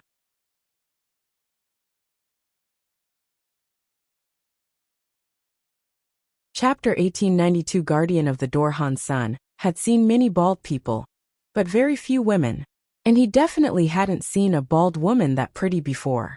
Her delicate face, and the grace she exuded, made it easy to ignore the fact that she had no hair. She was different from Buddha King. This Buddha woman did not possess a scar, and she only had that red dot on her forehead. Behind the Buddha woman, a Buddha man came forward, and then a few of the rebate did too. My lady, Planet Eclipse is so poor. There is nothing to see here, and I can assure you that this is not a place you will enjoy visiting, a rebate man said to the woman. The Buddha lady, called Speechless, smiled and said, No flower, and I want to see Knife Queen's student. We are here for the sole purpose of visiting this planet. No flower, Buddha quietly said. The crystallizer that is called Han Sun. He brought out a king-class knife from Knife Grave, did he not? And he managed to practice teeth knife techniques, yes? Are these claims true? Yes, but he is a mere baron. Because he is so weak, Knife Queen has squandered a great many resources on him. He is not even a viscount yet. I am afraid there is no point in you guys visiting, Sad Knight said. That's okay. We are merely sating our curiosity. We just want to observe what sort of creature he is. Speechless smiled. This way then. Sad Knight led the way for them. When they stood before the entrance of the base, Sad Knight said to the guards, Tell your master Han Sun that Sad Knight, Black Cliff, Speechless Buddha Lady, and No Flower Buddha are here to visit. After that, Sad Knight performed a welcoming gesture to them. Then he said, This way. After walking a few steps, a guard stopped him and said, This is our base. You cannot enter here. Move. Sad Knight looked at the guard coldly, then tried to force his way inside. The guard did not say a word, and instead pulled out a giant cleaver. The guard swung it at Sad Knight. How dare you attack me? You are a mere servant. Sad Knight was enraged by this, and so he threw a slap towards the cleaver to eliminate the guard. The Knight family did not have much respect for Han's senator in the Moon Festival. Han's son had stolen the thunder away from the Knight family. It made Sad Knight very angry with him, and that was only fuel to the fire of his current rudeness. Sad Knight could tell that the guard was just a baron though. Sad Knight was a viscount, so killing the guard should have been an easy feat, But when the cleaver was about to come into contact with his hand, the giant cleaver moved like a fish. It slid to the side of his wrist and cut it. It was a small cut, but it was enough to make Sad Knight extremely angry. Being injured by a baron was quite humiliating for him. He was the son of Night River King, and he had been dealt a speck of damage by a weakling guard. This was just too embarrassing for him. He started to glow with a godlight, preparing to use all his power to kill the guard. Unfortunately for him, he had found the wrong person. A normal baron might have been killed by 3 of his punches. But this guard was Lady Chef. Lady Chef was just a baron, but she had lived a very long life. Her fighting talents were like those of a grandmaster. The guy in front of her was nothing by comparison. A light shot out of Sad Knight's palm, but Lady Chef's movements were like magic. He was unable to do anything to her. Speechless and No Flower were shocked. For a baron guard to fend off such an enemy with such ease was a big surprise. Amazing blade skills for sure. It looks like she has something of a knife mind. It is rare for a baron to possess something like that. No Flower thought this was very shocking. Sad Knight's face was swollen with rage. He was trying to kill a baron, and he had yet to have any success. He looked useless in front of the Buddha. "What are you guys up to?" A voice came from a short distance away. Everyone turned around to see 3 men, 1 woman, and 1 creature approaching. Han Sun was amongst them. Sad Knight coldly spoke to Han Sun. "Han Sun, how much disobedience do you teach your slaves? They have stopped a few kings and Buddha. What's more, they are fighting me. I will teach them how to behave properly if you want." Han Sun recognized him. They last met in the Moon God's festival. "Dragon Lady, what's all this about?" Han Sun walked over to Dragon Lady. They tried to force their way inside. "I stopped them," Dragon Lady answered. "Good job." Han Sun patted her on the shoulder, then walked inside the base alongside Gu Qingcheng. Sad Knight was frozen, unsure of what to think about this. He shouted, "Han Sun, did you hear me? I brought Speechless Buddha Lady and No Flower Buddha to see you. Do you not possess any manners whatsoever?" Han Sun turned around, looked at him and said, "This is Planet Eclipse, not the palace of Night River King. Who gave you permission to come down here? I should ask Night River King if this is how his family has been taught to behave. Go back. I'll give you half an hour to leave, and you are only given that out of respect to Night River King. If you guys are still here when the time is up, I'll punish you all with my special sort of discipline." When Han Sun finished speaking those cold words, he vanished into his base. Everyone was so mad, and they didn't expect Han Sun to be so disrespectful. "Sure. We only wanted to see the sort of rules you enforce. What do you think, Blackcliff?" Sad Knight's face was green as he asked the black-eared man. Blackcliff nodded, agreeing with what he said. Sad Knight was not stupid though. Speechless and No Flower were with them, and the rebate that had come along were all nobles. Blackcliff was Black Moon King's son. Han Sun couldn't do anything.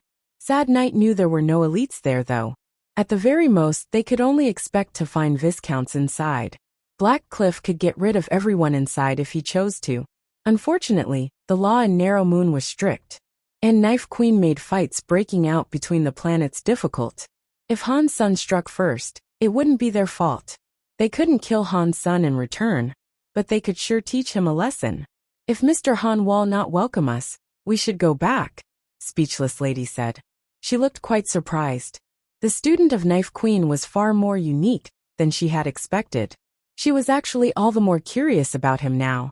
"Don't worry, Blackcliff, and I will take care of this. We will wait here and keep an eye on what Han Sun is up to." Sad Knight coldly laughed. Hearing that, Speechless and No Flower looked at each other. They didn't say anything. They were curious about what Han Sun was planning to do though.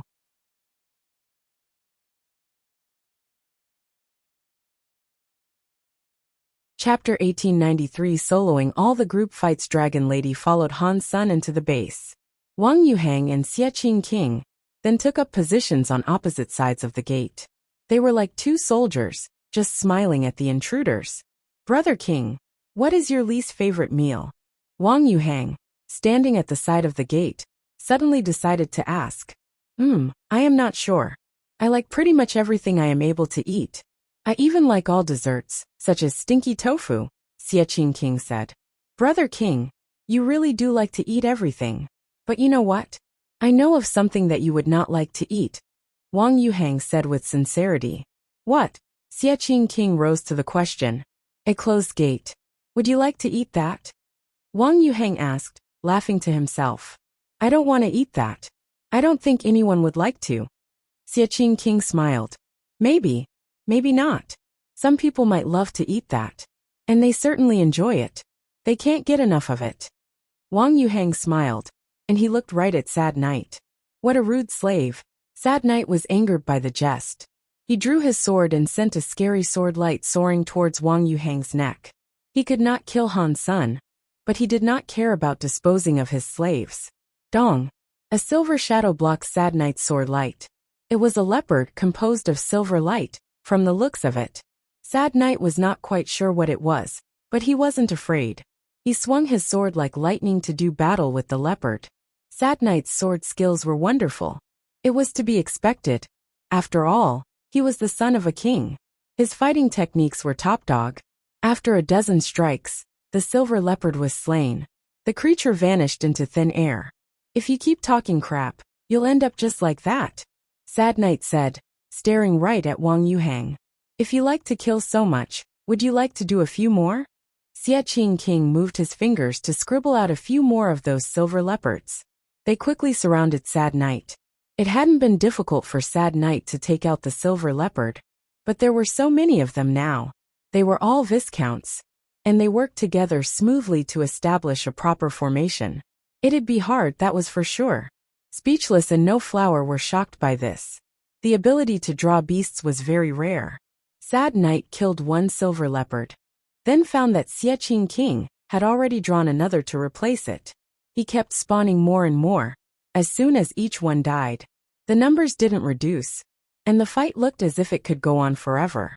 The leopards were able to get a few hits in every now and again too. Although none of the wounds were grievous, it sullied his image. Come and help. Seeing Black Cliff and the others merely waiting and watching, Sad Knight suddenly felt fear. He couldn't keep fighting these leopards by himself. Just as the rebate looked ready to strike, Xie King closed the book, and the leopards disappeared. He coldly said, just as I thought, a run-of-the-mill king's child. Just a bully. You. Sad Knight was so angry, but knew he could not compete. When he was flying solo, he hadn't been able to take out the leopards.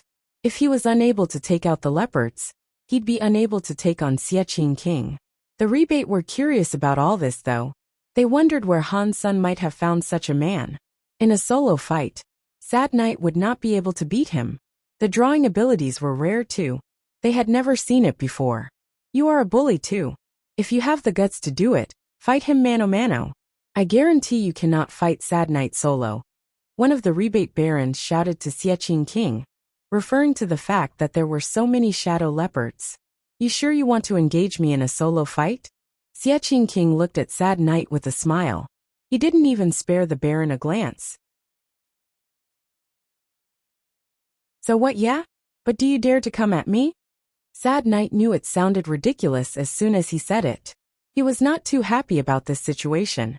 Are you sure? Don't go crying to Daddy when you get beaten up. Xie King smiled at him. I'm afraid you won't even be able to cry, Sad Knight said coldly. Then come on. It's been a long time since I last had the chance to throw my weight around. The creatures here are so strong, so it's hard to find someone weak enough to enjoy bullying. Now the opportunity to do just that has come. Xie King put his book away, and then the silver book became a set of armor to plate him. Then he stretched his limbs. Sad Knight knew Xie King was mocking him. He looked murderous, and his sword was like the wind as it came to take a bite out of Xie King. He had a terrible thirst for bloodshed right now.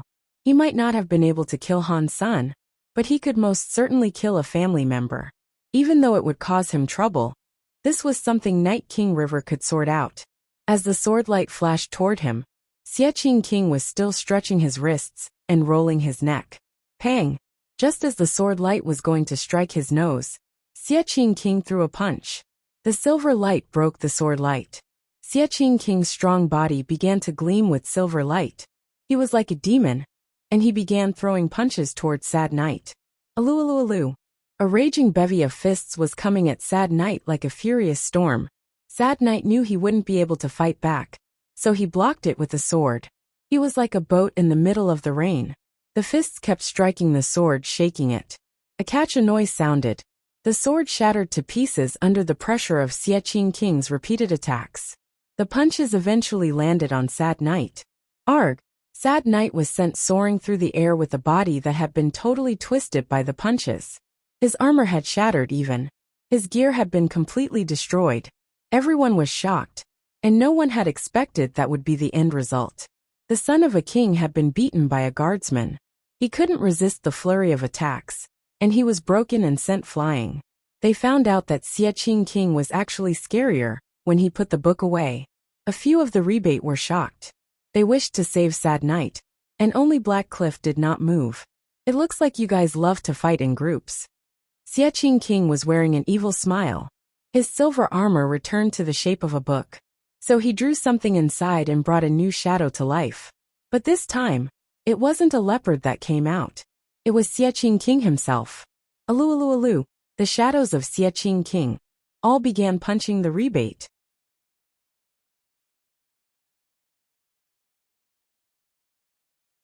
Chapter 1894. Black Cliff. Not much later, the rebate noble heirs were beaten.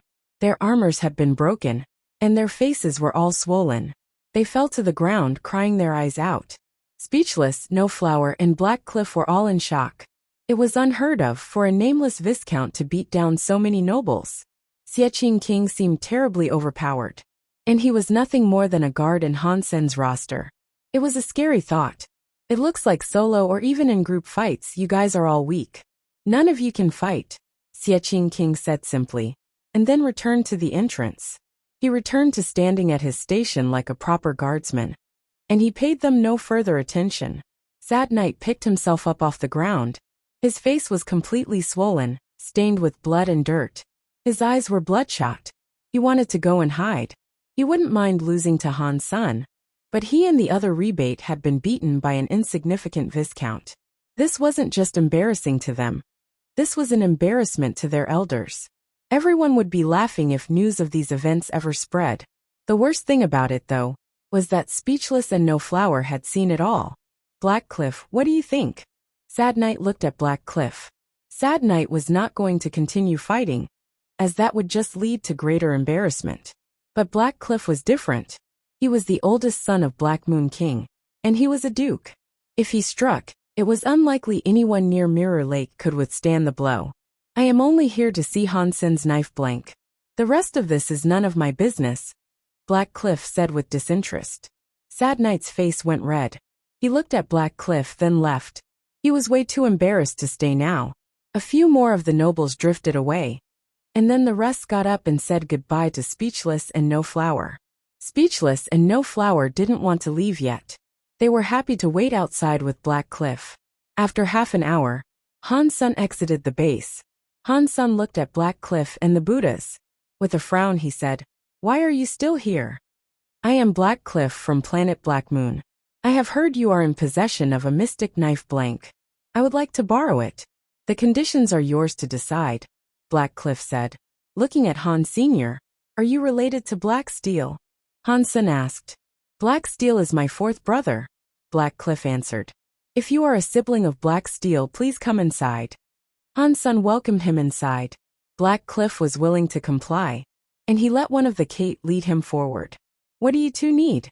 Han Sen looked at Speechless and No Flower. "Amitba. I am No Flower of the Buddha. This is Speechless Buddha lady. I have heard Knife Queen accepted a genius for a student, and so we have eagerly looked forward to meeting him." No Flower bowed. "Well, you guys have met him. You can go now." Han Sen turned around and walked back into the base. "Hang on, Pang." Before No Flower could speak, Han Sen had closed the gate. Speechless and No Flower had seen a lot in their time. They had seen many people express all sorts of different tempers. But Han Sen was unique amongst all they had seen. The student of Knife Queen is special. No Flower had a wry smile. "Never mind. If he doesn't want to see us, then we'd best depart." Speechless looked strange as she made the decision. That is the only way, I suppose. No Flower nodded. They left the base and flew off in the aircraft. Speechless was thinking to herself, Knife Queen wouldn't just accept any student. We haven't yet found out why she selected him, but seeing how strong his followers are, it might suggest he is hiding something. I need to force him to talk to me sometime. After Han Sun went back into the base, he went to the meeting room to discuss things with Black Cliff. Why do you want to see my knife blank? Han Sun asked. The knife blank was not an ordinary item. If Black Cliff hadn't been Black Steel's brother, Han Sun wouldn't have let him in, regardless of his rank. He certainly wouldn't let him see the knife blank. Black Cliff said, The Black family forges weaponry, and I am quite skilled at the process. I have been doing this for 50 years, but even now, I have yet to be able to forge a king-class knife. And that's all because I've never been able to get my hands on decent materials. Only fine materials can make what I seek to create. I have heard the knife blank you found inside Knife Grave is a good item, so I was hoping I might borrow it. And if not, I hoped I could make an offer to purchase it outright. I wasn't planning on selling it, and you do know that because it came from Knife Grave, it cannot actually be forged? Han Sun said, The weaponry from Knife Grave can be forged, you just have to know how. It's okay if you do not wish to sell the material, but if it does work, I can forge it into something of your choosing, all for free. I'd even be willing to pay. You will still keep ownership of the knife too. Black Cliff looked excited. Han Sun thought that was a worthy bargain. The knife blank was only a knife blank. He couldn't utilize its powers, so it would be great if it could be forged. It'd be free, and it'd also come from the best blacksmith of the rebate. That was a very good deal. Han Sun did not need to worry about Black Cliff destroying the weapon. This was Narrow Moon, and he wouldn't do something like that unless he was genuinely crazy. And Black Cliff did not look like a crazy man, so Han Sun was not worried. Okay, please wait here. Han Sun asked someone to bring the knife blank. But just as he was about to hand it over, he felt that something was wrong. When Black Cliff saw the knife blank, he froze. It looked as if his eyes were on fire. The fire did not really exist, but Han Sun could see it. It looked very familiar. King Jun. Han Sun immediately recalled where he had seen this before. The gold sunbird that Han Sun had killed, and the being called King Jun that named himself Sky God, and the fire he used. What Han Sun saw in Black Cliff's eyes reminded him of all that. Han Sun was going to hand the knife blank over, but right before he did, he pulled it back. Knife blank. Knife blank. Black Cliff was acting as if he had been possessed. He mumbled over and over, as he tried to grab the knife blank from Han Sr. Fuck. King Jun is behind this. Han Sun immediately reacted. Unless Black Cliff was stupid or just plain mad, he wouldn't have come here to try to steal the knife blank. Even if he stole it and killed Han Sun in the process, he couldn't have owned it. But that seemed to be exactly what Black Cliff was doing. The man's mind seemed to be scrambled, and it reminded Han Sun of King Jun's Sky God.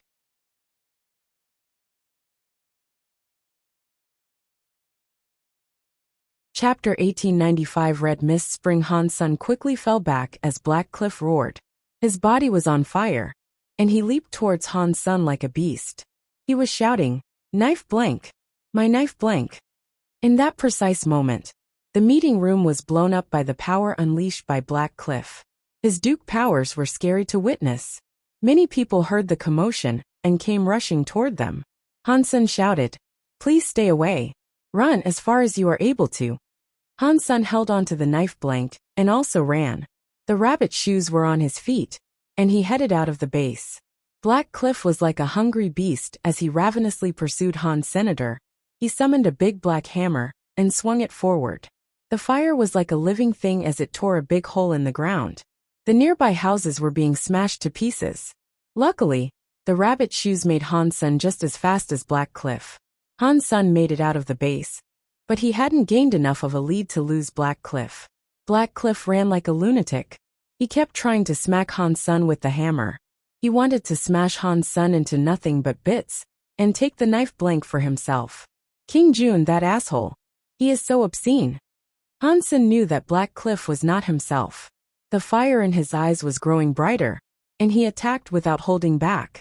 It was fortunate Han's son had the rabbit shoes. Otherwise he'd be mush right now. Zero, contact Queen. Han's son shouted as he kept running. He was running towards the mountains, leading Black Cliff away from the base, so he wouldn't inadvertently destroy it. Han's son couldn't lose him, but he used his Dongxian movements to dodge each attack. He kept evading as he led the raging rebate towards the Red Mist Valley. Han's son could not fight Black Cliff. He needed Isha to help, but God only knew how long it would take her to get here. So he needed to find a way to buy himself some time. It'd be bad to suffer even a single strike. A random Duke-class hit could be enough to break him to pieces. Han's son guided Black Cliff towards the Red Mist, and in the meantime, Zero got in touch with Isha. Isha had the time to see her message. What? This has really happened. Black Cliff did this. After Isha heard Zero explain the matters at hand, she frowned. She could not believe he was willing to do such a thing. But it was Han Sen's subordinate that had contacted her, and she knew Zero wouldn't lie.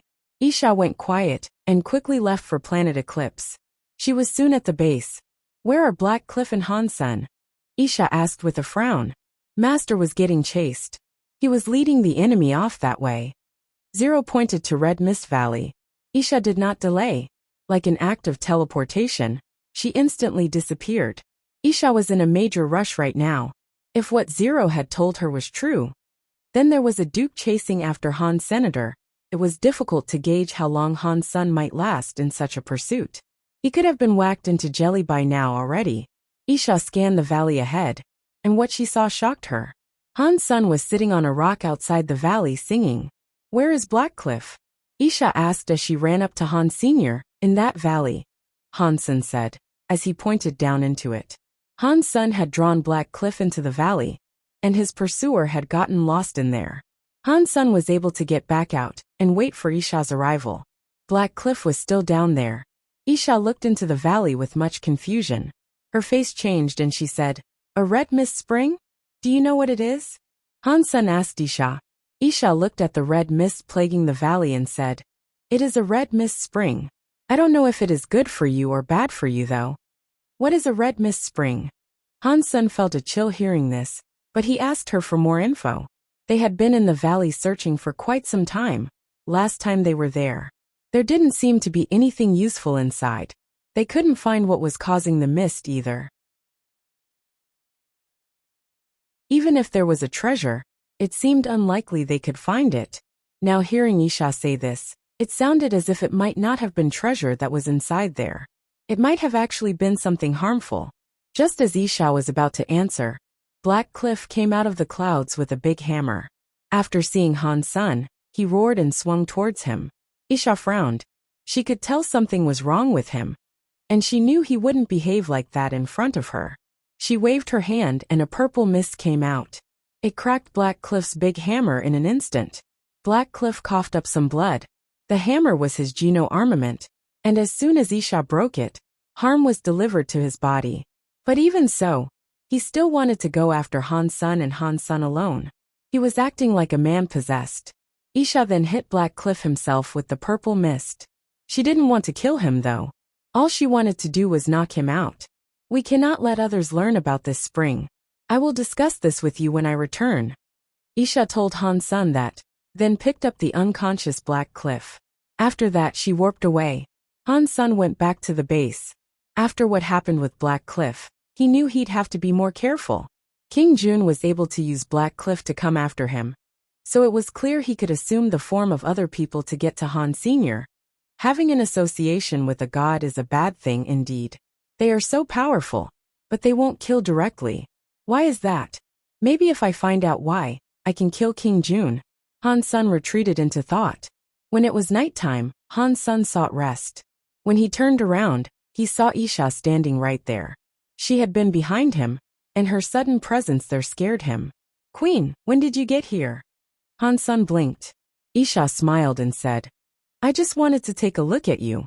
I almost don't recognize you. Why? Why would you not recognize your student? Han's son smiled. Under the threat of Black Cliff's pursuit, you managed to run so far and so fast without sustaining any damage. I don't even think a marquise could do such a thing. Isha squinted her eyes as she spoke. I have shoes that can give me speed. I'm weak in other talents, so I guess I'm just good when it comes to being speedy. These take me up to around Duke class, I think. Han-sun said that, and then used his rabbit shoes to walk 3 meters. That is a good item. It gives barons the speed of a duke. That is very rare. It is better than your holy item even. Isha looked at the rabbit shoes as she spoke. Han-sun felt strange all of a sudden. He was afraid Isha might want to try them on. They were a beast soul, and Isha couldn't use them because she was not from the sanctuaries.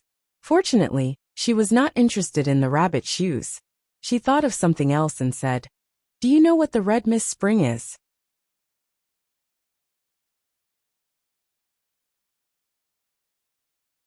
Chapter 1896 The Possibility of Leveling Up. I don't know, Han-sun said quietly. Isha sighed and said, I don't know if the red mist spring is a good thing or a bad thing. But for you, it might be an opportunity. It's possible that this spring could make your spell Geno armament level up. It could become a Viscount. That means the red mist spring can level things up? Han-sun was happy to hear this. His spell Geno armament had been difficult to develop. It required an external sort of power for that to occur. If he tried to level it through solo practice, it'd be a slow process. It'd probably take him 100 years to get it up to Viscount class, through training alone. That wasn't about Han-sun performing poorly though. It was because the story of genes was not for humans. It was extremely unlikely that Han-sun had been able to practice it in the first place. It'd be better if it was simply a treasure. Isha sighed and said, there is only one way to generate a red mist spring. It has only been created because many creatures have died in this area and remain buried here for billions of years. Changes have occurred beneath the ground, which resulted in the generation of this new substance. The red mist is a sign that the substance has finished formulating, and that it is now available. Han-sun waited for a bit, hoping she'd continue speaking. This is a substance that comes from the corpses of xenogeniacs. Nobles have no use for it, but it is great for ordinary types. Average creatures who touch it can become xenogeniac. If a xenogeniac ate this substance, they'd evolve quickly. Isha went on to say, but your Geno armament is special, and I think there is a way in which spell can absorb it. We can speed up your growth by doing this. If there is enough of the substance, we can level her up to Viscount. What do I do? Han-sun asked. It was too difficult to level up spell, and if there was a chance to cut comers here, he didn't want to let it escape him. I have a Geno art I believe you should practice. When the red mist spring comes out, you use that skill and transfer the power obtained into spell. If you do that, she will level up. But this Geno art is very difficult to learn, and transferring the spring's power will be painful. It's entirely up to you if this is what you want, Isha said. She would provide him as much information as she could, but the decision was ultimately up to him. Thanks, Queen. Han-sun accepted the paper she offered him, and looked over the Geno art, that was called Yin-Yang Change. Don't forget to go to the event I told you about, Isha told Han-sun before she left. Han-sun confirmed he'd go. Despite his total lack of enthusiasm in it, he began practicing Yin-Yang Change right away though. Han-sun gave it a read-through, and he was immediately taken by surprise. Yin-Yang Change was just like Yin-Yang Blast. It had simply been developed in a different direction. Yin-Yang Blast's focus was on exchanging power that came against it, in which a power's direction would be reversed. Yin-Yang Change was based on making a power stronger. With Yin-Yang Blast as a base, he could easily learn how to take advantage of Yin-Yang Change. He would only need a bit of practice before using it. He didn't know how Isha had dealt with Black Cliff. She didn't mention anything about the man, so he didn't ask. But Isha hadn't killed Black Cliff, he knew that. He thought she might have simply sent him back to Black Moon King. Isha thought the red mist spring would make itself apparent in around 40 days. So, Han-sun had plenty of time to practice. Wang Yuhang went to Han-sun's room smiling. Han-sun, there is a rebate woman looking for you. Rebate woman? I don't know any rebate women. Han-sun frowned. Still pretending? She says you are her teacher, and you two used to be close. You even taught her knife skills. Wang Yuhang was still smiling. No, I never taught any rebate women. There is a rebate woman that teaches me, however. Han Sun was depressed, unable to think who he might have been talking about. What rebate woman has been teaching you? Wang Yuhang looked at him with a disgustingly creepy face. Knife Queen. Who else? Han Sun said, then left. He didn't know who Wang Yuhang was talking about, so he went to take a look. He went to a meeting room, and there he found a 15-year-old rebate woman. She had white rabbit ears and a face that was quite chubby. She had big eyes, and she was really cute. Seeing her there, it was tempting to reach out and squeeze her cheeks. Looking at the rebate girl made Han Sun think of Wang Mengmeng. They were not of the same race, but they sure looked similar. I don't believe I know you, Han Sun said, while looking at the lady. Master, please allow me to follow and obey you. The girl immediately kneeled in front of Han Sun and bowed via the rebate's typical gesture. What is this? Who are you? Han Sun looked at the lady. My name is Qingli. I am Flower King's daughter. I really admire Knife Queen, and I wanted to become her student. She, however, did not accept me. So, I will have to ask you to become my teacher in her stead. That way, I can sort of be Queen's student. Qingli looked rather smug. I haven't made plans to accept any students, Han Sun said. He was so busy these days that he really didn't have the time to accept students. Qingli was Flower King's daughter. Flower King was at the same level as Isha. If Qingli became Han Sun's student, it would suggest that Flower King was of lower stature than Isha. If Han Sun actually accepted her, it was highly unlikely that Flower King would agree to it. It is too late. I am already following you. From now on you are my teacher. Queen will become my elder teacher. Qingli looked quite excited. You are Qingli, right? Han Sun was not mad, and he actually smiled at her. Yes. And you are my teacher, right? You can call me Little Li. Qingli sounded rather sweet.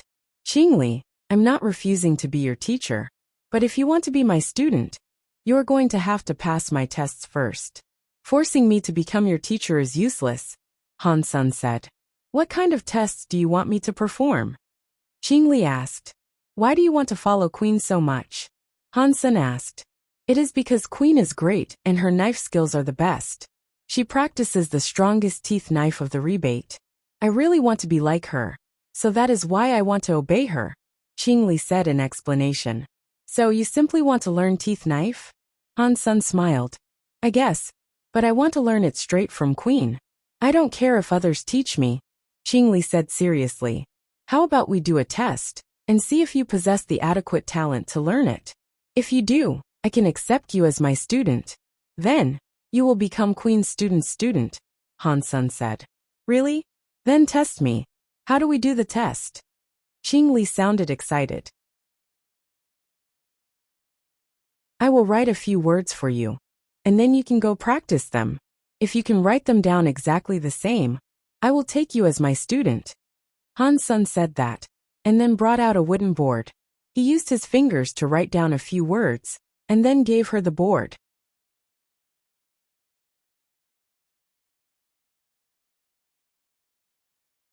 Chapter 1897 The Sky Mined Like Knife, Sky Mined Like Knife. What does that mean? Qingli held the wood board and wrote down the 4 words. She looked at Han Sun with a modicum of confusion. She knew the 4 words, but she did not understand the meaning of their combination. Go home and look it over. When you understand it, you can write it. And when you can write it, I will take you as a student. Han Sun smiled. As long as I am able to write out those 4 words, you can accept me as a student? That simply? Qingli did not believe Han Senator copying out 4 words to pass a test was far too easy. Yes, it is that simple. Now go and practice. But I have a rule for you to follow. And that is, you cannot ask for the aid of others. You have to write this out by yourself. If you get help to do this, then you forfeit. Han Sun smiled. Those 4 words were simple, but copying them was not easy. The words Han Sun wrote contained the teeth knife mind. The words could be copied, yes, but the feelings they elicited could not. He gave Qingli this task because he wanted her to give up in her pursuit. That being said, if she did understand the meaning behind the text, and could copy it as she had been instructed, then she'd be something of a genius. No one would mind taking on such a student, if that was the case. Okay, you said that. No regrets now. Qingli was too young, and Han Sen thought she was too naive. She didn't understand the real task that she had been given. I won't have any. Han Sen smiled. Qingli left for home quite merrily with the wooden board. She planned to write down 4 beautiful words for Han Sen, so he'd have no choice but to accept her as a student. When she was back home, she could not wait to start practicing.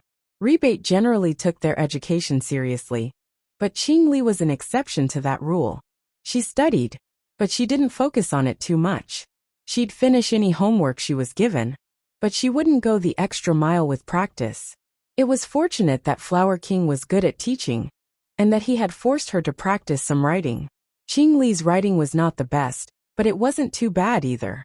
If this was just writing, Qingli had a chance. But when Qingli started to write out the words Han Sen had given to her, she felt rather strange. And that was because she was unable to write them out like he had. When she started, she thought they looked similar. But the further she went, the more she realized they drifted apart. Weird. Why is this happening? Qingli held up the wooden boards to investigate. It was then that she realized the words were changing. They weren't exactly changing though. It was because the markings on the board were getting deeper, and the words elicited the feeling of them changing. It was as if the text could move. Teeth powers. Qingli immediately realized that the words Han Sen had written out contained the power of teeth. Teeth powers were breaking the wood. That was what was happening. But no matter what, this would not scare Qingli away. It actually flared her curiosity and her urge to go on. She swore to her God that she'd write it all out, if it was the last thing she did. This time, Qingli tried her hardest. She kept trying to write down Han Sen's words, and practicing the knife skills at the same time. As the daughter of Flower King, many teachers would be willing to teach her, if she was willing to learn writing and knife skills. Plus, Flower King had a wide collection of writing techniques, and she was a naturally smart woman. So, it should not have been too difficult. It was hard to learn writing in such a short time, but the added pressure made her focus more. The more she watched Han Sen's words, the more fascinating she found them. It wasn't because of how well they were written though. It was because the knife mind was so strong. As Qingli looked into the writings and the knife skills, she realized that the 4 words were really unpredictable. The more she wrote, the less she found herself following. She was starting to think she couldn't practice it at all. Pat. After 10 days, the wooden board cracked. The knife mind and the teeth powers broke the boards. And then the 4 words disappeared. Qingli was shocked. She understood that this was the time limit given to her by Han Senator. She felt depressed. She had failed to copy them down. And on top of that, they were now broken. She had failed the test. Qingli, why have you been hiding yourself away at home for so many days? The event is going to start.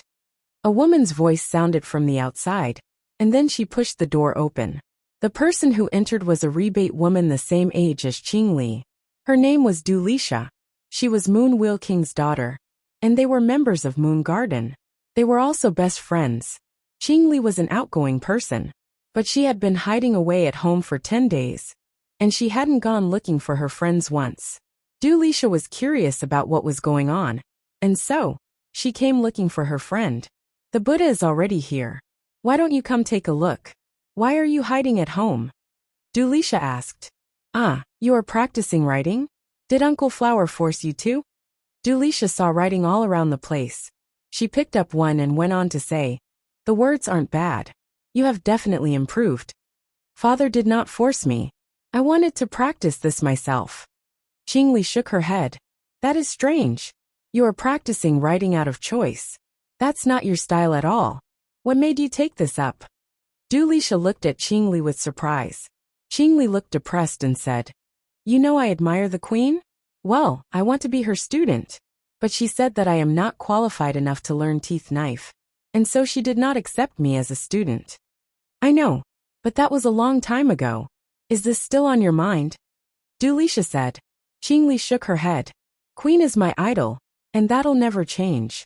So, I thought that if I could not have her as a teacher, I would become the student of her student. Then, that would make me her student's student. It can't be all that different, can it? The daughter of Flower King is becoming Han Sen's student? Even if you wanted to obey him, I doubt he'd take you. Dulisha smiled. He didn't reject me. He wanted me to write down 4 words. If I do them successfully, he'll take me as a student, Qingli said. So, you've been practicing how to write this the entire time? Dulisha saw that all she had written were sky mind like knife. Yeah, I have been practicing for so long, and yet I still fail. Qingli felt depressed. How can it be so difficult? Let me see. Dulisha was curious about this. Qingli shook her head. The text is gone.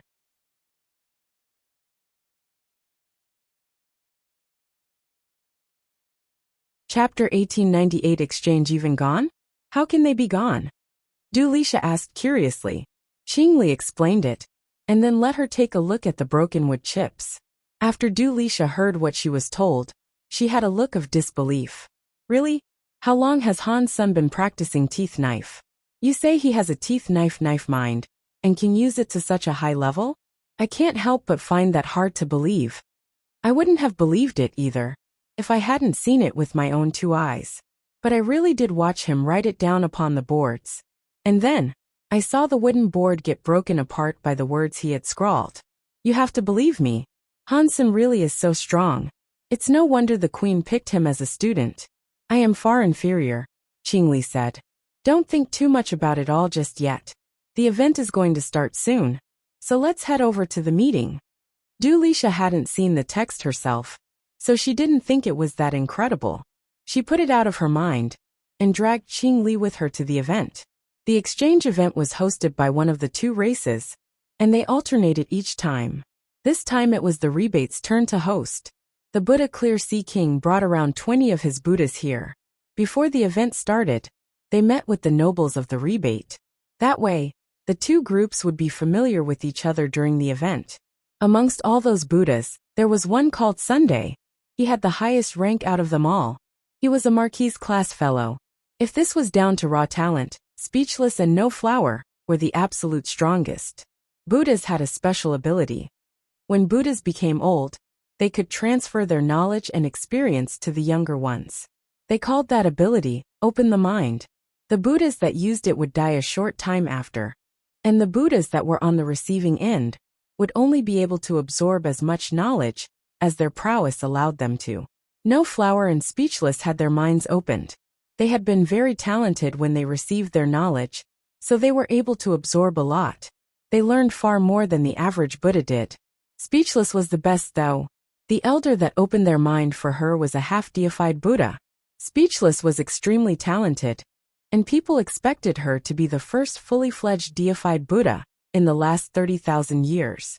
But open the mind was classified, and most people did not know anything about this process. Even those who knew about the ability couldn't tell who had received a predecessor's knowledge. Qingli and Dulisha went to the meeting and met up with friends there. Someone introduced a Buddha to Qingli. The Buddhas and the rebate were allies, so there was a good atmosphere and relationship between them. But there was a competitive side to their cordialities, and they were fond of finding out who was stronger in various categories. This was an exchange event, but right now, it was more like a competitive display of skills than a swap meet. Han Sun was not at all interested in events such as this, but Isha had repeatedly asked Han Sun to attend, so he had no real choice but to come. Wang Yuhang and Xie Qingqing were fond partygoers, and Gu Qingqing was interested in learning about the Buddhas. So, they all decided to follow Han Senator. The 4 of them found a corner to sit down in, and there, they could watch the show and enjoy the food of the rebate. Because Han Sun was not a member of the Moon Garden, he could only sit outside to spectate. He could not enter or interact with the Buddhas. While this meant nothing to Han Sun, Speechless kept looking for him. When the meeting began, she had yet to see Han Sun around. She felt confused about his absence. Speechless thought Han Sun was the student of Knife Queen, and because of that, he would have been allowed to participate in the event. But Speechless looked around for him for a long time, with no hide nor hair of him to be found. She didn't ask about him though. She'd feel weird to ask. Isn't Han Sun Queen's student? Why are you watching the event from the outside like us? As Han Sun and his companions were munching away, he heard someone speak with a rather mocking tone of voice. Han Sun looked over and saw a few Xenogeniacs. They were not old. And neither were they rebate. The person who spoke was someone with the head of a cow, while they were some sort of bovine race, but they looked different from the cow. Han's son did not know which race they belonged to, but he had seen this cow-headed person before. In the Moon God Festival, the cow-headed man was with Gold Jade King's son Gao Ji. He was one of the very few earls there. Han's son looked at them, but did not say a word. They were outsiders, and they were simply leaning on the rebate. I thought Queen would give her students special treatment. But he's just like us, an outsider, not allowed to be a member of the Moon Garden. He can't participate in the event, and he can only sit out here and watch. So what? Even if he could join, what could he hope to exchange? Maybe he can exchange a little luck, you know? The young man with the head of the cow and his fellows were talking so loud. It was obvious they wanted Han's son to hear them. Han's son frowned though. He wasn't sure what they meant. They were outsiders there as well. They should have felt the same way about things as Han's son himself did. He did not know why they'd bother picking on him, wanting to start trouble. So, Han's son ignored them and pretended he did not hear them.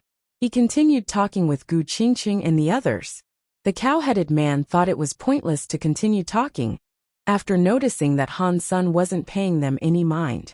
After a while, Clear Sea King and Moon Will King arrived.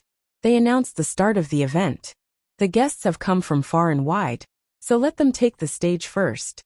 Moon Will King smiled. Ba. Let us hope we don't embarrass ourselves. Clear Sea King looked at No Flower, and then he went on to say, No Flower, you go first. Share your experience with your friends. Yes, my king. No Flower stood up and bowed before Clear Sea King and Moon Will King. He walked on stage and spoke to the worker, saying, Please help me prepare a testing gold rock. A testing gold rock was a rock for testing one's power. While the rock could be dented, it was very durable, almost unbreakable.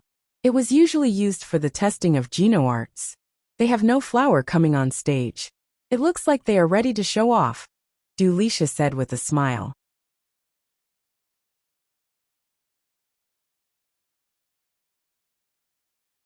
Chapter 1899. Touching Flower Finger. The worker brought a testing gold rock on stage. Everyone looked at No Flower, wondering what Geno art he was going to perform. Although No Flower was bald, he looked poised and elegant. He bowed before them, and to the surprise of all the nobles who were present, he said, I am going to perform a Geno art called Touching Flower Finger. Touching Flower Finger was famous because it was very common amongst the Buddha. It was something each one of them could perform. This event had been created to show off new stuff. No Flower was going to perform something extremely common, and that was surprisingly disappointing to the attendants. No Flower Buddha, Touching Flower Finger is very powerful, but we have seen it many times before. There is no need to display this, is there? Someone said from below the stage, which prompted a number of agreements. No Flower smiled. He was not in a rush, and he said, The point of this event is to demonstrate new things, yes. I am stupid and cannot create new skills. So, I had a little idea to modify Touching Flower Finger somewhat. If this can make you smile, that'll be enough for me. Seeing No Flower say this, folks became curious. Someone shouted, Then perform your Touching Flower Finger, and let us see the difference. Ba. No Flower spoke out the Buddha phrase, and walked in front of the testing gold rock. No one saw him do anything. They merely saw him raise his hand, and press his thumb up against it. The people inside and outside craned their necks, and leaned forward to see No Flower's Touching Flower Finger. But No Flower only pressed his thumb into the rock by a single inch. Even an ordinary baron could do something like that. Amidst their confusion, the audience suddenly noticed that finger marks were spreading all across the rock. A word was being painted onto it. It was then that the people realized that No Flower wanted to show something more than mere destruction. He was showing off that he could write with that skill. Still, they did not quite understand why. It did not matter how well you wrote. What did that have to do with carrot showcase of power? Even barons could break the rock. You did not need tricks for that. No Flower kept on writing, and then his entire body changed. His body surged with strength, like a king standing firm against crazy winds. When he waved his finger, it felt as if flowers were falling, or as if dead leaves were falling. The flowers open and destroy it. No flower was writing these words out. Touching flower finger was supposed to be a gentle Geno art, but as he used it, it felt as if people were amidst a rain of flowers. It made you feel so lonely and depressed. It was different from what the ordinary touching flower finger would make you see. Some young men with weak wills became very pale. They felt as if they had become old men, or dying flowers on the verge of giving up the ghost. Even the members of Moon Garden looked bad. That is a strong mind. He is so young. How can he create such a thing? Dulisha looked ill as she spoke. Black Steel said coldly, "The Buddhas can open their minds. No flower must have received this from a king. If I guess correctly, this should be the device of wilted Buddha King." Moonwheel King's eldest daughter Rebecca said, "Not bad. Wilted Buddha King died 2 years ago. No flower must have opened his mind before then. Wilted Buddha King was good at wilted skills. This touching flower finger feels like something wilted. You must be right about where it came from. He has absorbed the experience of wilted Buddha King in only 2 years. He is very strong indeed," Black Steel said. Rebecca nodded and did not say anything. She looked more serious than ever though. "Sister, is he not cheating? He's got the will and experience from wilted Buddha King. But we don't. Who can reach that level with such an age and rank?" Dulisha asked, frowning. Clear Sea King put no flower on stage first for an obvious reason. "Now, I don't think anyone can compete with him. It looks as if we will have to let them win this one," Rebecca said. No flower finished writing. Then he stood up and walked back. The lonely feeling disappeared from everyone once he was done. Inside and outside, everyone snapped out of their daze. They looked at the text on the testing gold rock, and what they saw was shocking. The wilted presence was spreading. That is a powerful finger skill. I have only seen a few kings who have a skill such as that. No flower Buddha is still so young, and it is rare to see someone like that do something like this. Why is it strange? Don't you know the Buddha can perform open the mind? The older ones can transfer their will and experience to ones of the younger generation. No flower's mind must have received such a transference from a Buddha king. That is how he has it, mark my words. The open the mind skill is overpowered. It's like cheating. They are so young, and yet they are much stronger than us. Every race has an ace up their sleeve, allowing them to exceed in some way. The rebate have an advantage of their own. Don't give up faith. True, but I don't think anyone from our race can compete with no flower. Normal viscounts couldn't give out a feeling like that. Not even earls or marquises can do something like that. Well, they did travel a long way to get here. We should probably just let them win." All the nobles were talking about how envious they were of the open the mind technique. No flower lowered his head and waited on stage. As this happened, a rebate needed to go up on stage and perform a Geno art of their own. This way they could be compared. That was the general purpose of this entire event. But no flower Buddha's touching flower finger was far too impressive. There wasn't anyone else in Moon Garden that could come close to this. Whoever came next would be too weak, and it'd be an embarrassment for them to follow. Dulisha and the other second-generation rebate all looked at each other, with none making a move forward. They all sighed. They knew the rebate were weaker than the Buddhas at this level. Are those words really that good? I think Han Sun did better than him, Qingli said to herself. Looked at the testing gold rock. You're tuning in to the Li Mei's Wuxia Whispers YouTube channel. We're so grateful for your support. And don't forget to subscribe to join us on this incredible journey through captivating stories. Your generosity through donations truly makes a world of difference, as it's the primary source of revenue that allows me to expand and enhance this channel for you. Thank you from the bottom of my heart for being a part of this adventure.